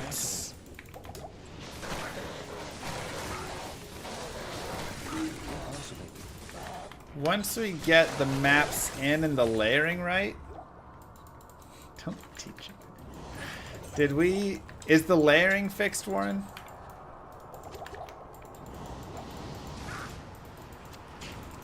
You about to rip another one? Pay attention, I'm trying. I have someone pinching me on the side.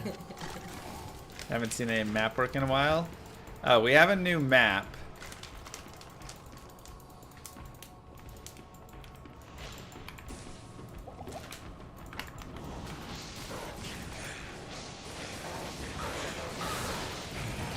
Buried Bournes.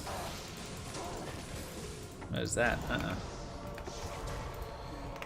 Let me...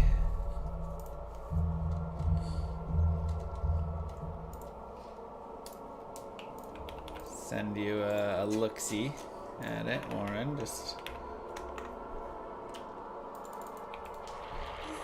yeah. Wait, what were the old guidelines that you wanted updated?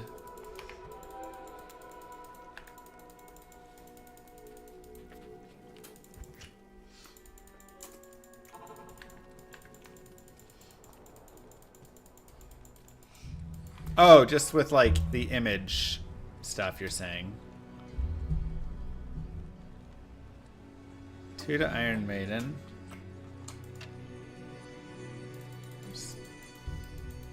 Yeah. Just a reminder, your life is too low. 97. It's not high, but...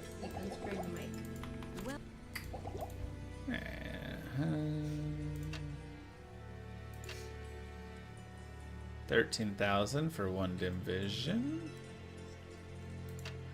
We'll buy that. Oops.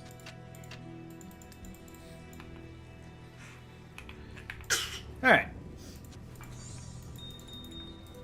Ew.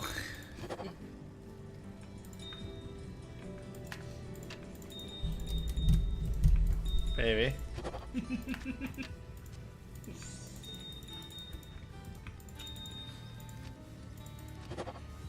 Blood Golem.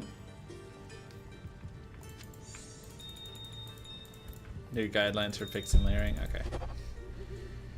1 to Clay Golem. That's probably not worth much.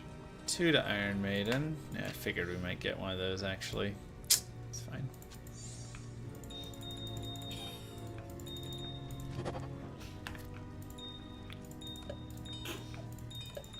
Come on. Where is the bone spear? Oh my gosh. Oh my god, no bone spears. Alright, we can do one more. Good evening. Ouch, Doom. Oh, oops. You see the D4 campfire? A lot of good changes. A lot of good. They definitely made improvements. They also kind of solidified some things towards D3 a little bit. Like main stat and stuff I thought was kind of meh. But there were good changes. I thought overall a mid update, you know. Some nice, but I'm still confused about like what the end game is, like where the fun of the end game is really supposed to be. Just introducing greater rifts to me didn't do much. That was probably my biggest like complaint. Oh Jesus.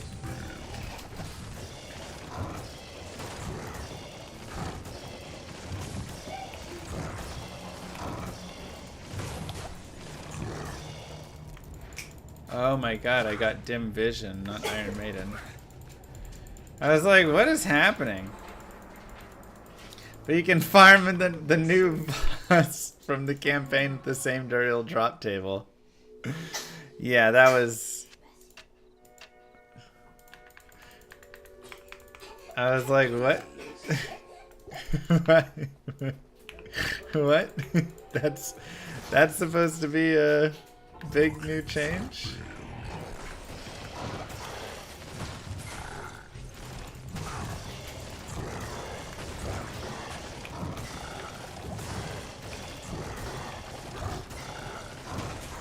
And Duriel. I love it.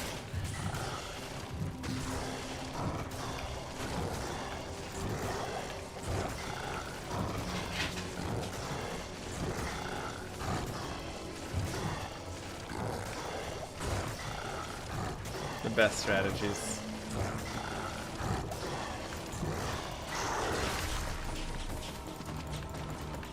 Quit hitting yourself. Rare ring. Come on, big life.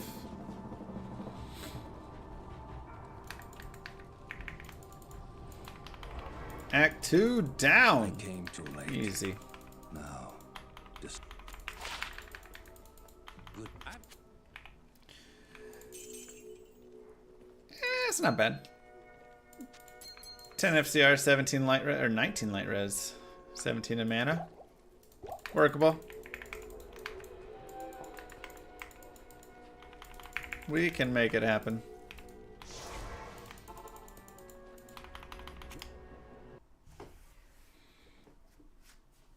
Greetings. 17 max stamina is actually huge. I love it. I would never ever love that mod in any other scenario, but when I have 15 vitality and my stamina does not go up, it's a great change.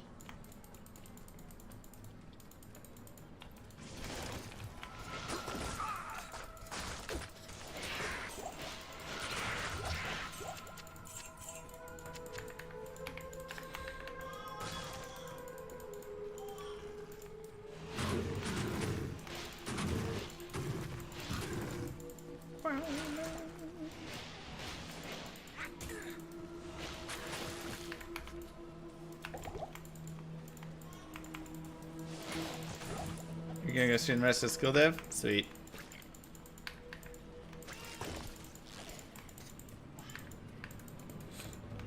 Yeah. Okay, so, well, hold on. Before you go, our final checklist. We have skill dev, finish up skills,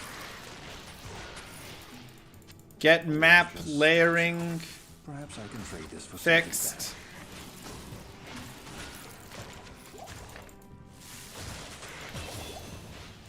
I can't. Anything else? Test for bugs, I guess. Is that all we have left for the before we send alpha build over for review?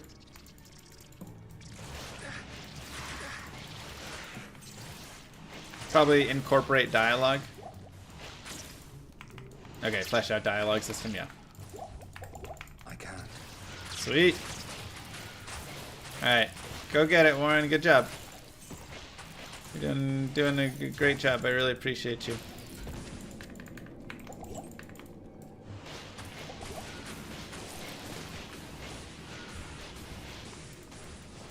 Kingdom of Amalur. Gotta head out, edit the PoE2 footage, get it! Yeah, for sure. I'll send you a message, and I gotta figure out my B-roll footage, get it all set, and I'll probably be editing all night as well, so we can chat then. Have a good one, man. Appreciate you stopping by.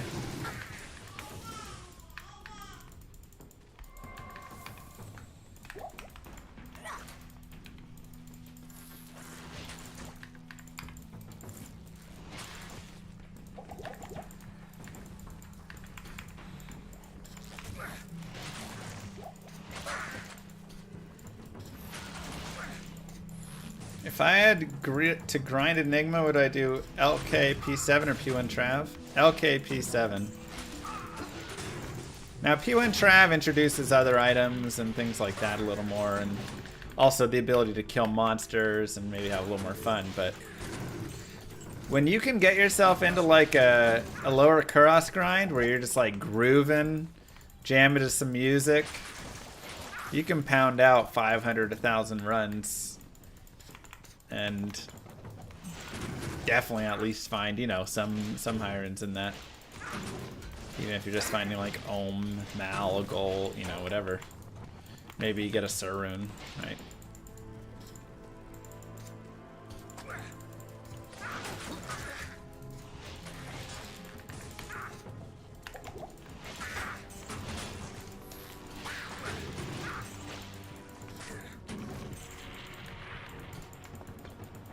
So, whereas Travancore, you're gonna find more varied things. Maybe you'll find, you know, some nice items here and there, but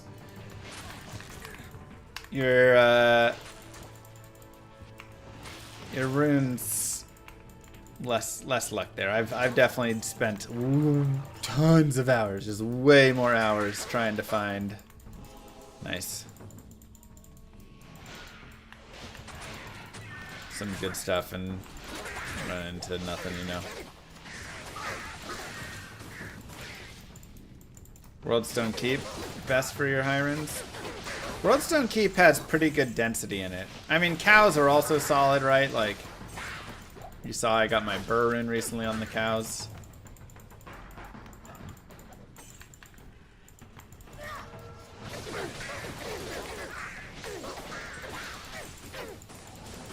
Cows get so boring though. I mean, Worldstone is scarier for sure.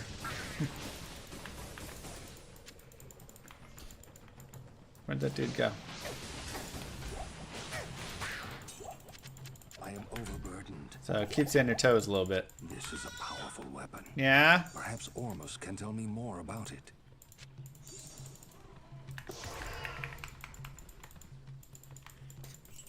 Two days in a row, nice rip. Yeah, I mean, generally I'd say the best place to be is the place that you enjoy the most, because then you're going to spend the most time farming it. Gives you, you know, more opportunity with all that. Which is nice.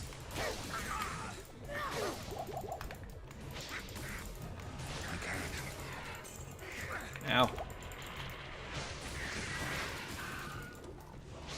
What time is Path of Exile announcement, whatever stuff tomorrow?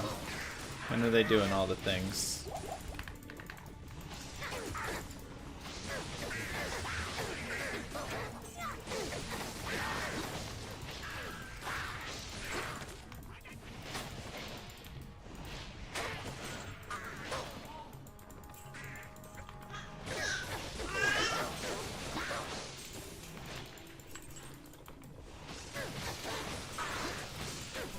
You like specific characters in specific locations? Oh yeah, like you take a Javazon to the cows. Ooh.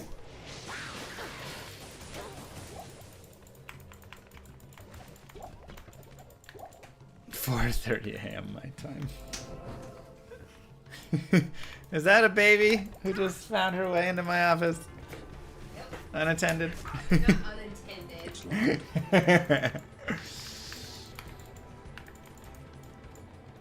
Hi, baby. Oh, I should have gone back through the portal.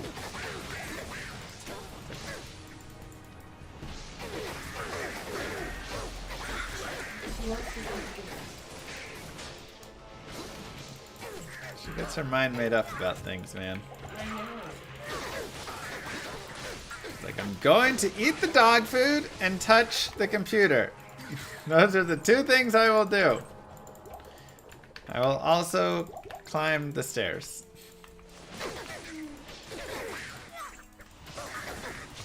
Lightning Source and Arcane was your jam? That's a more unique jam, but a fun one. Definitely a solid one.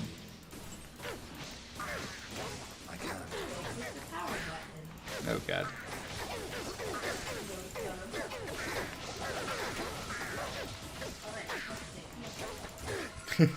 You touched it, you did it. I can't carry anymore. Baby llama is 1 year old. Happy birthday, baby llama. Baby Lilith says, thank you, everybody. And don't forget to wishlist !llama_RPG for my birthday as a birthday gift to me. Wow, well, that's sweet, baby. Thank you. You didn't have to do that. Hold on, Mommy can't wait till it's back. Mommy needs a nap. Yeah. No. Okay. I don't know. I can't. You don't think she said that? She did. You don't speak her language. I talk to her every day.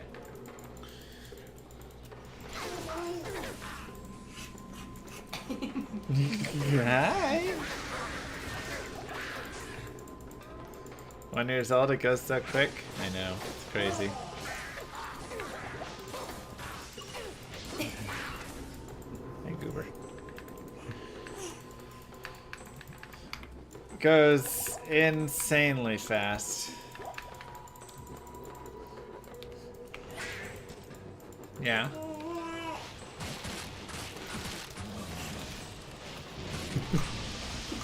You having fun?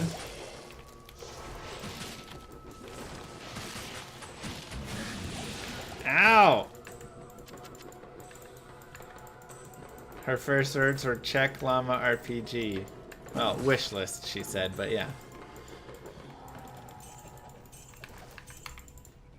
They were great first words. You love watching Daddy play Diablo too. Mm.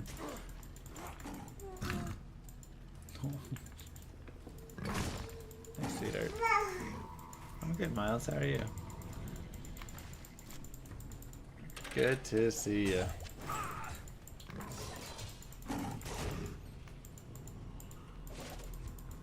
$97 HP. Yeah, a ruby or two would go a long way. Raise the price every time you add more content until you reach your price target. I mean, that is a possibility.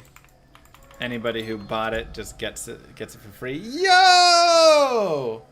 What a ring! 52 res on 10 FCR? Let's go! And a damage reduced by 2. Hello. What a ring! That's insane. If only it had life on it. It'd be perfect for this time. That's sick. This is the run! Oh, look at those fire and light res now. Amazing. Damage reduction is like not anything to sneeze at for sure.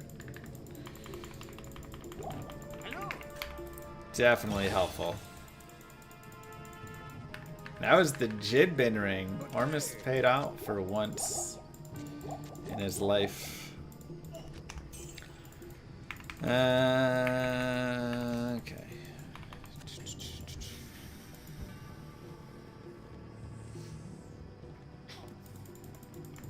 Fast heli staff?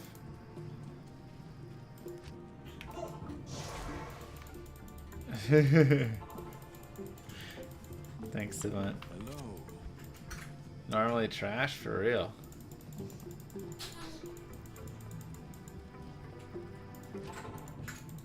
Yeah, I mean, our life total is a little low right now. A little bit lower than desired. Oops.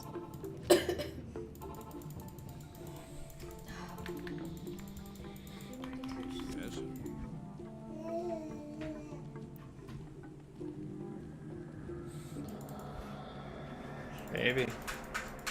Leave the computer alone.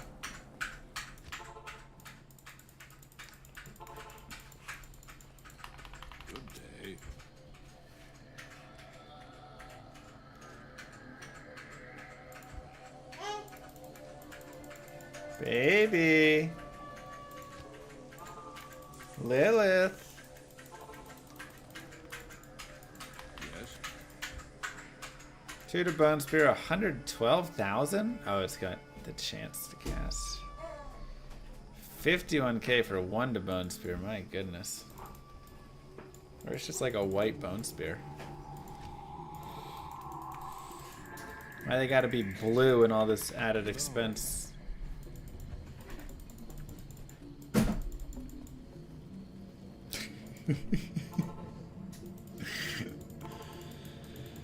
Maybe get a broken keyboard for her to play with. She has one.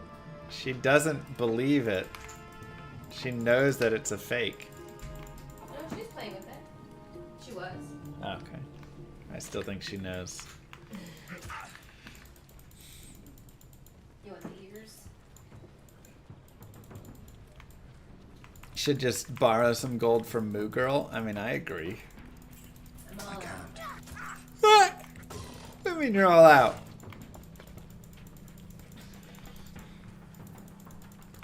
Llama Jr., youngest Diablo speedrunner ever.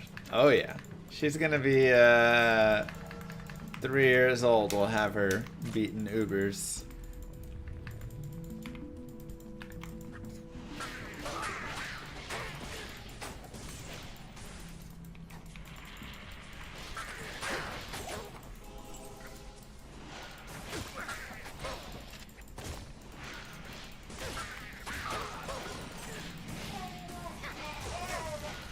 They're interested in whatever you're using. It's true. Or eating. Or eating.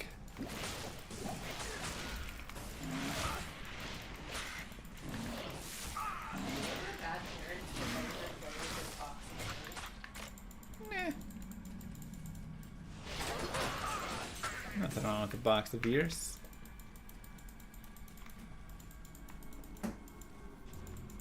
Get her own PC. Maybe I'll build a new PC. I'll give this one to her. What? And then Moo Girl can keep the oldest one. I can't give you this one and her that one. That seems unfair. First of all, you don't decide.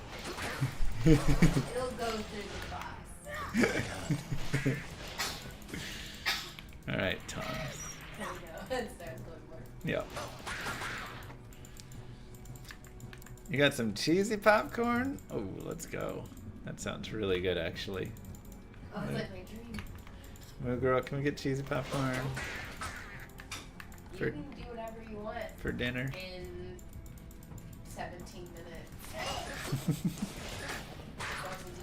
As long as the baby comes with me. Yeah. Yeah. I go, yeah. Okay. This is Players 1 currently. We're running Players X overall.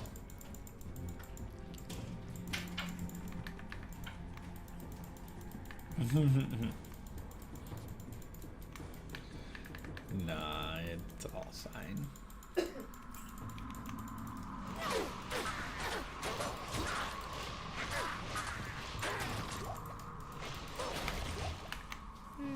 Bone wand. I can't carry anymore. Alright, let's see. Brain. Give Moo Girl the newest one, and then I keep this one. What? Yeah. Why does Moo Girl get the latest and greatest? No, I get the new one. Adeline gets that one, and you get the very oldest. Oh my god. Do you like that plan?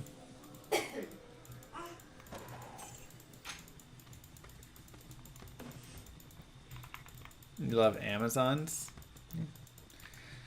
Hey, plans on the upcoming PD2 season. When is it starting?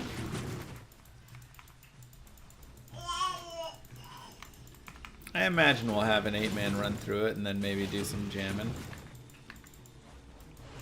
But the dates are important of start. Recovering from a V, I've got 3. Can't do no more. Is there a V in your future? Perhaps Moo should answer that one. Recovering from a V. I need a key. What's a V?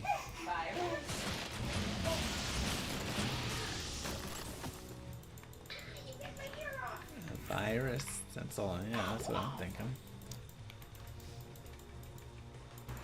Oh, a V. Got it. Snippy. Yeah. You got 3. Whew. I need mana. You can tell Mr. Llama all about it. How awful was it? I heard it was Not bad. more painful than birth. That's what he said. Who's he? Your Who is he sister's that husband. knows? Oh, okay.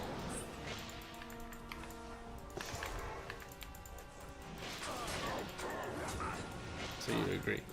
No, I don't agree. It's way more painful than birth? Wow. There you go.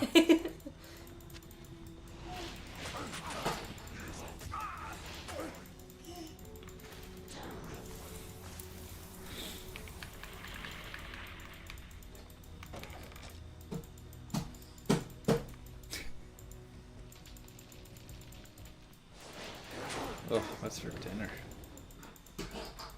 Is it Friday? Close enough. Nope. Close enough. No. Why is this run specifically a necro? That's the run that was requested.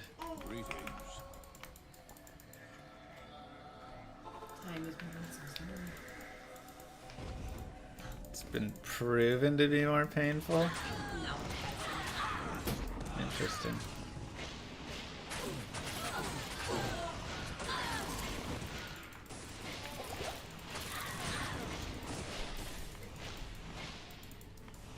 Tarash's chamber is disgusting. What about it?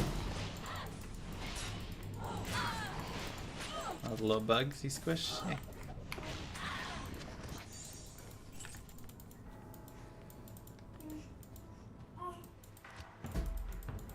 The most painful thing is a slip disc. That sounds bad. Also a kidney stone. That one sounds painful to me.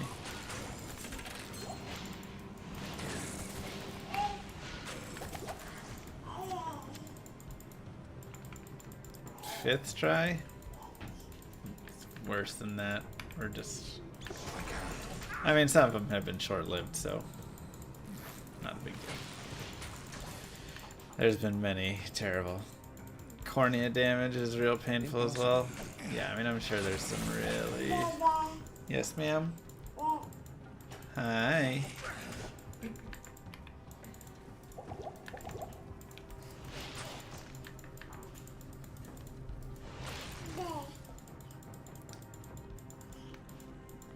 Oh yeah, you can step all over the bugs and squish them.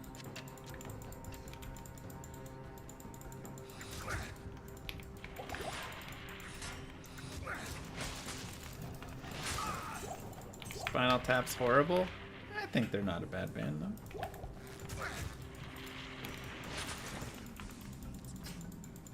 Have I learned anything along the way? Maybe.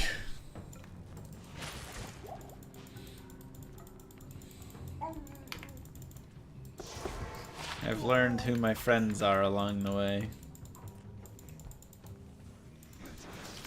And it's not Mephisto. Wow, where am I now? Please be good. Not bad. Definitely replaceable later on, but... Softex gifted a tier 1 sub to 7 Zach.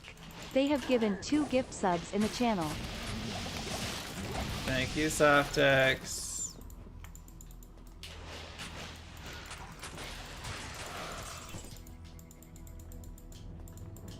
Looks too easy. I mean...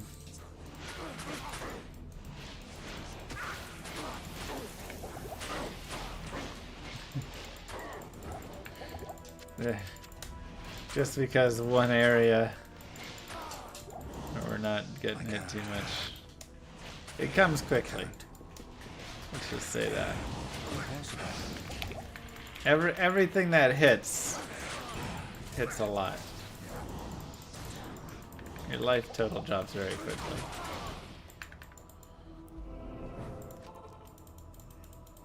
First 7 acts aren't too bad. There's definitely like... yeah, it's not like as bad. There's some spots, but it did pick up plenty.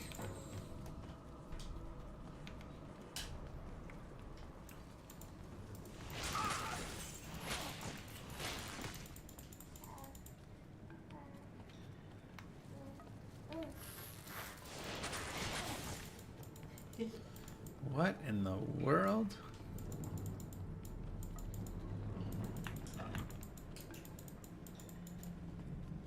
What a map.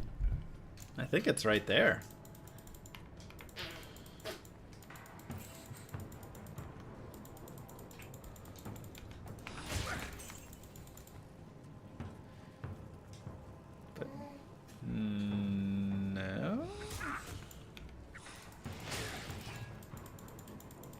Huh. Yes. Yeah, okay. That is it. Alright. Little roundabout there.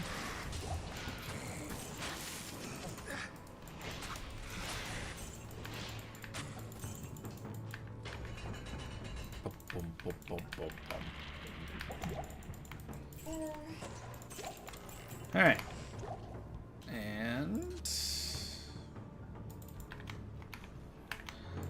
what the zombie head's got for us. I mean, we're not doing anything now with the current one. We'll take a little cold res from Mephisto.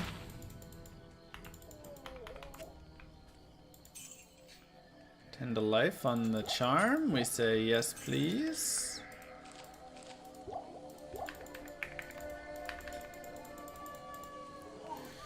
I'm just boning all the way through. That's the current plans.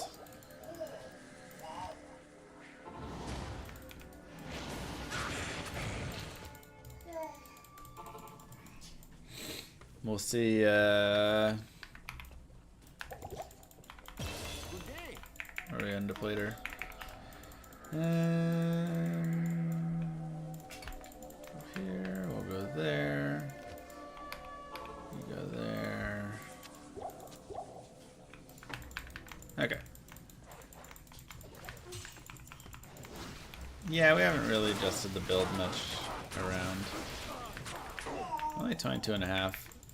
Probably should have spent a little more time farming in like Act 3 flare there.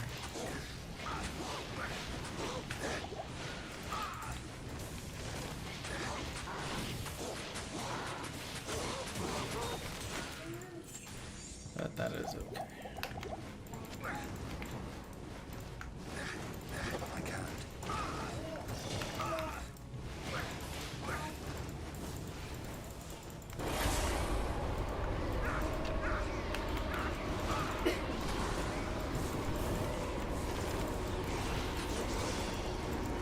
Anything worthwhile from the D4? I thought it was mid overall. The itemization stuff looks alright. I do feel like some of the stuff, like going to just main stat items and things, kind of show like bigger issues with itemization. But with what they're working with, you know, it's kind of what we're gonna get. I think it's fine. The crafting stuff looks interesting. Seems like a lot of just like they took some last epoch stuff basically and just put it in. Something like that. The end game isn't like exciting enough still, I feel like. That's probably a big, you know, concern. End game just seems like, I mean, it's literally they just introduced Greater Rifts again and called them pits. Oh boy, don't kill me. Impossible. So that was a little disappointing.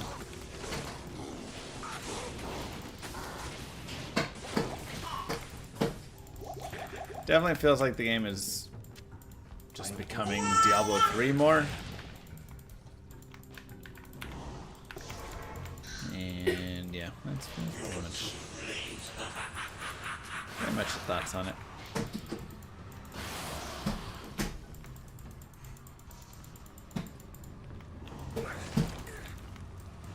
Oh, Jesus.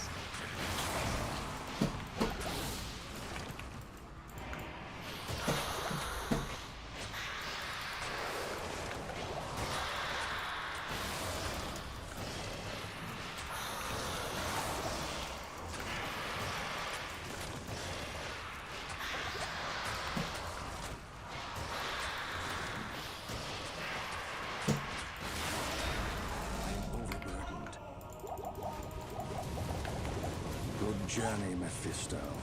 Give my regards to So, I think it's okay. It may be something I go check out a little bit. And then, yeah, but I don't see it being something that'll, like, be godly and bringing everyone back everywhere. But I do think some of the item changes were improvements. I do think they did an okay job there. Again, it kind of is pushing more towards D3 itemization, but I would take D3's itemization over current D4, so. Yeah, so. What do you need? Whoa, what did I just repair? That was so expensive. Oh, dim vision charges on that. Gosh darn it. Looks like it's dad o'clock. I only see 456. And,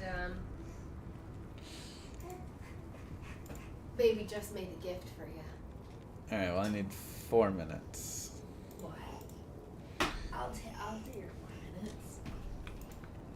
Why? 19 states have Because we have the Civil War trailer. Action-packed trailer. Alex Garland, director. 28 Days Later, Annihilation Ex Machina. I guess aware there's like a pretty huge civil war going on all across America. We just try to stay out with what we see on the news. Seems like it's for the best.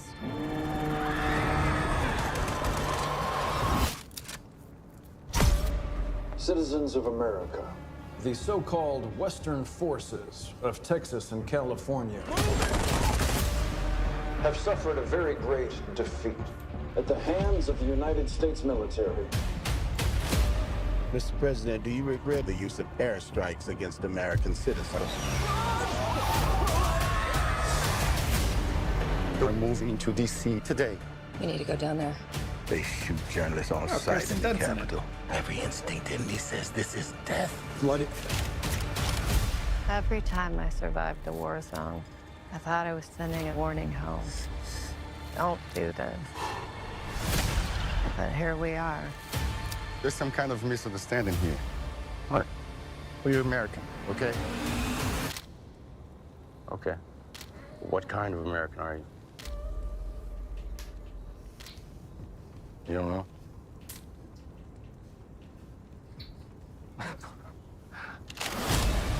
The Western forces will reach the White House on July 4th. Oh my God. Get in the car! Get in the car! Move, move, move! You're gonna hang back. I'm not hanging back. One nation under God, indivisible, with liberty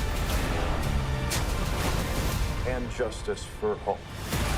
Go, go, go, go, go!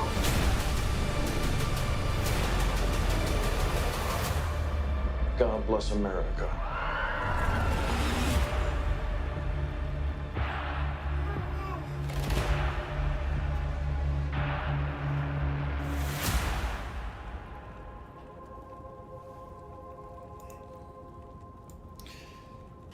Wow.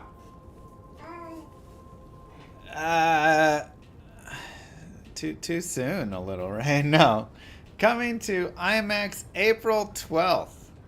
Loud, immersive, action-packed.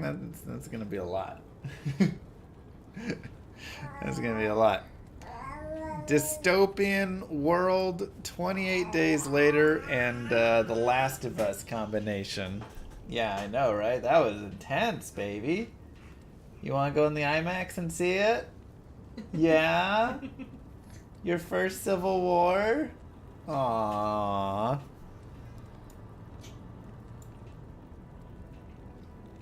That's interesting. I mean, Ex Machina amazing. 28 Days Later, like, there's definitely some, you know, the director's got some good stuff there. So, and cast seems decent as well, at least from what we saw. I don't know, we didn't get to see everybody. Interesting. Go check it out, everybody. And with that, mwah, kisses to you all. Thank you guys for being here. Yep, you know what time it is, Darce. Whole fam is here.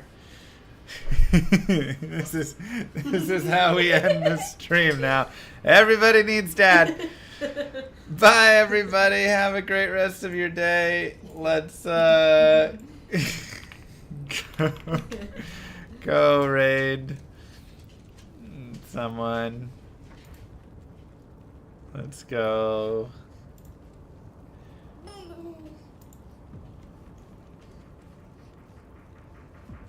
Alright.